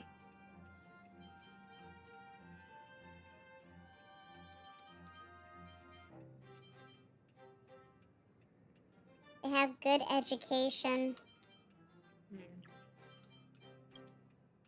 You can still hit, yeah. And then a lot of customer appeal, but like no education. And a lot of educational value, but no time.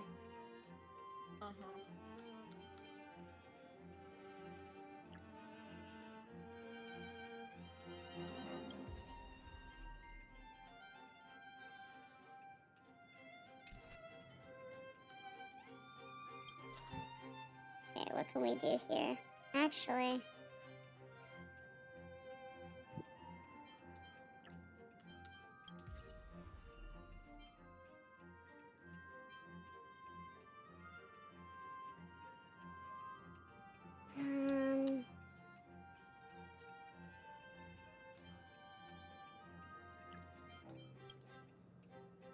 wow, still no, huh? Not even.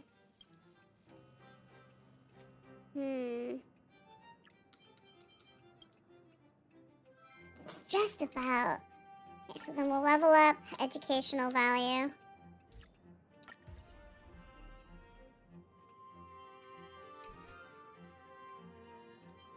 Exterior to level 8. Ah, fuck. I forgot about shrimp mode and thought I was in the wrong channel for a second. Hi.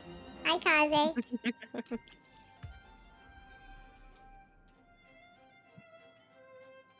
Complete 1 round of management. Here we go.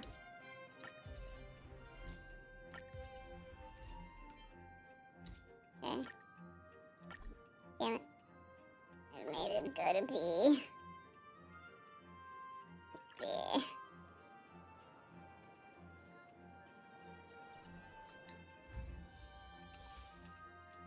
Alrighty. So then... Clue. Oh. Hold on, I want to get... Create a total of 10 assistants to complete 1 round of assignment, which I've already done.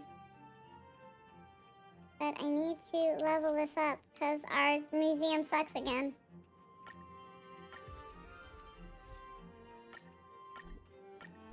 Damn it.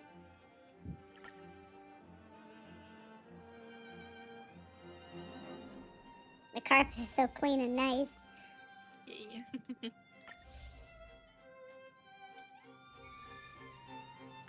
Alrighty. Another thing.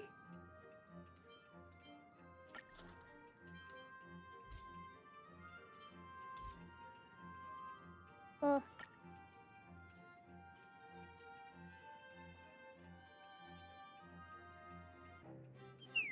Alright. Collect a total of 5 exhibits to complete 1 round of management. Well, we're gonna have to... This twice now I showed up on Shrimp Time and it's always a treat. Yeah! Hi, Dax. How we doing? We're just having, like... We're kind of having a bit of a chiller vibe for a bit. Doing the little museum stuff.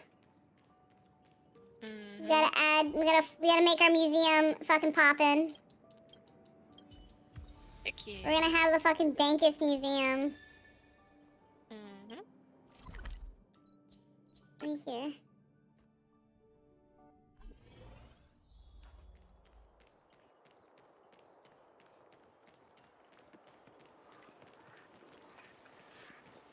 There There we go. There's a You cannon. know what I understand right now?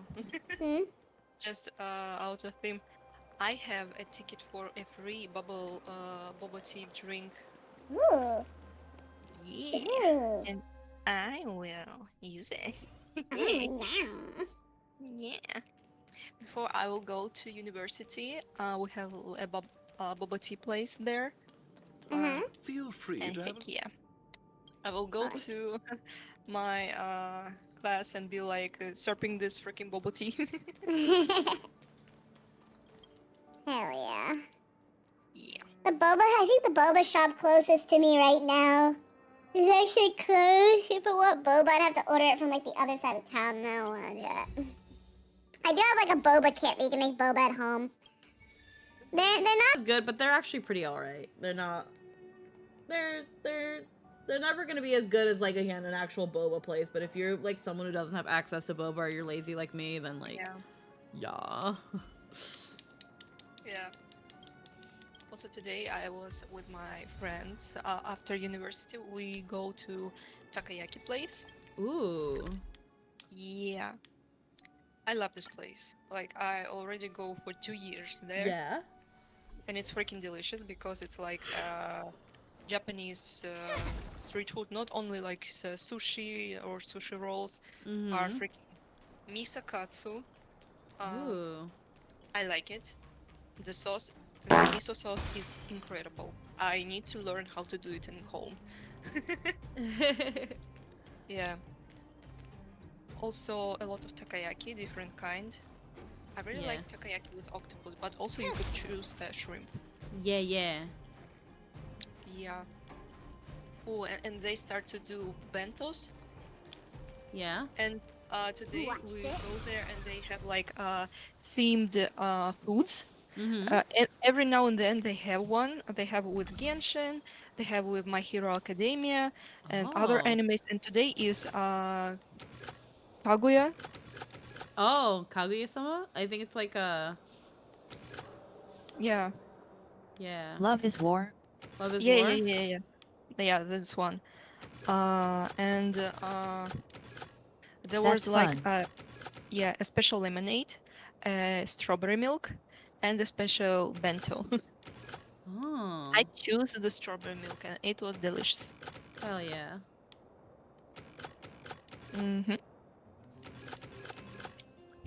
And also onigiri there is so good. I love nigiri. Yeah, it's easy to make and also really delicious if freshly made. Yeah. Not like in convenience store or just freshly made is the best one always. I like one with cream cheese and Everyone likes a clever girl, right? crab, but it's not like real crab. It's fake crab. Isn't there more? Yeah. We call it like crab sticks, but it's not real crab. I like imitation crab though. Oh, the Yeah, fuck? it's good. It's good. It's good with the salads, also. I think funny enough, as the screen was transitioning, the enemy actually attacked me, but because we were transitioning, it didn't register. That's funny. I was like, why are I hearing an explosion? Glad to see you here.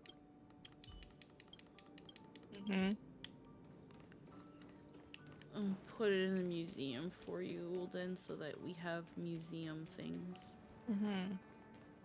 Wait, it's supposed to go. Yeah, no, it goes here. Right here.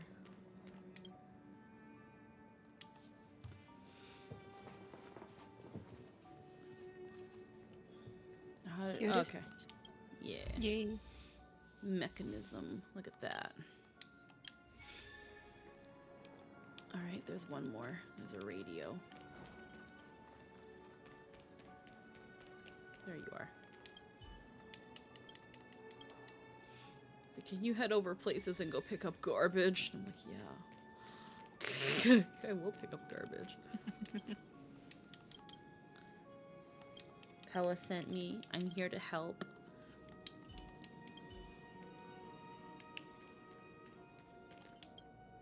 Ha. Oh, fuck.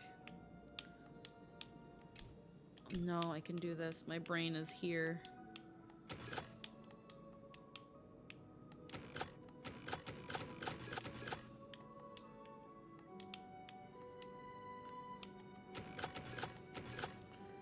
Alrighty. Yeah. We got this. We do it like that. No. Hold on. Alright. Alright. Yeah. Not We did it. too shabby. Everybody Your likes a microphone is clever still girl. crackling a little bit. Hooray. Everybody likes a clever girl. Yeah. Alright. Put the radio here. Your microphone is still a little bit crackling. Okay, yeah, that's the voice mod. I'll just switch it back, and there we go. Oh, yeah. Yeah.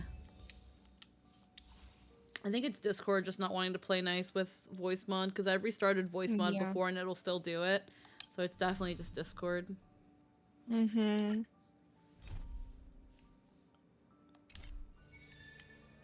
Alrighty, what do you want now, Olden?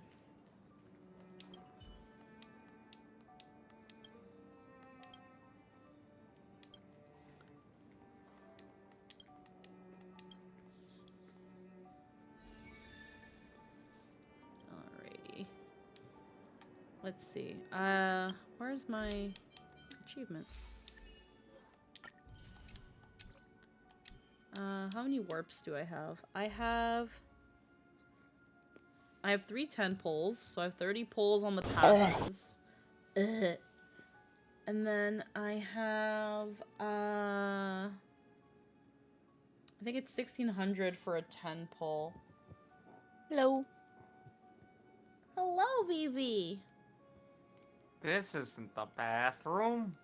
I was looking for the bathroom. Also, I'm in the floor. Help. Yeah, you are. 12 10 pulls. Oh, no. You have around 150 pulls. Oh, yay. Oh my god. I have 150 pulls, and we're gonna keep doing it because we have 8 more days of Acheron not being what I want. Yeah. How you doing, Vivi? I'm doing good. I'm chilling. Came in here to Hey. say hi to my favorite Pank Thang company. Oh, hell yeah. No. I'm so sleepy. I had decaf coffee this morning. Hi, I'm company. Hello, company. I am Vivi. Nice to meet you. I feel a 9 joke incoming. Here it goes. It's not coming Hello, from me, though. Vivi. I am Mimi. Yeah. Where am I going? Oh, yes, the amassed pulls. Yes. We have so many pulls. For 8 more days. Oh, nope, that's not what I wanted. Ledger of Curiosities. The cannon. The radio. The whatever that is. I'm running Museum Simulator. Honkai has a museum simulator, and I'm like, sure, we'll The do best that. of all. My visitor appeal is shit. What do you mean? Fine, I'll up tour duration. Why don't you people have visitor appeal?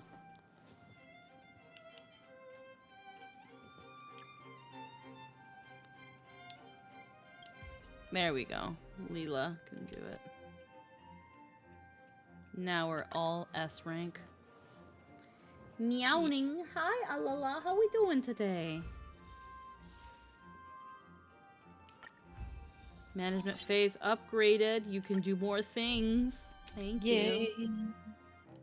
It wants me to do the mission. Hold on, it won't. Wait, won't it? That's the Zien show. Critter pick, Lafu. Here we go. This one. Speak with Pella in the museum. Why do I have something in my travel log? I struggled to escape my bed sheets. How about you? We're trying to stay awake. Okay. Yeah, the ledger phased rewards. I could start screaming really loudly. Will that help? I mean, if you want to, that's... What? What? Well, it's really hard to sleep when someone's screaming really loudly. Receiving a lot of visitors Oh lately. yeah, scream. The yearning for history and art has reawakened in the hearts of Belabagians. Thanks There to you go. your That's all you got from me. I'm management. bored. Okay, I'm clapping my I hands. never guessed you'd become a pro at this job. I only Wait, wanted you to where is experience it? the fun of working here, so I'm curious. Thank you. I know, right? Thank you. And it really gives you... Anyway, there's something else I wanted to talk... First, I need to show you something. Listen, did After they steal the general another? hall opened to the public, the Silvermane Guards and Wildfire did a follow-up investigation in the underworld. Progress was really slow, but they managed to hunt down some new clues. Did they steal another rock? If the next stage of the investigation is successful, we should be able to open up the industrial hall to the public. Did they steal another rock? Did they steal... And here we are. The item that's supposed to be in this exhibit is a modern sculpture called Gears and Wisdom. It's a little hard to describe. Sort of abstract. It's hard made to of describe gears because you're and not a chemical nerd like me. You're not a nerd! Basically, it's too heavy for someone Imagine to being a just nerd. pick up and Imagine run being a off with. fucking nerd. A nerd. As you can see, this sculpture was placed at the entrance hall of the Industrial Hall because it symbolizes the industrial spirit that Belabagians have lived, breathed, and produced for centuries. But did someone steal it? And without it, the Industrial Hall loses its soul. We have to retrieve the sculpture before we can open to the public.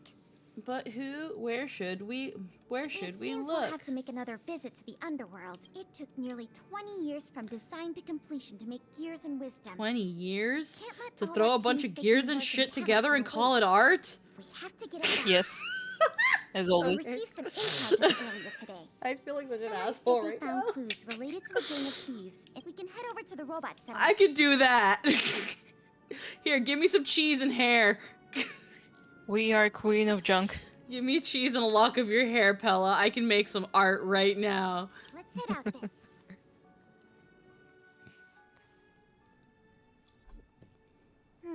There's quite the crowd here where do we start? Clara. Huh? Ah, you mean the little girl in red?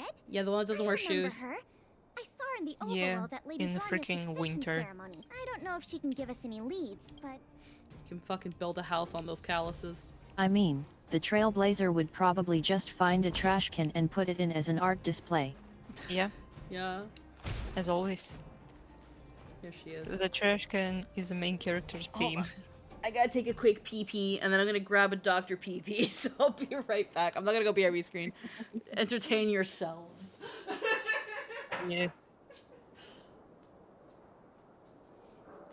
Hey, chat, can we get If I 5 must. gifted subs? That'd be pretty entertaining. Or at least starting like a hype train. That'd be entertaining. That would be, probably. How to do that?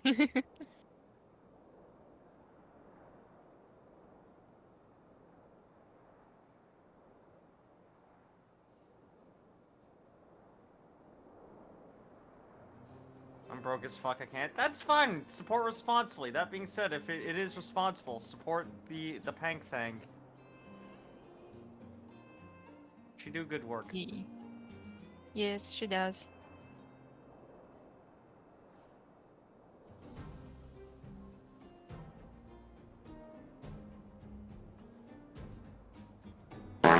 Speaking of how to do hands, they're actually not that hard, but at the same time, feel impossible. Yeah, I feel it. Mm-hmm. It's because they're It's very always- complex structures that can do a lot of different poses, right? Mm-hmm.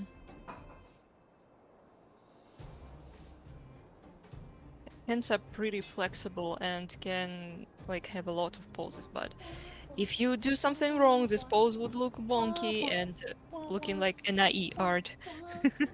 Yet, in the end they're still just a bunch of base shapes. Yeah. There we go. Now I'm back. Welcome back. Trash Panda He's is back. eternal. Trash Panda is in fact eternal. I'm really hoping this wakes me up because it's only 3:30. What are you drinking? What do you mean? It's 6:30. No, it's not, Vivi. It's Yeah, a it Dr. is. Pepper. Ah, Dr. Pepper. What happened to my pudding? But getting all those cylinders correct to perspective without having so many lines to be distracting is a struggle. Are we talking art? Talking hands. Oh, hands. Specifically. Hands are pain, but not. I don't know how to describe it. It's pain in situations. Yeah, some hands are easier to draw than others. Yeah. And we as people are very in tune with what hands are supposed to look like, so if you mess up it's very, very obvious. Yep. Pretty much. Vivi, it's almost your re-debut. 2 months. Don't say almost. Oh. Almost. It's almost. There's a lot of time between then and now. Don't say almost. I'll start panicking. Almost. Almost. Basically tomorrow. This kid is really Tomorrow. What the fuck is her full name? Pelageya Sergey. What? Pelageya Sergeyeva? Miss Pelageya Sergeyevna. Ah, Pelageya Sergeyevna. Yeah, it's standard Russian name. Okay, Pelageya Sergeyevna. Yeah, Pelageya Sergeyevna. Yeah. Oh wow, what a name. Yeah, but it's it's really standard. What? Yeah. Are you saying the obviously Slavic planet is obviously Slavic?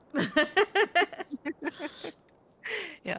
Well, something strange happened in the settlement. Look, one of them's literally called Hook. I'm asking the grown-ups That was a who fucking live Peter nearby Pan if they know world. anything about it. Something Yeah. strange. Pelageya in short will you be share any Polina. details? Yeah. Well, recently, But here they call her Pella. the settlement started behaving Yeah. strangely. Makes sense. It's like they Still makes malfunctioned sense. suddenly, all at the same time.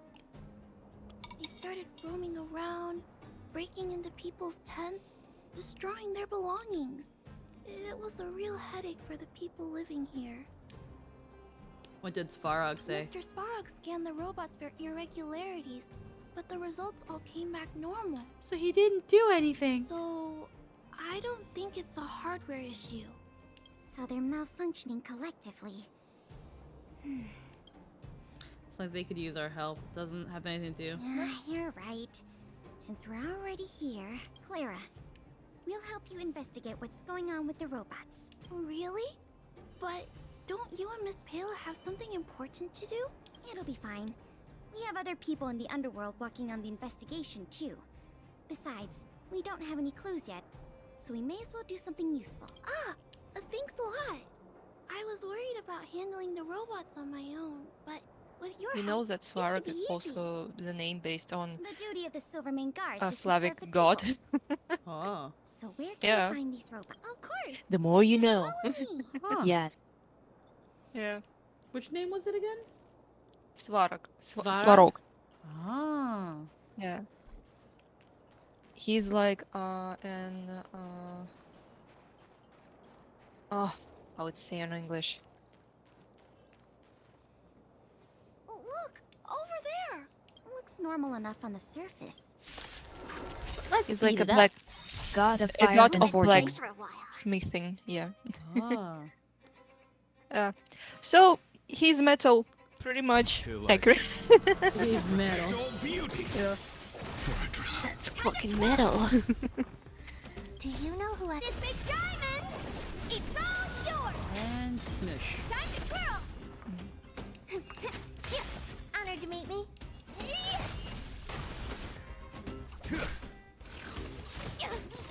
Wow. also Bronya basically means armor in in Russian. Are all the robots Yeah. in the settlement like this? But it's pronounced that it way must that be it sounds like a malfunctioning. name.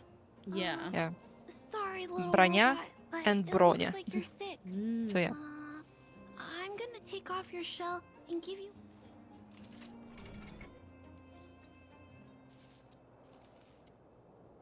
Fun facts. Yeah. Sorry if I'm just. No, it's okay. You know, it's interesting because like people don't really think about the here. names. Yeah. Can I take a look? So it's kind of those little things that show that like they kind of did a little Don't bit of the worry, research. I do the trivia nonsense a bunch too.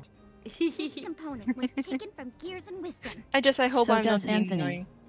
Yeah. I can't believe my own eyes either. I don't know a lot But of I know fun that fact sculpture trivia, inside and out. so I just No like wonder listening. Wildfire and the Silvermane guards were never able to find Gears and Wisdom. Keeping such a conspicuous Actually, piece of art around Billabok wouldn't is go basically unnoticed. looks like a freaking Thieves must have disassembled it and a hidden the freaking parts inside the robot. semi-futuristic Saint Petersburg. Best laid plans of For snow me, mice at and least. men often go awry. So yeah. Like it did like for a while I was going around Penacony and I was like, wow, Penacony is really French. But then like Lynn was like, yeah, but it's like it's also Times Square, New York, and I was like, Yeah. oh.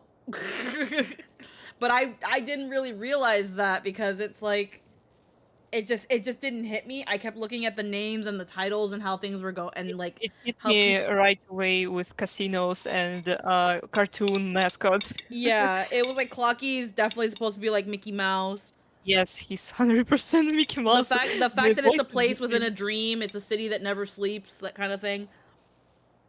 Like Yeah. it has like big neon. It might as well have big neon lights being like this is New York, but there's also Really? a lot going around that's also very French. Yeah, I think the Times was inspired by Hollywood era with Marilyn Monroe. Marilyn Monroe. Yeah, Mm-hmm. I can't pronounce. Oh yeah, her name. it's definitely got like a roaring 20s Yeah. up to like the 40s kind of thing. Yeah. Definitely. Mm-hmm. I never. Let's get It's to most work then. reminds me of mostly of the freaking cartoons from that era. Spot where the malfunctioning robots appeared. I don't know why. This direction. Let's go look over there, big sister.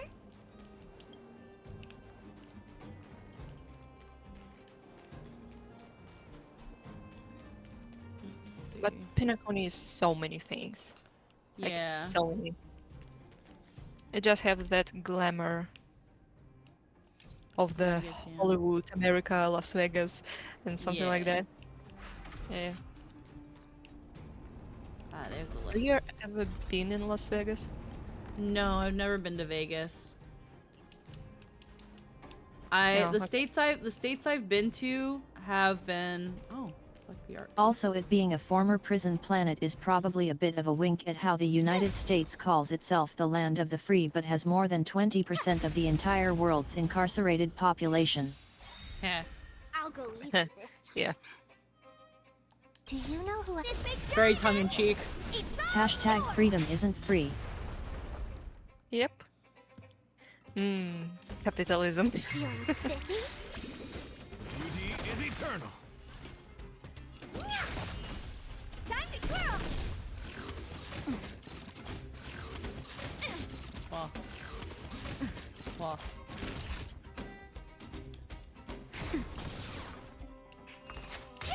What are you looking at?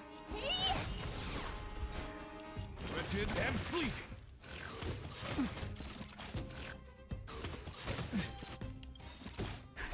Also, just saying. American dream. Time for a shot. Now, There you go. But you gotta be asleep.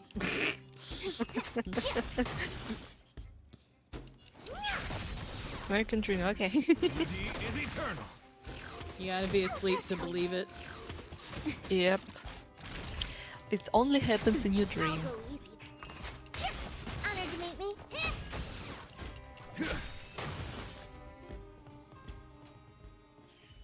The little robots in this area should Sad when all you think be about back it. to normal. And so, Penacony is only so glamorous in the dream. got some parts of the sculpture back. Mm-hmm. It's not a lot. It's also but just it's a one start. big, essentially. Hotel. It's one big hotel, and it's commercial escapism. It's commercialized escapism. For some reason, I remember the Zack and Cody show. Oh god. Until I see that light once more. Yeah, it was my childhood. Protect all beauty. I can believe they're like almost 30 right now. Yeah. Don't say that. I'll feel old. No. I was born in the 2001. I was born in 1993. 90. Ugh. My How old are you? bones. I am 30, turning 31. Okay. Yep. I'll soon turn 23 in May. Yeah. 31. Hell yeah. Old people unite. That's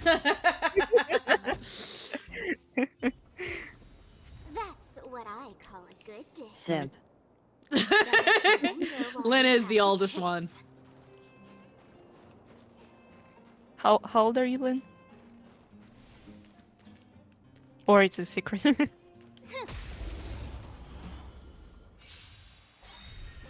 Let's play for a while. I'm just waiting for another sip.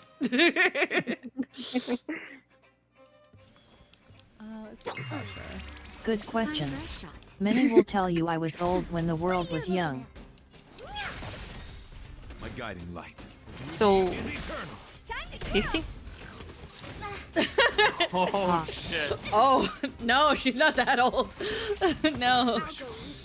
She's closer to me and Vivi's age. Do you know I who figured.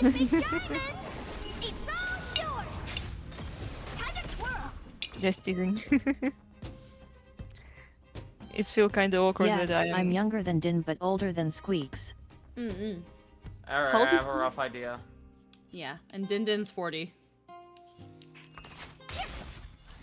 Huh? That still threw me off because when Din told me, yeah, I'm 40, I'm like, you do not look 40. My oath is too What? solitary. She's 40, yeah. Yeah. Honored to meet me. Last year she turned 40. Yeah. Looks like we rescued all the robots and I have the same kind of shock when I Yo, when baby. I You little baby. Oh no, I'm You turning little into a baby. toddler. You baby. No. How I feel about this? It's fine. Put it back together. Yeah, But I'm feeling like a stupid child. Like, No, hon, you're fine. hey, grown-up kids. Hey, my fellow grown-ups. Hey, my fellow grown-ups. With big No, mustache. there- Like, Haha. There are even times when I'm like, yo, I need an adult. And I'll be like, and then like be like, you are an adult. I'm like, nah, I need a better adult. yeah, I need, You know, I need better someone who's better at being an adult than me right now to be like an I adult. need an adultier adult. I don't want to though. I don't want to be an adult. I do that too much. Yeah. Oh my god, Din is 40. I have the same shock as when I watched the Game Grumps and Dan is almost 50. Yup. Dan is almost 50. Doesn't He's look an like old it. man. He almost the same age as my parents. What the fuck? Old man. Yeah. Yeah, most of the content creators you grew up with are in their 30s. I think Matt Pat's like 38. I never watched him. Yeah, I watched a lot of Game Theory. Until I see. PewDiePie, I think he's in his 30s. He's definitely in his late 30s. 30 something. He's definitely late I remember. 30s, I think. Yeah. I knew his age. Also, Markiplier and Jacksepticeye also in their 30s. I know that. Mid to late 30s, yep. Yeah. Well, Dan doesn't look like he's 40. Yeah, no, there's some people that age really well. I still have people that think I'm in my 20s, like my early 20s. Yeah. Like I've so far I don't look my age, which is great. I only look my age when I grow out my beard. But like every time I shave, people, I legitimately get people thinking I'm a different person. Yeah. You look like a I baby. need you to understand that, in 20 years, the stereotype for old people will have completely changed from fossils that have no idea how technology works to tech-savvy PC gamers. Fair.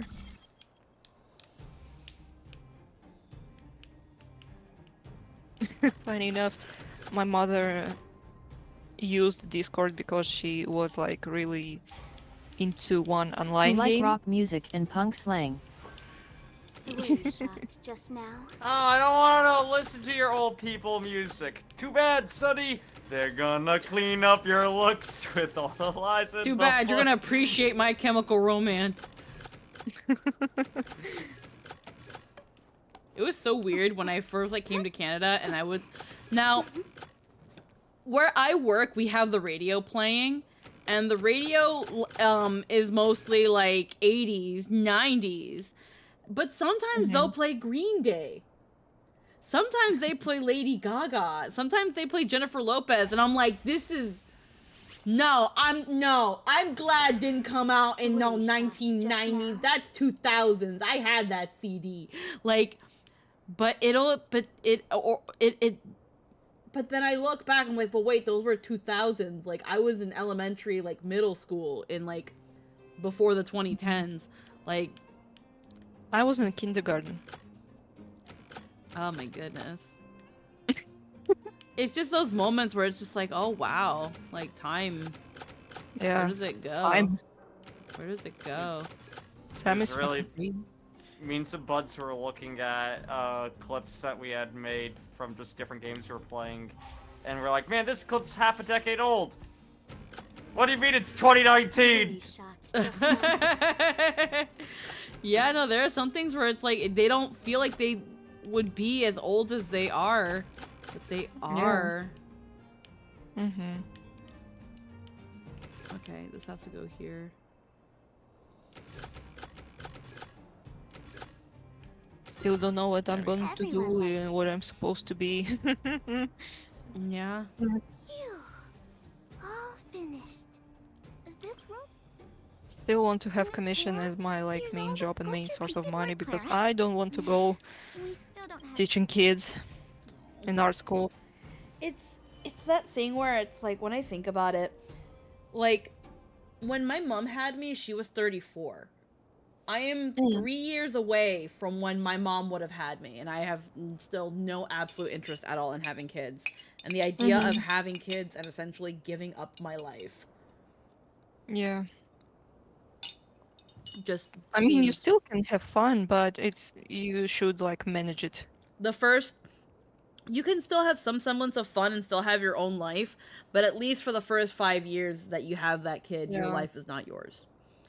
And on top of that, where it was like, the fact that back then people around our age, like me, Vivi, Lynn, that have like houses and children and careers, and meanwhile I'm like, I'm a VTuber. Also, before that, houses and stuff were. Oh yeah, no, more- it was a lot cheaper back then though too. Yeah. So yeah.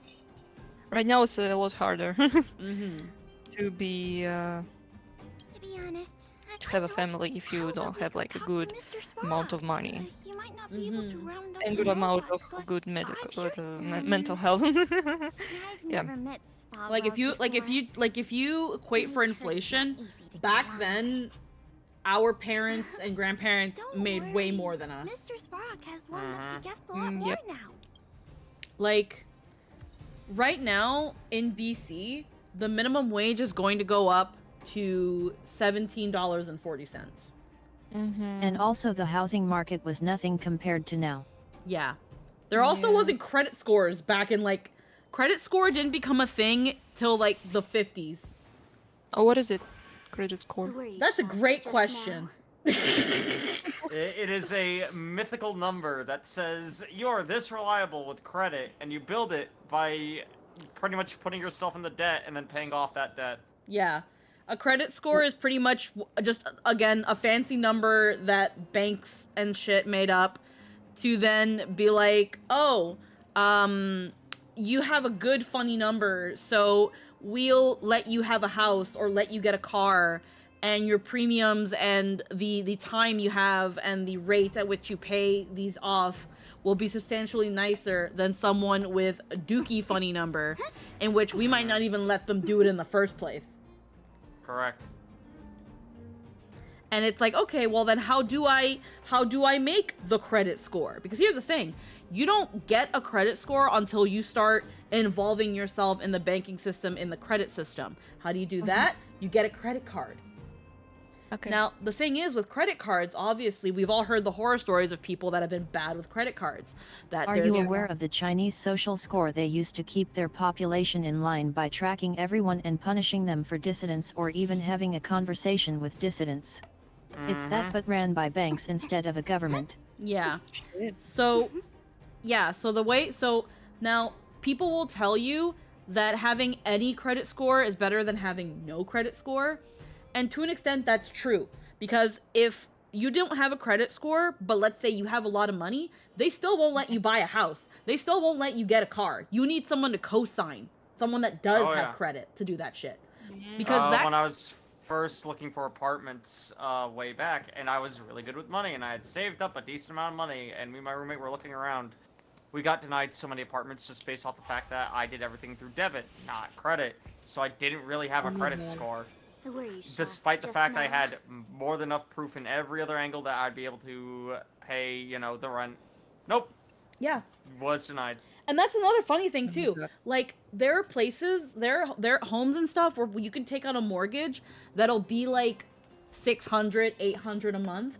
Meanwhile, if you're someone who pays a $1,400 rent, if you try to apply to a house, if you don't have any credit or your credit is bad, despite the fact that you pay your rent on time every month and have the receipts to prove it, mortgages and like mortgage brokers and things like that will not let you take on a mortgage on a house to get a house because you have no credit. Just you can show them every single receipt. You could have been a tenant that has been living in a place for years, on time, no issues, but as soon as you go to buy a house and want to pay a $700 mortgage, which is half of your rent, so you know you'll be able to pay that with no issue, nope, because you have a big fat 0 on your credit score. Yeah. It's also actively predatory as a system, because of course it is. You lose credit score if you aren't constantly taking out debt. It's also technically not legal to disseminate in hiring practices by looking at credit scores, but yeah, they do. Yeah.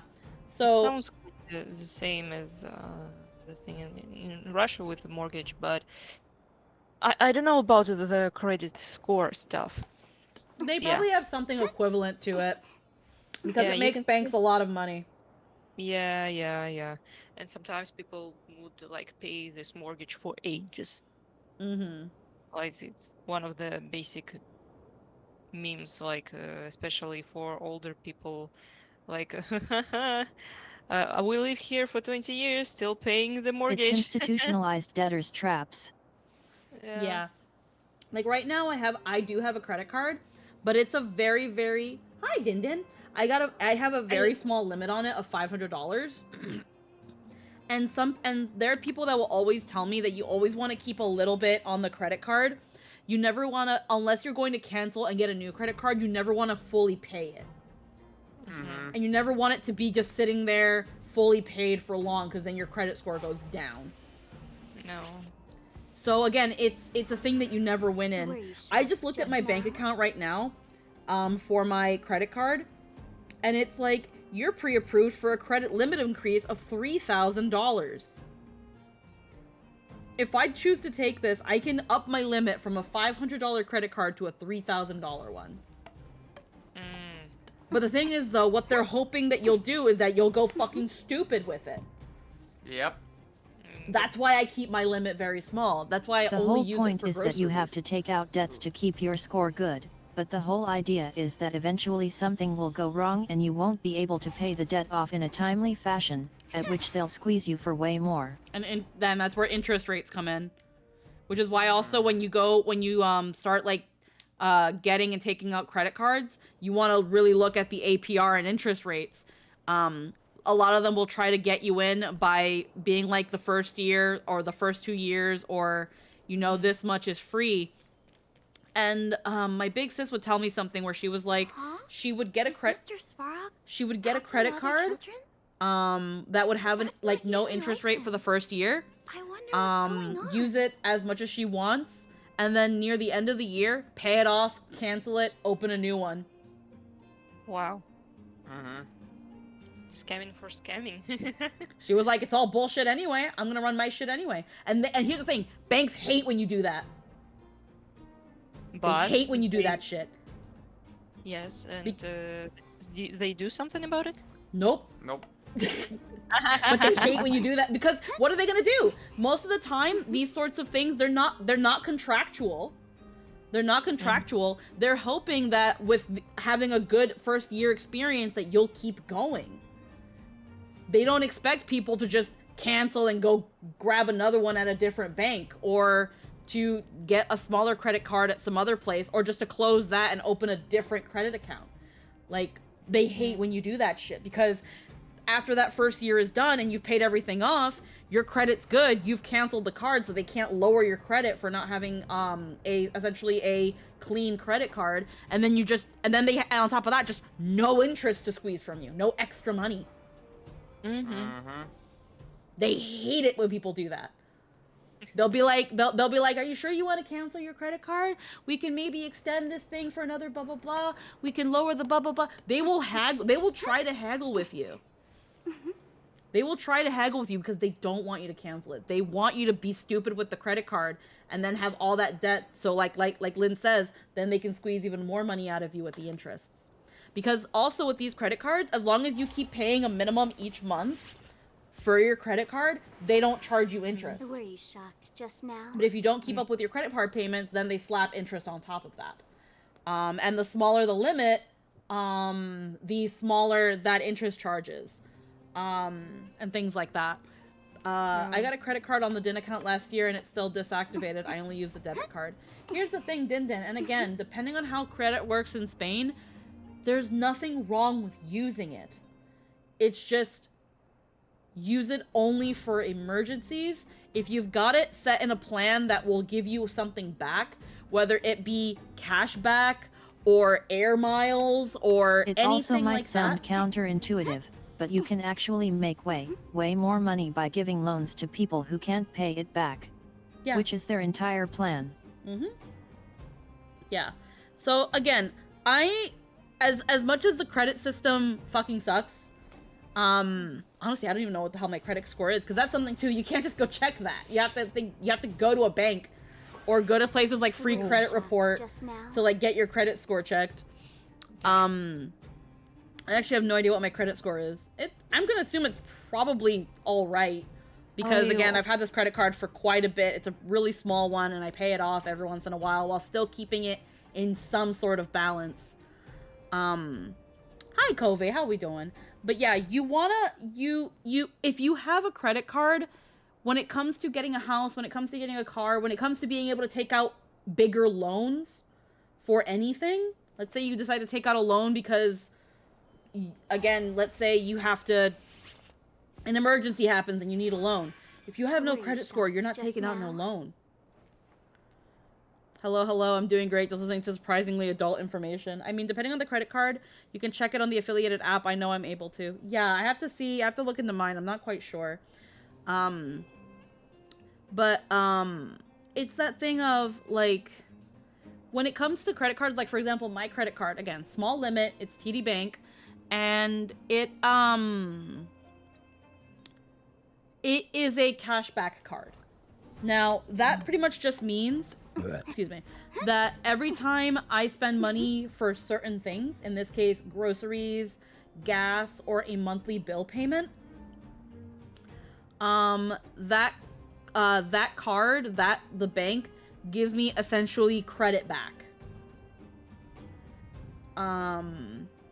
And then as that accumulates, I can use that money for either rewards in terms of like gift cards or whatever stuff, or I can use those credits to pay back my balance. It's very minuscule stuff, but it's there. There are some people that have credit cards that, if depending on how often they use them, they rack up air miles. So with a certain airline, and then when they go to that airline, they've racked up so many airlines, now they can fly reduced flights. So there are some credit cards where if you look into them, they can come with some perks that, you know, encourage you to use them. And honestly, they're not bad to use them for your benefit. I ended up racking up, like, because I forgot that it had this benefit. My credit card had, like, cash back, and I ended up racking up, like, half a grand worth of points, and I was just like, yes, I know a bill I can use this on, and, you know, there we go, that bill just, boop, It gone. essentially just gives you a little bit of money that you can then use it for. Again, my thing is very small, so it doesn't really give me much, because I also don't use it that often. I only ever use it to partially pay for my groceries. So, like, let's say... Quite, though obviously the actual point of those things is, once again, to tempt people into making bad choices with their card. Yeah. Yep. So, like, for example, this last grocery run was about $150. I think. Yeah, $150. Instead of taking the $150 dent to my bank account, I put $50 on it on the credit card. And then $100 from my main bank account. So I think right now my credit balance from that $500 is maybe $150 to $200. And again, every month I just throw like 20 to $40 in there. Shut up, leave me alone. But that's pretty much it.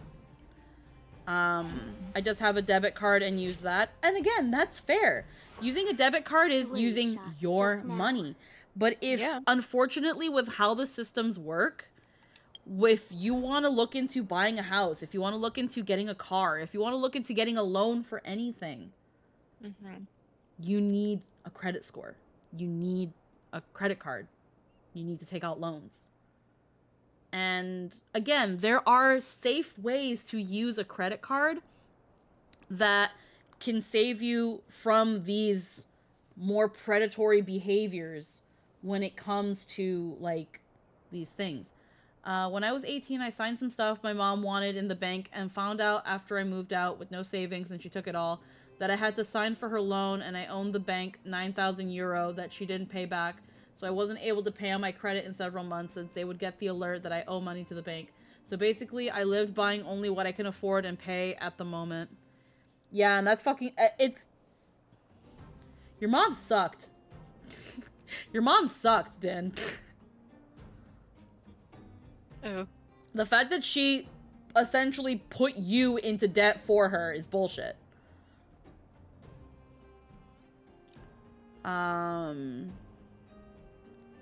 Let's see.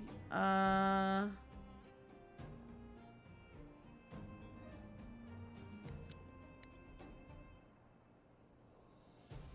bullshit is that she never told me what I was signing. And you probably just kind of, again, took her word for it and signed it anyway. And yeah, don't sign no shit you don't know what the fuck you're signing. Yep. But no, she made you sign to screw yourself over for her benefit, so she can rest in shit. Rest in piss.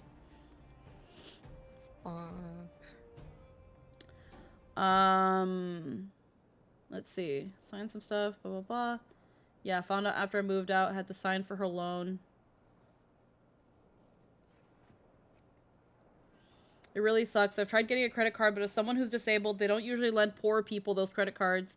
So, like, basically, because I'm disabled and live off benefits, I can't get good credit.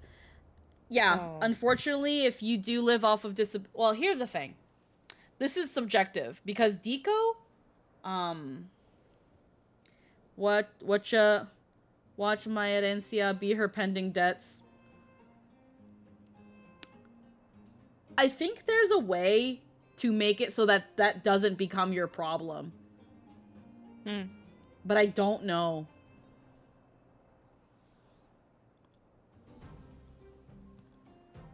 That's something that could be settled. But I don't know.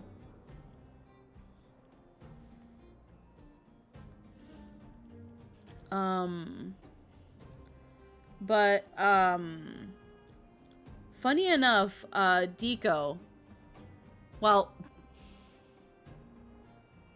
Deco, they let him, depending on where you live, and depending even on the amount that you get in benefits, some places, mostly smaller local banks, will still let you get a credit card with smaller limits.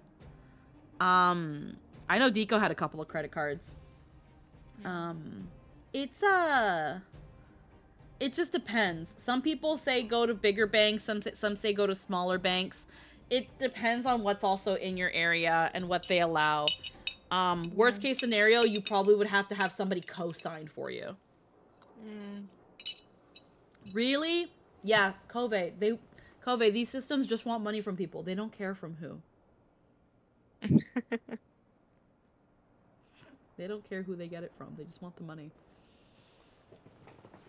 And if they end up wanting you to have someone to co-sign, then even better, because then if you can't pay, they make that person pay. Also found out my little bro has me blocked on Insta. I went to DM him and noticed. I still text him and it's marked as read 7 hours but no reply. Safe to assume the accusing fingy is out. Don't worry about it, Din. There's no word. Well, accuse you of what? What did you do? You didn't kill your mom. Yeah. She's dead. Like, this is not his problem, anyway. The other side there is that they would absolutely want to give you a card, but there are some protections against predatory loans now, so banks can't be as brazen in targeting poor people, but then they also lose a potential lifeline. Point is, everyone loses, and credit scores are one of those normalities of life that are actually disgusting and unacceptable on the face of it when you actually think about it.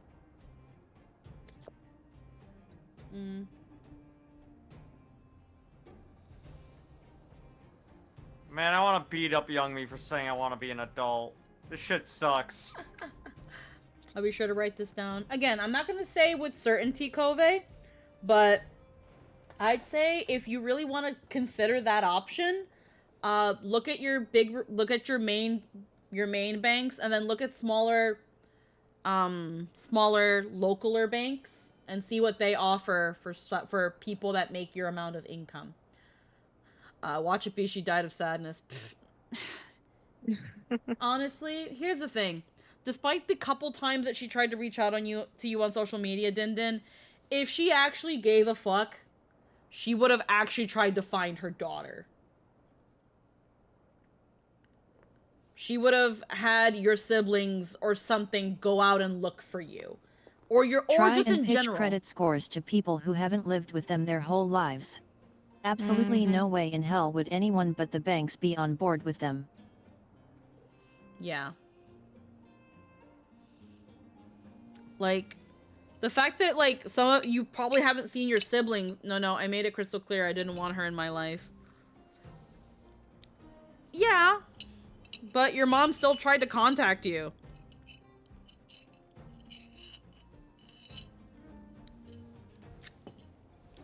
I don't know to what extent your siblings knew the bullshit your mom put you through.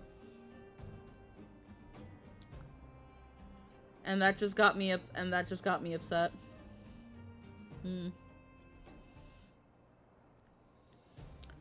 It's the way I see it, Din. I don't know how much of your siblings knew that your mother put you through. But if they even knew a fraction of the bullshit that she did to you and how hard she screwed you over as soon as you became an adult, unless they really don't give a shit, then who knows? Maybe whatever mindset they have would change. But honestly, they've never helped you a day in your life after you left. Fuck them. Fuck them. Yep.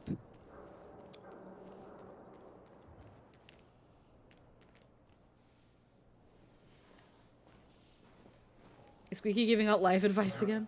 You have returned, and you have brought Squeaky's very smart. Of course she is. They were all on her side. My older brother co-signed that $9,000 debt. Fuck him too. Huh. Fuck him too. Fuck him. But like, why? But like, why did you make me? Why did you make me sign out on a €9,000 debt? Why didn't you? Why did you make me? Why did you guys make me sign that? You know how that screwed me over? You know what I have to go through? How none of y'all fucking help me? Fuck all y'alls.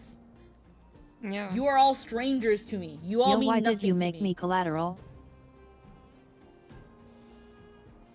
Fuck them.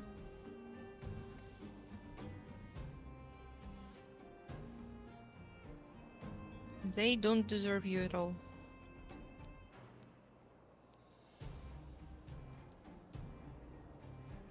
Like, no.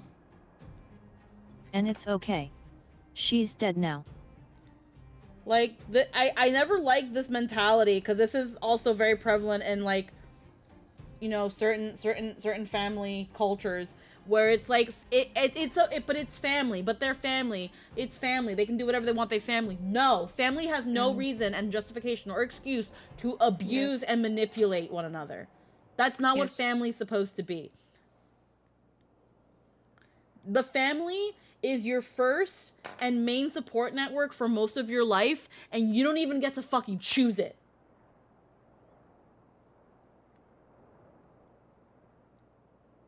You don't get to choose it. You don't get to choose when you want to be in it. You have no option. Remember, the saying, blood is thicker than water, is actually used as a complete bastardization bearing the opposite meaning of the original phrase. The original phrase was the blood of the covenant is thicker than the water of the womb. Yeah. Yep.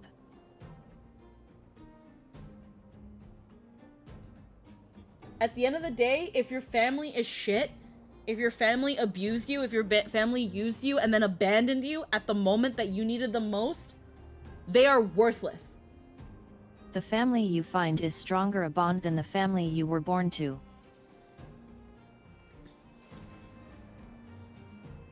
Like, I remember growing up, especially with my brother, that my parents were always like, oh, you guys care so much about your little friends, about your friends and all that stuff. And it's like, yeah, my friends understand me.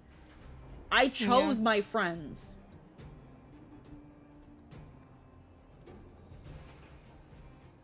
Like, I chose my friends. Yeah, I've had issues where I've chosen wrong. But you know what?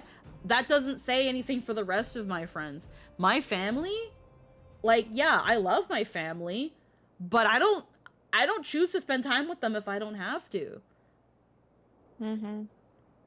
Like, they have their problems. I have my issues with them. Thankfully, things have, like, resolved over time, but, like, no, I would rather live with my friends. I would rather live with a partner that I chose than with a family that I was forced to. Let's see. I never expect to hear life advice and deep talks when on a Squeaky stream, but here I am enjoying these talks and loving the bonds between friends and found family. I was just done with it and peaced out. What do you mean Squeaky's always giving life advice? Friends aren't obligated like you apparently are and stick by me anyway. That's what makes, like, the bonds of friendship just feel so much more just... That's what I feel like gives them so much more weight. Because you chose these people. Yeah.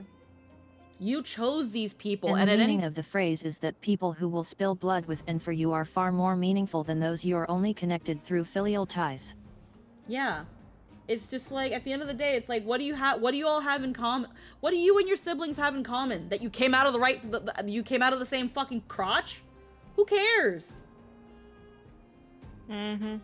What makes it any more special than any other fucking pussy out there? It don't mean shit. It's like, wow, I can do that too.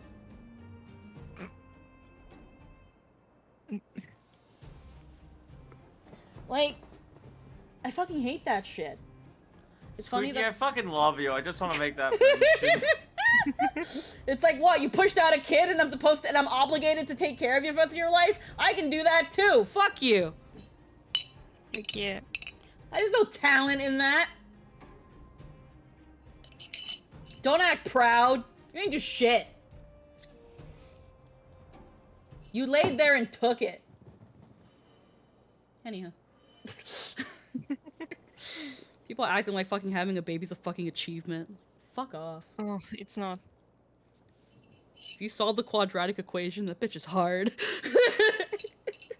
Having a child is not an achievement, but raise the child and make them a decent human being is an achievement, I think. But whoopsie, not everybody do that. It's like how are you gonna attach your life to the achievement of your partner being too slow? How are you gonna brag about that and be proud? I don't know. And then make it my problem. I didn't choose this. I didn't choose this. I didn't ask for any of this shit. Whoops, your partner didn't put out oh no's. Even in my case, we didn't fit and she couldn't handle the pain of feeding us herself. Like, this is where I'm gonna be like, I guess, it's always weird to me when there are people that tell me that their dream is having a family. Oh. Cause I'm just like, wow, that low, huh? Like, wow, standards that low, huh? That's where the bar is, huh? Hi, I'm the only kid in my family that wasn't an accident.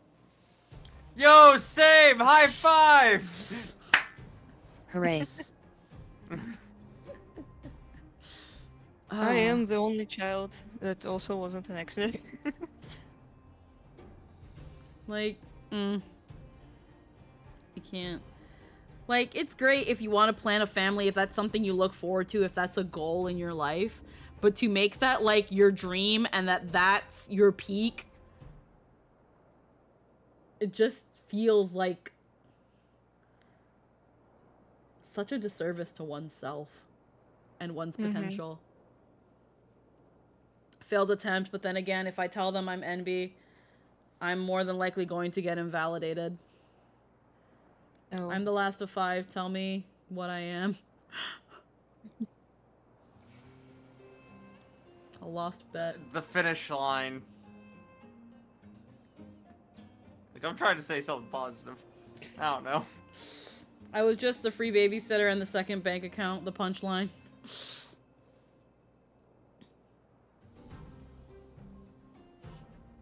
The last of 5, it's just like, come on. That's that. How do I word this?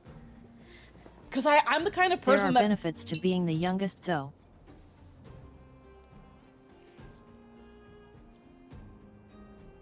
To an extent. Last of 4, mom wanted boys.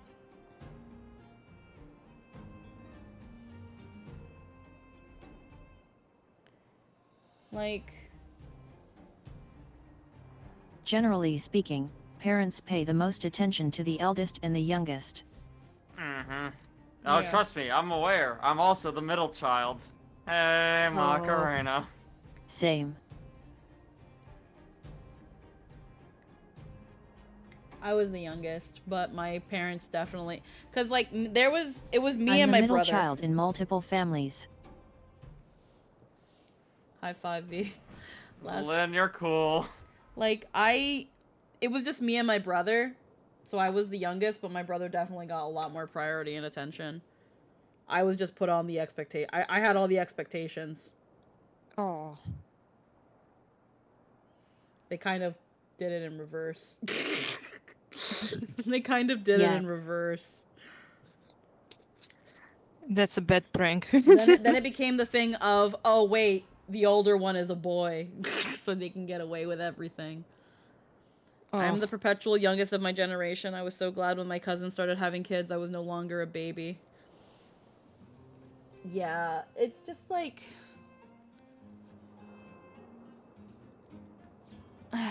Man. What's this? I have a daughter. I better put all my expectations of perfection upon her. Yeah. Yeah. My like, brother... real... God, you first, and then I'm gonna go down that expectations of the daughter thing. I was... Growing up, my brother was not expected to really do much of anything. I, on the other hand, was expected after Getting to a certain point, I was expected to clean the house. I was expected to do the laundry. I was expected to, when younger cousins and stuff came over, I was expected to take care of them and be essentially a nurturer. I was expected to have high grades. I was always expected to dress formally and never dress anything below what my mom considered a standard when people came over. And my brother can just do whatever he wants. He can go out. He can hang out with anybody he wanted. He could, even at sometimes, not even come home. He could sleep over people's houses. He didn't have to worry about keeping good grades or getting into anything that would be like worth any sort of bragging rights. If he was into anything somewhat extracurricular, my parents didn't worry too much about that. Like, my brother had all the leniency, none of the expectations, and I got all the expectations and none of the leniency. Fucking. So, speaking of expectations of the daughter, even though I am a male, I got to experience it from a really weird angle. So for a while I worked The way in it usually pans out is, the oldest child gets attention because they're the first foot forward. The baby gets attention because they're the youngest and need the most help, where the middle kids are largely neglected as a matter of practical logistics, as the parents only have so much time, and will be largely forced to lean on the idea that the older kid will take care of the middle for the most part. Agreed. But, yeah, well, where was I? Bed Bath & Beyond call center, that's right. Bed Bath & Beyond used to do wedding registries when Bed Bath & Beyond was, like, a thing, right? So, in those call centers, because I'd be helping handle registries, the worst clients, by far, bar none, it was not the husband, it was not the bride. The mothers of the bride. Jesus fuck, the amount of living vicariously through their daughter and the amount of, you don't ruin my special baby girl's special day. It was disgusting, and I can name at least like 10 different women who all apologized for their mother's actions because they were the unreasonable ones. Oh yeah. There are definitely some moms that live vicariously through their daughters, and then there's this thing where it was like pick-me girls become boy moms. Oh yeah, mothers of the bride are so commonly trying to live out their own fantasy for daughters who do not want it.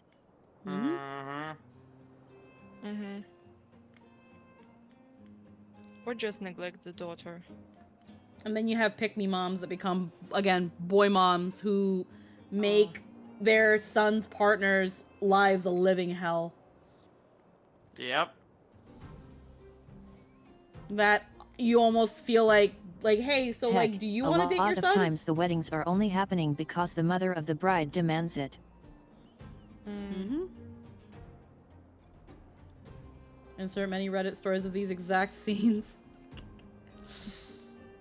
Yeah. Oh yeah. The "Am I an asshole?" Reddit post. So many shit happening to people. The quantity of the stories is just scaring me. I find myself, again, when I think about like how many is like the optimal amount of kids, I feel like 2 is probably the most optimal. 3 just leaves just enough room for something to go wrong. Yeah. Because like I read a story today about how someone had posted on, I probably read it, that it was like their brother and the brother, the groom, and the bride had their wedding and skipped out on their own reception and just went straight to their honeymoon. And that the family was mad at them for that. And it was like, oh, well, that's weird. Why would the bride and groom skip out on their own reception? Well, then it turns out that the bride and groom did this because that they discovered that OP's younger brother and his girlfriend were suddenly expecting a baby and were going to announce on the reception that they're gonna have a baby and that they wanted to get married at the reception. And it's like, yeah, if I was that bride and groom, I'd skip out on my own reception too. But like, y'all still got, y'all got free food. Like, what are y'all complaining about? The photographer, the only people that left the wedding were the bride and the groom, who skipped their own reception, and like the wedding photographer and shit like that. But apparently the family was mad that they did this, and it's like, bitch, you're trying to make my special day about you? Fuck you. Like, but here's the thing, and I don't know if there's, but here's the thing, I don't know how many other siblings are in this equation, but there's already 3. Because, again, the eldest one usually has all the expectations, will always usually be the more socially awkward one, and usually the most humble. Usually. The youngest one will always have everything handed down to them, no expectations, a fucking spoiled fucking brat, will always be the most outgoing, overconfident to cocky, entitled piece of shit. And then the middle one is kind of there. But I'm telling you, when I read that story, now I can't remember if they said the brother that was trying to essentially steal the thunder was the youngest one, but that's some younger sibling behavior right there. That's some young sibling behavior there. It's always whenever there's a lot of them very much do think of their children's weddings as about them. It's not the bride's day, it's the mother's day, because getting to push their daughter down the aisle is how they tell themselves they won at parenting. Me, the youngest sibling. Again, Kove, usually, whenever there's some weird family shit going on, whenever there's some usual something, whenever there's one of the siblings that acts up, that's always a pain in the ass, it's almost always the younger one. It's always the youngest. Side note, I wanna make this kind of clear, at least from my perspective. As a middle child who complains about being a middle child a lot, I never want to try and blame the siblings necessarily fully. Don't get me wrong, there's still, especially people that take that kind of stereotype and run it to the extreme that are just pieces of shit. They're pieces of shit, but that's because they're pieces of shit. But a lot of the blame, again, it falls at the parents' feet. Oh yeah, no, they're a product of the upbringing. That's why I said usually. Yep. There's the product of the upbringing. Yeah. Look, say what you want, at least for me, the middle child will not starve to death because they know how to feed themselves. Yeah, the middle child, so like the ones that are the most independent usually will be between the eldest and the middle child. The youngest one usually will not know how the fuck to live. Yep. Because they're used to, they will, but here's the thing, because they'll usually be the most outgoing, charismatic, and confident because they've been allowed to kind of do what they want, they will usually also find a way to rely on other people. Yep. Because they can just convince people to get what they want. Yep, brother was bullying, got away with it every time. Yep. Middle children mostly don't act out because they learn from a young age that it doesn't work like it does for the others. Yeah. We know it's unfair and it makes us angry, but it doesn't get results, so we kind of just give up and learn to deal with it. Yeah. Again, there are several outliers to this, depending, and again, there's many contributing factors. Again, it's how the parents were. There's the age gap between the siblings. Like, let's say a family of 3 siblings. Let's say each sibling is spaced out 2 to 3 years. That gives just enough time for each child to kind of have their moment. Before the next one comes in and now it's about them. Between me and my brother, there's a 5-year age gap. So by the time I was born, my brother kind of had his time to be spoiled and grow up and things like that. And by the time I came in, it was like, yeah, the baby. But, you know, then you have this 5-year-old that, you know, is now going into kindergarten, going to school. You know, now other things are taking their time. So now they're going to learn and stuff, and then now the parents can focus on the baby. But as someone with experience, you have to be careful about 5-year-olds, alright? They'll try to murder their younger sibling. Hi, I was almost murdered as a younger sibling. I thankfully didn't have anything like that off the top of my head. No, it's... Keep in mind, so... I say this story, me and my older brother are the best of friends, and I love him to death. However, according to my father, there was one time it was him alone with me and my older brother. I was 3 months. And I was crying, my dad came over. Changed me, went to go get me food, and he saw my older brother walk by the kitchen, and then all of a sudden I stopped crying. Walked over, there I am in my crib, my older brother holding a pillow to my face. Oh yeah, no, kids are sociopaths. Kids are Oh, psychopaths. Yeah. No concept of, you know, that kills people. Just be like, hey, It makes get it that stop. shit. Well, it's a thing of not only whether Yeah, they know. though the middle child thing is mostly about how two parents do not have the time to handle that many kids. Yeah. Doesn't matter how good they are as parents, it's mathematically impossible, and the middle child not getting as much attention is the inevitable compromise, as it's the least bad option. Yeah. So there's this thing where with children, especially around 5 or 6 years old, there is that they kind of know right and wrong. They don't know certain concepts quite yet, but they do have a general idea, a very, very general base idea, but they're very self-centered. So while at that age, your brother probably didn't realize, hey, this kills. What they know is that this will stop it. This and will I stop want it. it to stop. Oh, yeah. And No, then I never hold it against Oh him. yeah, no, And- obviously you shouldn't.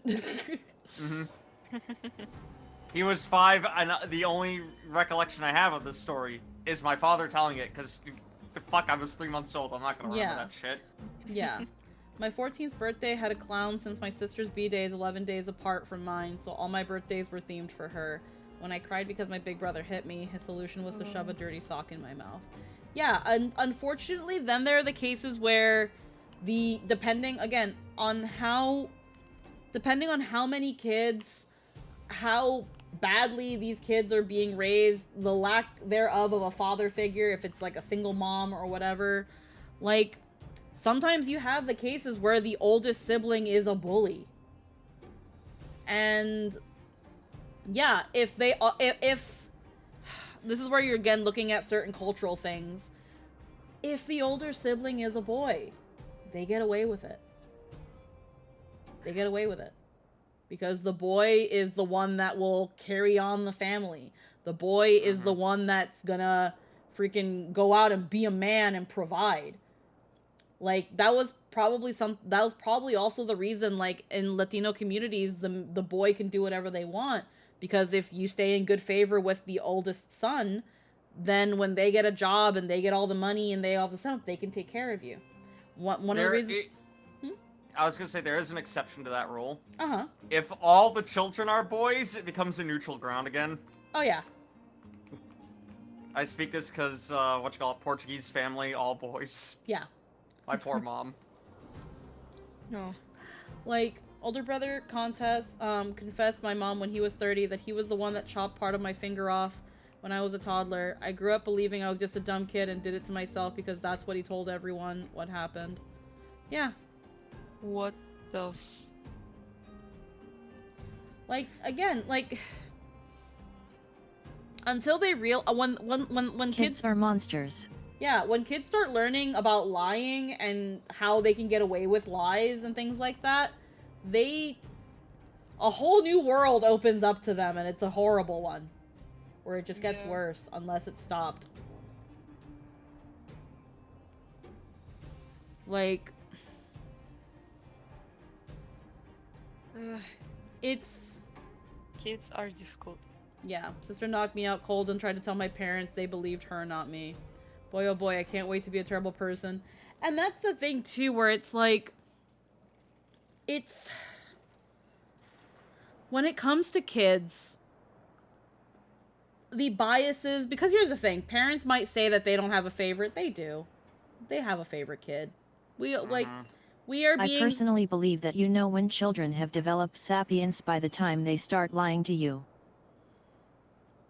Yeah, so, like, the moment you have instances where, like... It's not an if but when. Yeah. The moment you start having things where, like, the kids are start getting to that age where they start fighting, and it's like, he hit me, or he hit me first, blah, blah, blah. Punish them both. Punish them both equally. Don't be like, oh, well, you hit first. No, punish them both equally. Beat both their asses. No. Beat them both. No. Like... Real quick. I'm gonna drop. I gotta go handle some stuff. Yeah, no worries. Y'all are frickin' cool. Thank you for, again, leaving the door open for me to go kick down and sit here, Squeaky. Of course, always. Chat, can we get 5 gifted subs later? Probably not. Vivi's great. Heckin'. Yeah. Again. I just wanted to say. While VV was here.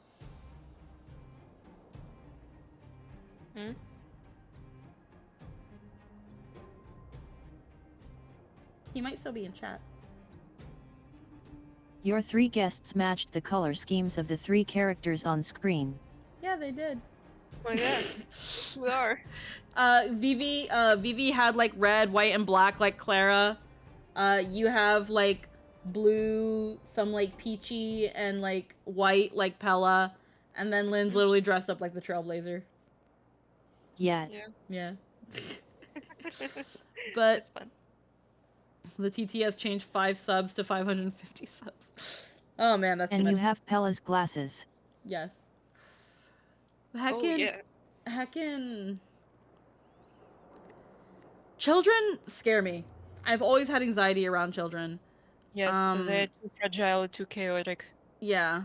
The last memory I have of him before leaving was having my 30-plus brother kid in my locked bedroom door in the middle of the night jump on top of me as I sat up in bed and scream at my face with my dog's bone that she had been chewing on, and he couldn't sleep because of it, so decided to scream at me before going back to bed. That was an adult man that did that.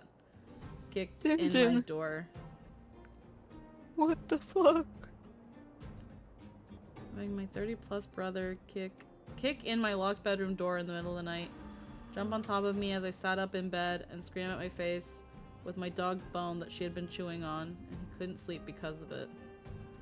So decided to scream at me before. Yeah, your brother's psychotic. Yep. And of course, if he was spoiled and allowed to do whatever he wanted by your mom, of course he's gonna side with her. And of course he's gonna do whatever she says. Because she was probably a boy mom. Yes. And I couldn't speak for your younger brother. If he's the youngest, it explains itself right there. And this is why your mom can rest in piss. Fuck her.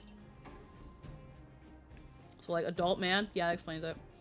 The one that did that... No, I know. The one... I know you meant the oldest one.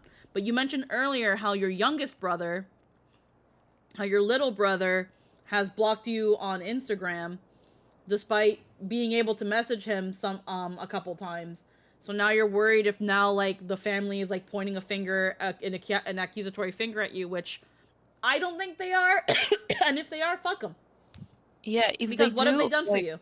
Who cares? Yeah, as someone who has been in childcare most of her life, children are monsters, and the idea that children are innocent bundles of goodness who know no sin is wrong to the extent I actually find it extremely offensive that people would tell a lie that absurd and expect people to believe it. Oh, yeah. Apparently at some point the youngest actually punched him and won in a fight, lol. Honestly, what I'm trying to keep in mind with my niece and nephew, because the former is her tantrum phase and later would start being a smartass.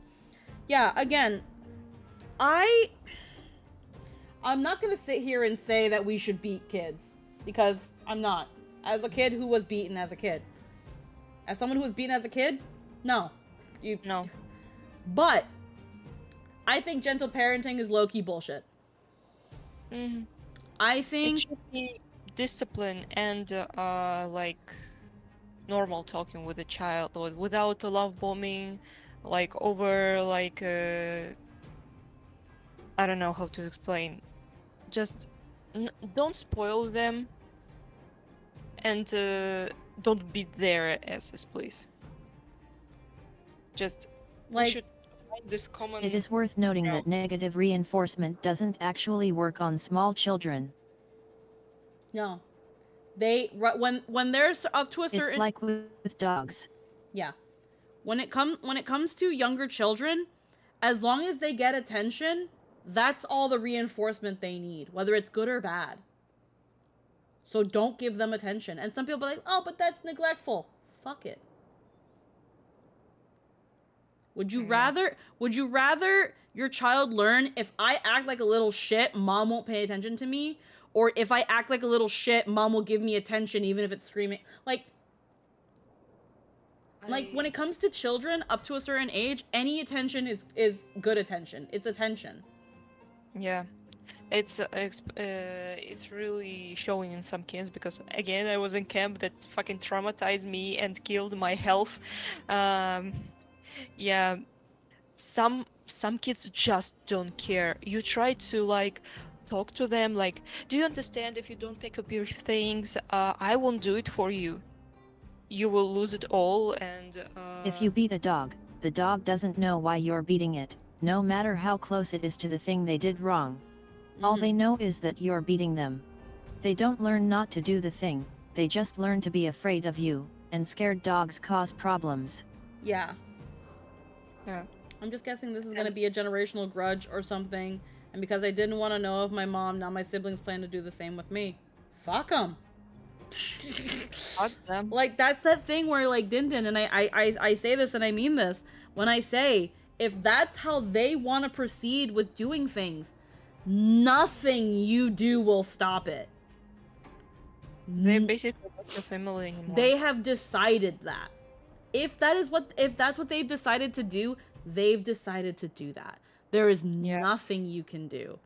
It's not your fault, and it's never been your fault. It's not like they just assholes. You have every reason under the sun to have made the choices that you made, to distance yourself from this person, to keep them out of your life, because all they ever did, all they ever brought to you was toxicity. And on top of that, freaking roped you in debts that somehow, not like, I haven't really interacted with them since I left, so not like I'm missing. Exactly. Exactly, Din. What changes? What changes? Yeah. If that's how your siblings feel, that's on them. Yep, it's not your If problem. they know everything that you were put through from your mother, and then they still decide, yeah, well, but that's mom, so, like, it doesn't matter. Fuck them. Fuck them. I'm sure that if they were in that same position, they wouldn't like it either. But because it's not them, they don't care. Your children will not learn to be better because of negative reinforcement. They aren't smart enough to make and internalize those connections. The only connection they'll make is that they need to be afraid of you, because you've shown them they're living with someone who will hurt them. Mm-hmm. Mm-hmm. Yeah. Like, fuck them relatives. It is very hard to teach respect to a child. Mm-hmm. Because again, up until a certain age, they only see me. Yes. And some people never grow out of that. They survive, so... And they'll have to work that out in therapy when they're old enough to actually process any of it. Yeah. I just feel bad for my aunt and uncle, the younger siblings of my mom, since my mom had a grudge on them because they inherited grandma's house. That has nothing to do with you. Yeah. That part, you can still, if you're still in good ties, because I think you talked about your cousin and how you're making some plushes for your nephews. If you're still good with that part of the family, If they know what you've been through and understand, yeah, if I was Din, I would have done that too, then that's fine. You're not alone in that aspect. But that part, that has nothing to do with you. Yeah, I'm good with them. They live in Narnia, but I'm good with them. Yeah, like that's that thing where at the end of it all, if your siblings who you already relatively estranged from, if they proceed with being even more estranged, what changes? Yeah. Nothing changes. You basically did not lose anything. Yeah. Really. If they get on to your uncle and aunt because they inherited a house, like that has nothing to do with you. Let them resolve that with themselves. There's nothing to resolve anyway because they're not going to get the house. But they may feel shitty since there's unresolved issues with her. It is what it is. They're dead now, along with her. They and her are dead. And it's not your problem to be concerned about. Like, it sucks that maybe some of those things won't have any sort of, like, satisfying closure, but it is what it is. Like, it has to come from both sides. Your mother never wanted to resolve those issues with them. She never wanted to resolve any issues with you. She never encouraged your siblings to try to resolve issues with you. Fuck them. Fuck them. They just don't love you, don't care about you. They probably want to have some little contact just to probably use you, abuse you in the future. So, like... And really, it's why positive reinforcement is the better road. You can deprive them of the positive instead of introducing a negative, which are different things even if you might think they aren't.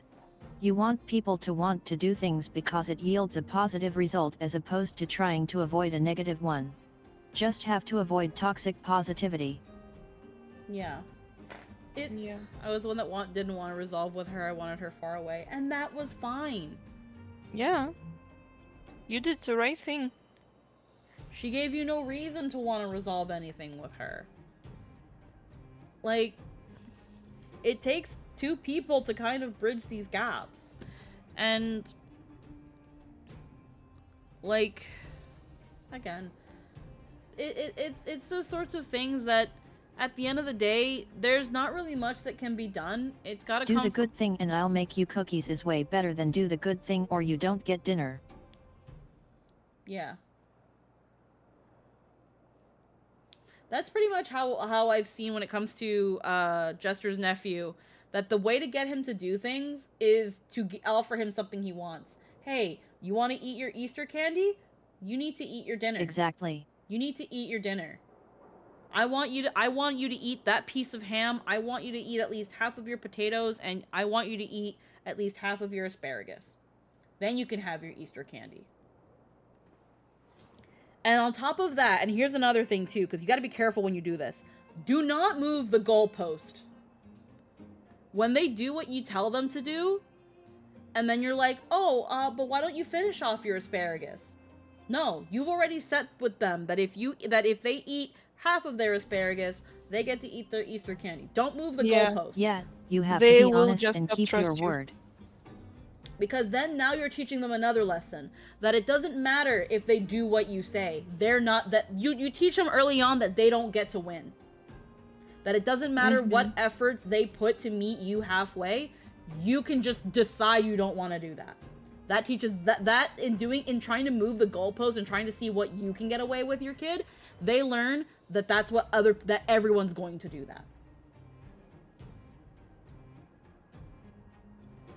Jester's nephew, without going... Some parents do that because they think it's preparing their kids for the real world, but it's garbage parenting and doesn't work. No, it doesn't. When my younger sibling didn't want to eat, since I was the one in charge of feeding them, I would challenge them to a race and see who finishes first.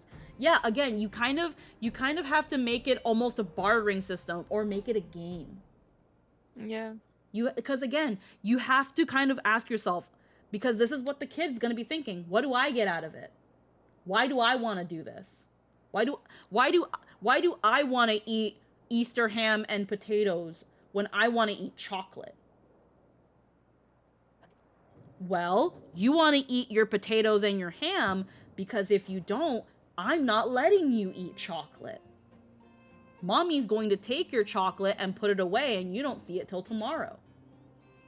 Now suddenly the gears start turning in the kid. I don't want mommy to take away my chocolate. I want to eat my chocolate. Like, you kind of have to make it a game with them. You have to you have to think in the mind of a self-centered little shit. Because that's what kids are. They're self-centered little shits. First and foremost, the reason they do anything is because what do they want out of it? They want to have fun most of the time. Yeah.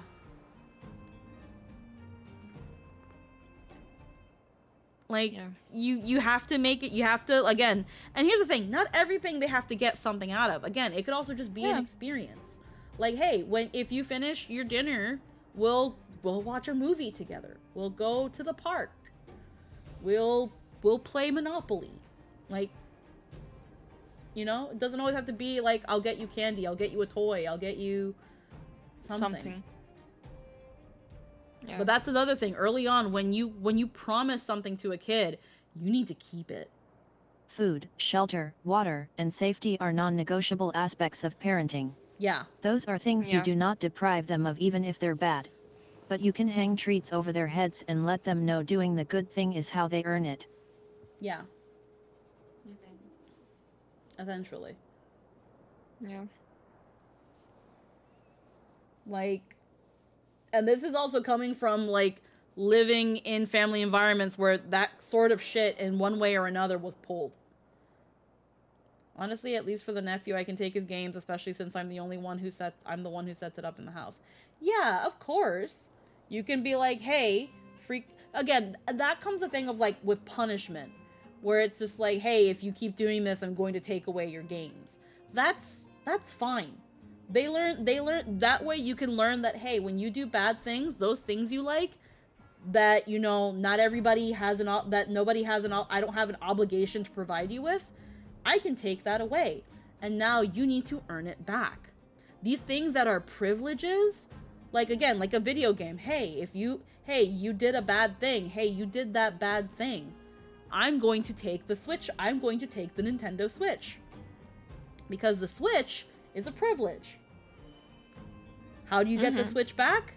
For the next couple days, I want you to be good. And then you get your Switch back. Things like that. Yeah. You figure it out. Obviously, it's easier to say than to put it in practice, but again, and again, this stuff will not work with a 5-year-old. It will work with, like, an 8, a 9, or a 10-year-old. Because by that point, they start really learning right and wrong. When they start doing shit they're not supposed to be doing, that they know they're not supposed to be doing. That's when you start teaching them the consequences of their actions. Yeah. You punched your sister. I take this away. How do you get it back? I want you to make up with your sister, and I don't want any of this shit to go down for the next week or the next month. I don't want to hear about either of you fighting. Oh, 5-year-olds also know that. They just think they can get away with it. Yeah. I definitely did the Switch thing at one point. Yeah, the niece will just find something to do. Yeah, again, they'll find something to do. They'll find something to do. They probably have a room. They probably have, you know, blocks and dolls and a notebook and a pencil. Go figure something else out to do with your time. You have plenty of things to do. What's the Switch? It's just, you know, again, you take away the thing that, you take away the privilege that they're enjoying the most at the moment. Because there are also some parents that go to extremes where they take away everything, and then it's like, now sit in your room and do nothing, and it's like, that's too far. Because now you're depriving your child of, like, anything to do. And that's when you go back into the extremes, and now it's something that you're to be feared. So, it all comes back to a balance. It all comes back to a balance with these sorts of things, and some people do not have the patience. Children between 3 and 5 are self-aware enough to speak and lie and try to manipulate you. It's the age where they're going to scream and howl and throw fits because they believe you'll relent if they just make themselves too much to deal with. Oh yeah. That's why you sometimes have the issue of like that mom in the grocery store where her child's throwing a temper tantrum and she's ignoring them. Trust me. Trust me. Leave her alone. Don't be like, and they are entirely aware that's what they're doing. Yeah. By the way, I will probably go sleep. Yeah, no worries. We're gonna be wrapping up pretty soon after this chapter of the mission. Yeah, I hope you have a great day. A bit Yeah. slowly. No, you have a wonderful night. Alrighty, have good sleep. Yeah. Yeah, good night and good day for you. Yeah. Bye. But yeah, it's like, obviously we've all been in that situation where like a kid's throwing a tantrum at the grocery store or some shit and the mom's not doing anything. There are things where it's like, if a child's gonna cause a temper tantrum, they're gonna tantrum.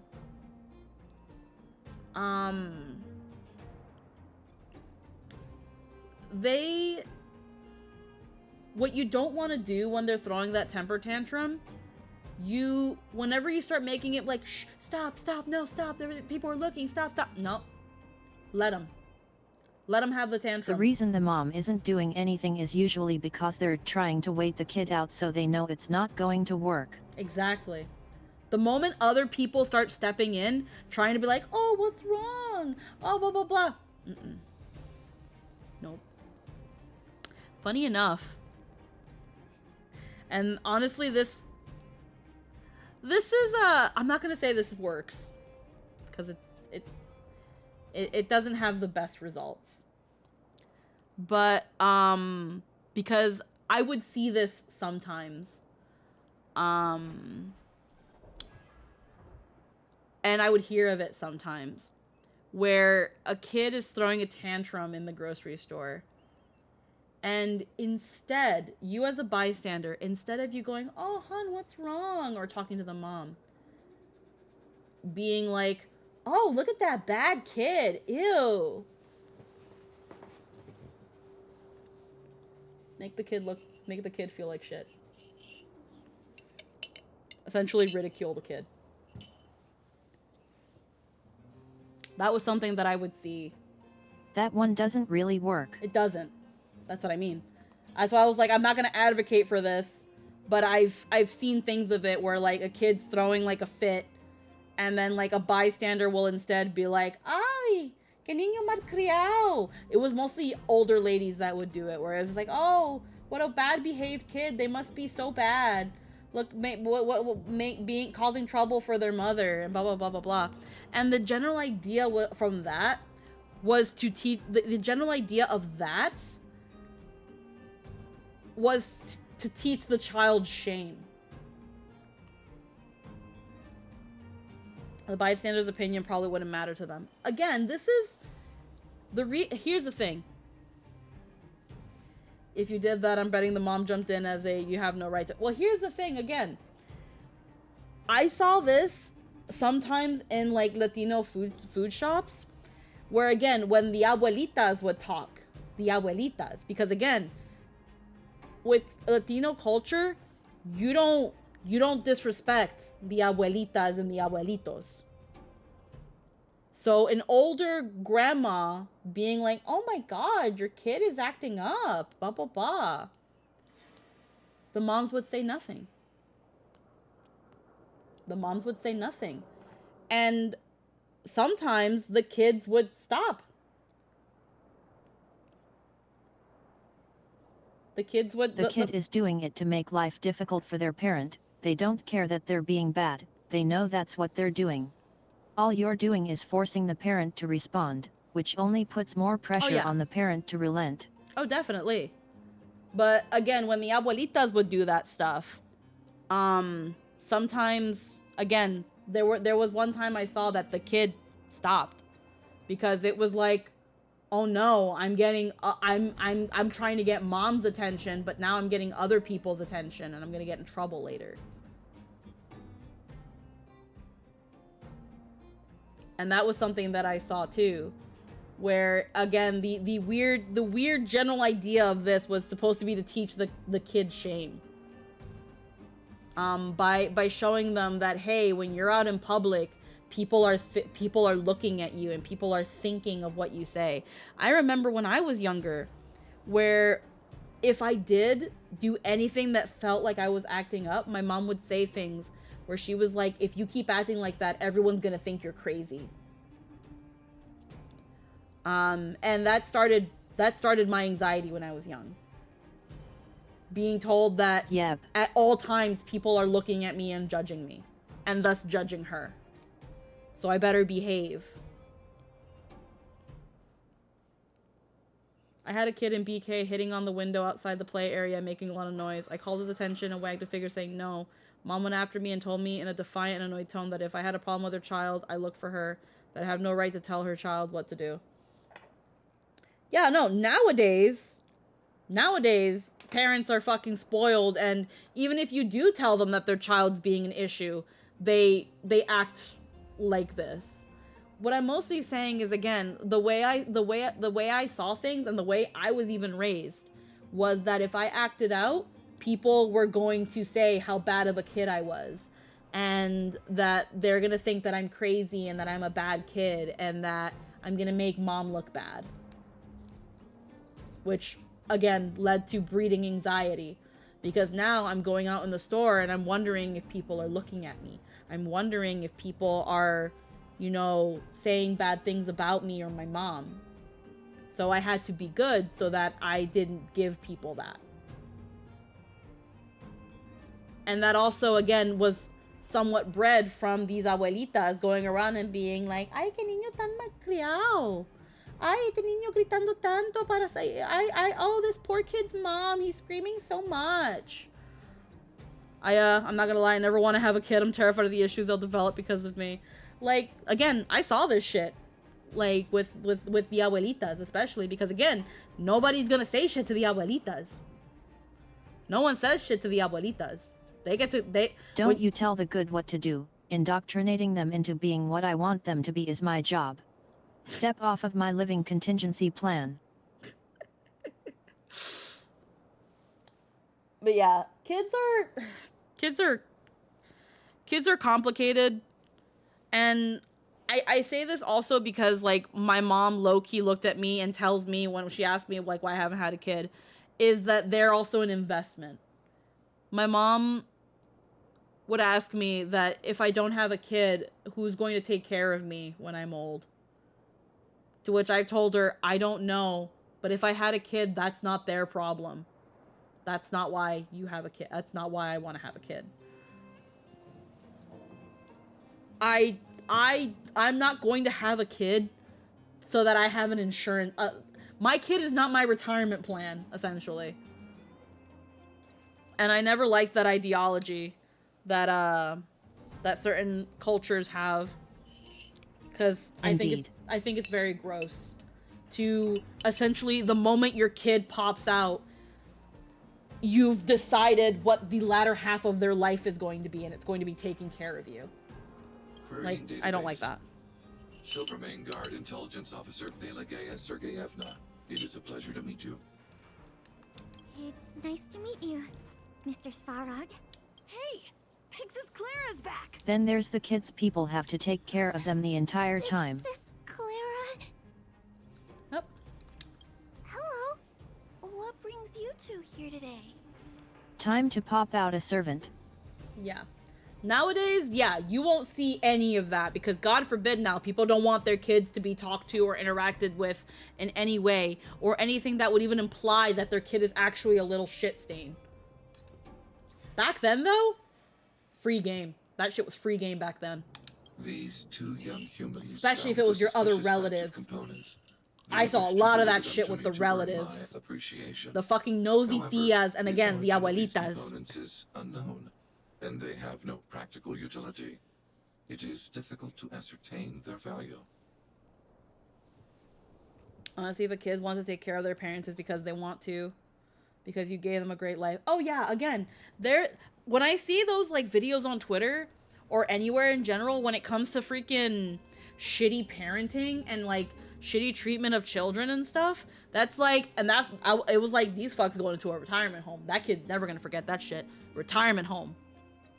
And honestly, most retirement homes nowadays are popping, so like I don't even know what the hell people fearing about going to a retirement home. Y'all be fine. Just get a good one. God, you're right. I don't like the expectations put on me for what I'm supposed to be when I'm expecting to do. We have a cafe right next to the BK, so a lot of parents go for a coffee and vibe there and tell the kids to play in our play area and just ignore whatever they do. Exactly. Suspicious components? Can we have a look at them? As you wish. Alright, I'm gonna try to finish off this mission so I can finally, like, wrap up Sure stream. enough. These parts are from the museum's sculpture. We don't have Zelda today, but I would rather not stream the entire Most day. people don't like retirement homes mostly for their implication. When you're in a home, the only thing left for you in life is to die. Yeah.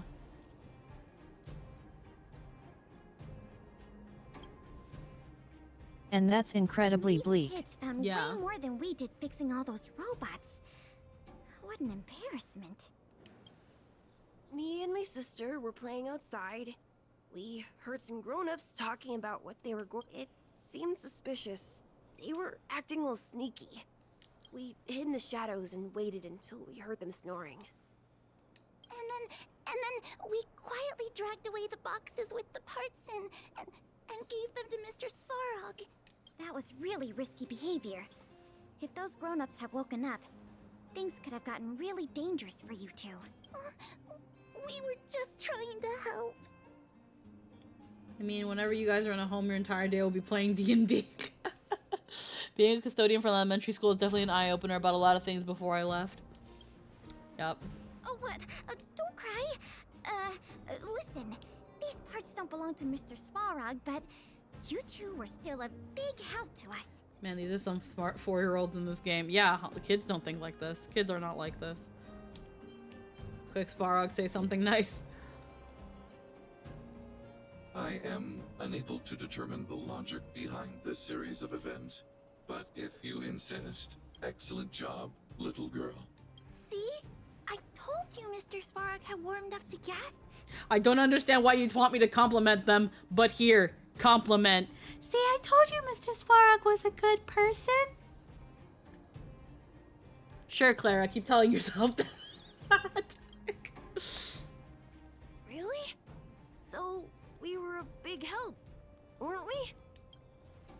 With these parts, we should have enough to put the sculpture back together. More or less. This isn't good.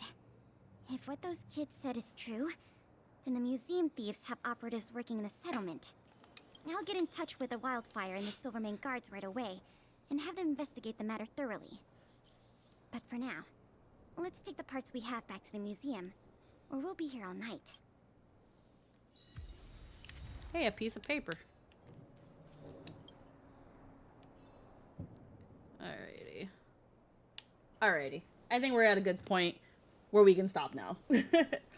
We are going to pass things along. Let's see what's going on.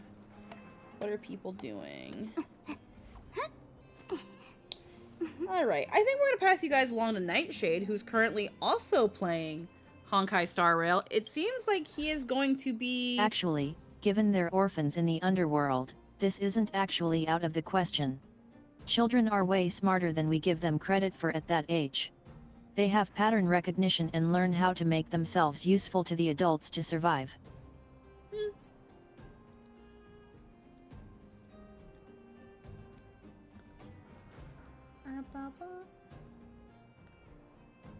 I mean, that is kind of fair. When I think about, Math changes in times of strife.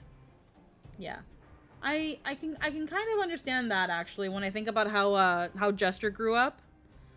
In terms of, like, when his youngest sister was born and she has a lot of disabilities.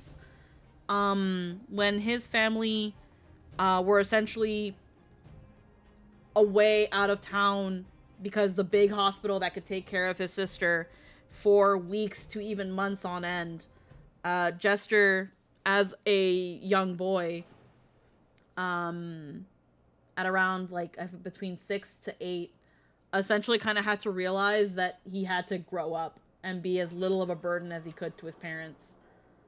And yeah, Jester is one of the most patient and understanding people I know. They might not know why the adults want the parts, but they know when something is wrong and that they'll get praised if they get them the parts or tell them about it. Yeah.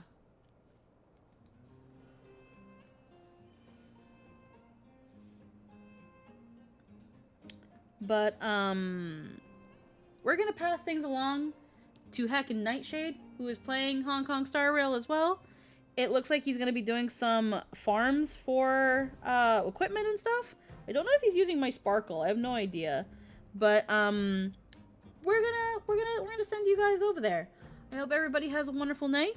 I will see you guys tomorrow at around maybe 7 o'clock for some more frickin' heckin' honkin'. We have no Zelda today, so I'm probably just gonna chill and vibe for the rest of my night since I do work tomorrow. But I hope everybody has a wonderful day. I will see you all next time. Bye-bye, everybody. Bye-bye. Yeah.